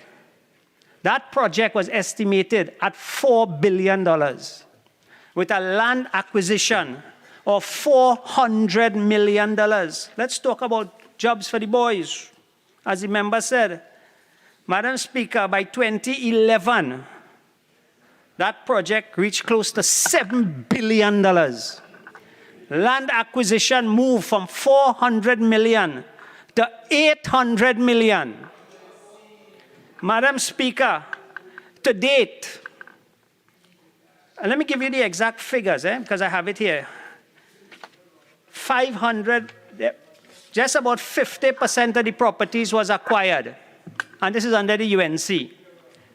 $541 million spent out of the 800. NIDCO, not this NIDCO, the UNC NIDCO, and we will come to that just now, made arrangement for 6 owners to pay them $361 million. And that is just about 50% of the land to be acquired. So certain sounds are reaching me. I can't identify where it's coming from, but I just want to advise members that what I'm hearing is unparliamentary, and therefore, if it is that members can't control their gusto inside of here, I would ask for strict compliance with Standing Order 53. Minister of Works and Transport. Yes, thank you, Madam Speaker. Madam Speaker, so this wasn't jobs for the boys on the South Highway. This was money. 51% of the land acquired. If this government didn't take charge of that land acquisition, we would have paid out by now $902 million for 50% of the land, with a still additional 50% to be acquired. So that land acquisition moved on the South Highway from $400 million to way over $1 billion. That is money for the boys. That is money for the boys. Madam Speaker, you see, I wanted to go back into this gentleman who spent the whole Tuesday in Grandy, looking for my land. Madam Speaker, I want the people of Sangre Grande to know that those who say in Sangre Grande is a highway to nowhere, the Kumoto Manzalina highway is a highway to nowhere. Elections will come around just now. And I want the people of Sangre Grande to send a strong message to them. You see, the people of Sangre Grande deserves a higher standard of living, just like everybody else. The people of Sangre Grande deserves spending quality time with their family.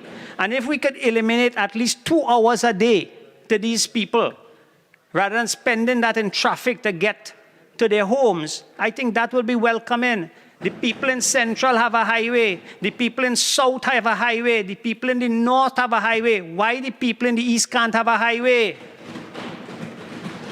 Madam Speaker, there was a lot of talk about CEC by the Honourable Member for Couva North. Madam Speaker, maybe the Honourable Member for Couva North was sleeping for the last 4 years. This is the first highway ever built in Trinidad where all the approvals were granted before a shovel was placed in the ground. And that is why what we're here today to do is another first, where the lands to be acquired will be vested in the state even before the highway is completed. This is the first time that happened. Mr. Speaker, let me not waste too much more time on the honourable member for Couva North. Let me deal with the first speaker, the honourable member for Oropuch East. Let me correct the member. It's not 35 pieces of land, it's 31, but we wouldn't go into that. That is a simple mistake you made. Mr. Speaker, the member spoke about the same NIDCO doing the land acquisition. I just told you the land acquisition under the UNC NIDCO moved from 400 million to over $1 billion. This NIDCO managing this project is playing no part in the land acquisition. This land acquisition is done by the Commissioner of Valuation under the Ministry of Finance. This is the way land acquisition is supposed to happen. The $361 million that I spoke about that is being disputed in the court right now with six landowners, they are claiming that NIDCO promised to pay them that money. And that is why you don't get the state agency involved in fixing price. You have the Commissioner of Valuation for that. Madam Speaker, he also spoke about the member for Oropuch East also spoke about, people being paid for their lands. If the member checks the honourable member checks the record, you will see people have already started getting payments. And once this land is vested, the state will immediately move ahead to pay everyone for their land. I don't understand why it is that the opposition have a problem with the people from the east getting a fair price for their land. No.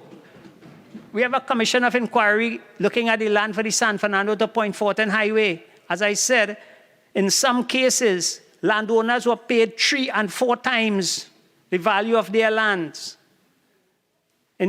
On this highway, people are paid the market value, which is fair to them. But, Madam Speaker, I understand why the opposition have a problem with land, the purchase of state lands, If I look at the Curepe interchange, yes, I know, they say the opposition can't face that Curepe interchange. I understand whenever they go into the airport, they just pass around on the other side. Yeah, there's pass in the back of Caroni. You see, that project under the UNC was earmarked for $513 million. The land acquisition on that project under the UNC was $120 million. This government reduced that to $80 million. And, Madam Speaker, as we speak, close to 90% of the money have been paid out, and we are just about $45 million. Because we use the Commissioner of Valuation to determine a fair market value. That interchange was about to be awarded by the UNC government for over $400 million.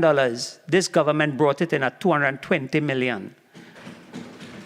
So we don't only know how to do land acquisition the right way, we also know how to bring in projects at the right price so that the citizens of this country can benefit.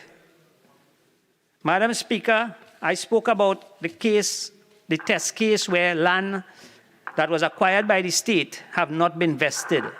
And we spoke about the Privy Council ruling that if someone goes on that land, they can claim adverse possession. So in going through the vesting of this land in the state, what we are seeking to do is to protect the state's asset for generations to come. Madam Speaker, I can go on and give the UNC a couple lessons in honesty and how to do things the right way. But I wouldn't waste the rest of the evening. All I would say, I beg to move. Thank you.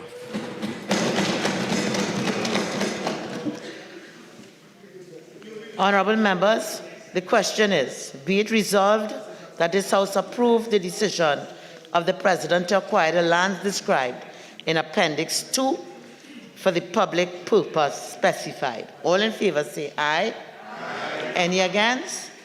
The ayes have it. Leader of the House. Thank you very kindly, Madam Speaker. Madam Speaker, I beg to move that this House do now adjourn to Friday, the 28th day of April 2023 at 1:30 p.m. That day is Private Members' Day, and the member for Pointe-a-Pierre has indicated that we'll be doing what is now motion number 5 on the order paper. Thank you, ma'am.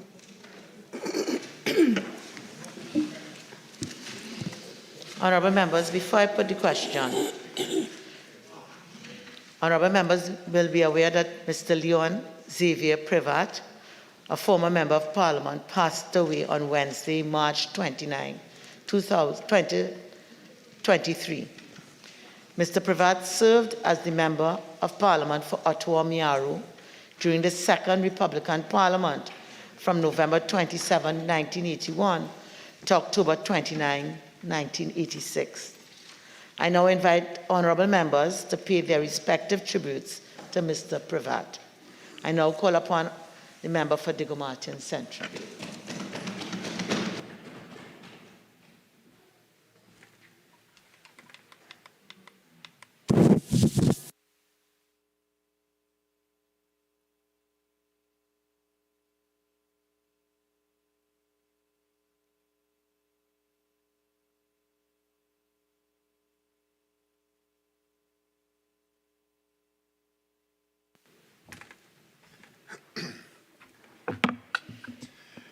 Thank you, Madam Speaker. Madam Speaker, despite the unhappy circumstances which brings me here, it is both an honor and a privilege to represent the government as we pay tribute to a fallen soldier, a man who served both country and party with distinction, and whose passing on March 23, 2023, left a void not only in the lives of his wife, children, and grandchildren, but the party he so proudly served and the constituency of Ottawa-Miaru, on whose behalf he fiercely advocated. Madam Speaker and colleagues, the measure of a man is not where he stands in moments of comfort and ease, but rather where he stands in moments of adversity and strife. Leon Xavier Privat entered the world of representational politics in November 1981 as a Member of Parliament for the constituency of Ottawa-Miaru, 9 months after Trinidad and Tobago had lost its first Prime Minister and the PNM its first political leader. It was a time of great economic turmoil, and many a political aspirant would have shied away from entering that most uncertain and challenging environment. And yet he answered the call to serve. The shoes of his predecessor, Victor Campbell, were by no means easy shoes to fill, for they had walked that constituency for the 25 years of its existence, from 1956 to 81. Undaunted by the Campbell shadow, Leon Privat carved his own path, stamping his own style and authority on the constituency in which he had spent most of his life. That decision was by no means uncharacteristic of the man that was Leon Privat. It was that same indomitable spirit that had led him to rise to the rank of Flight Sergeant in the British Royal Air Force in the preceding decade. While there, he served 2 tours in Singapore and 1 active service stint in Borneo, before his return to his homeland of Trinidad and Tobago, and more specifically, the languid shores of the Miaru coastline. Leon came from a family that was born and bred in Miaru, and notwithstanding his many travels, Miaru would forever remain dear to his heart. His migration to Great Britain in 1961 was not unlike the hundreds of thousands of West Indian nationals who formed part of the Windrush generation, seeking greener pastures in a land that hardly accepted them as their own. Notwithstanding an excellent career in His Majesty's service and a fairly comfortable life in Bath in southwest London. The call of the Mayaro coastline proved irresistible, and Leon returned home in 1976, continuing his career in the insurance industry until his entry into representational politics in 1981. Madam Speaker, there is a lot that young parliamentarians like myself can learn from the life of Leon Pravat. As a member of the Second Republican Parliament, Leon Pravat was never long on words, but equally never short on his generosity. He was never one for a show, but was always prepared to represent his constituents. He was not afraid of a challenge, but gave respect to all, regardless of stature, gender, age, or political affiliation. Madam Speaker, though his political career was cut short following the results of the general election in 1986, Leon Pravat's personality and love for his hometown saw him remain committed to serving his people in whatever way was possible. Indeed, if there was ever a gentleman who answered the call to put country before all else, it was Leon Pravat. For even as his yesterdays exceeded his tomorrows, he still gave himself in service as the Deputy Chairman of CPEP. Madam Chairman, Madam Speaker, on behalf of the Government of the Republic of Trinidad and Tobago, on behalf of the People's National Movement, and on behalf of a grateful nation, we offer condolences to his wife Patsy, his children Sherry, Corinne, Patrick, and Petra. Grounded as he was in his Catholic faith, we pray today that the gates of paradise would have been opened to welcome him, that the choirs of angels would have announced his arrival into the holy city, the new and eternal Jerusalem, and that where Lazarus was poor no longer, Leon Xavier Pravat would have found eternal rest. Thank you.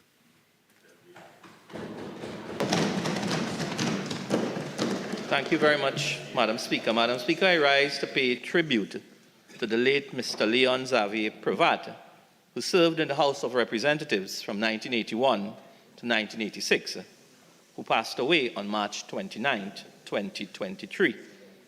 Mr. Pravat was the Member of Parliament for what was then called the Ottawa-Mayaro constituency and a member of the George Chambers administration. He was one of 5 children of Walter and Elfreda Pravat. He was married to the charming Patsy, and they had 4 children, Cherie, Corinne, Patrick, and Petra, who many of them I had the pleasure of meeting on the day of his funeral, Madam Speaker. Mr. Pravat was a man of many parts. He served with the Royal Air Force, and he had 2 tours in Singapore and 1 active stint in Borneo. He was a competent cricketer and an insurance underwriter. Madam Speaker, Mr. Pravat was elected to Parliament during a very difficult period in this country's history, but his legacy was one of dedication to his constituents.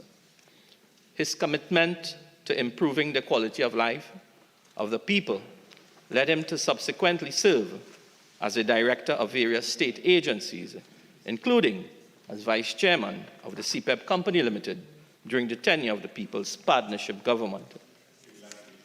Mr. Pravat would be remembered as much for being patriotic, industrious, and reliable as for his great sense of fun and his caring personality. He was indeed a man of the people, Madam Speaker.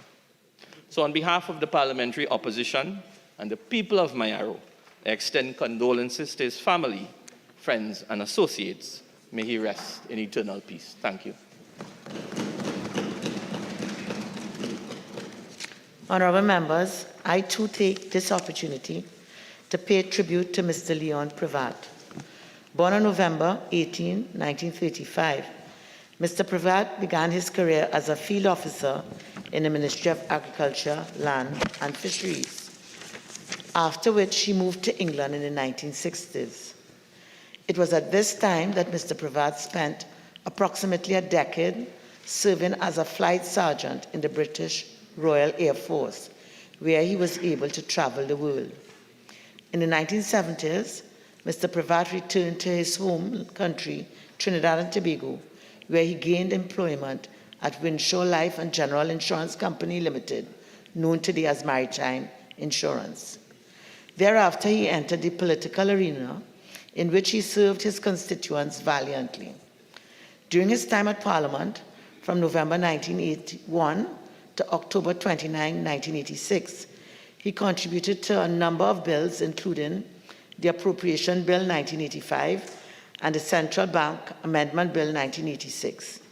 He also served on the House Committee, Privileges Committee, Public Accounts Committee, as well as the Special Select Committee on the Kiwanis Club of Shogunas, Inc., Bill 1986.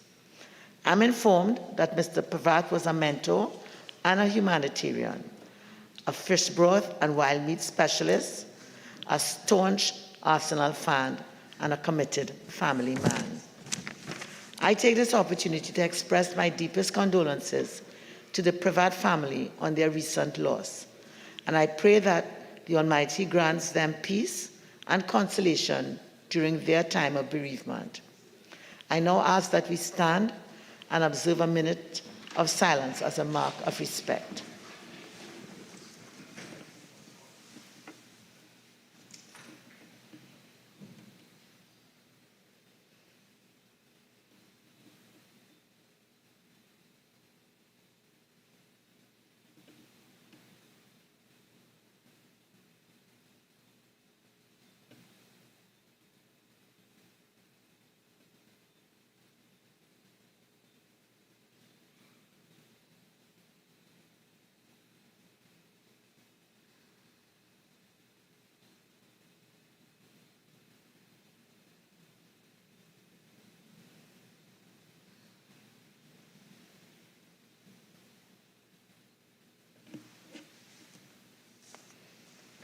May his soul rest in peace.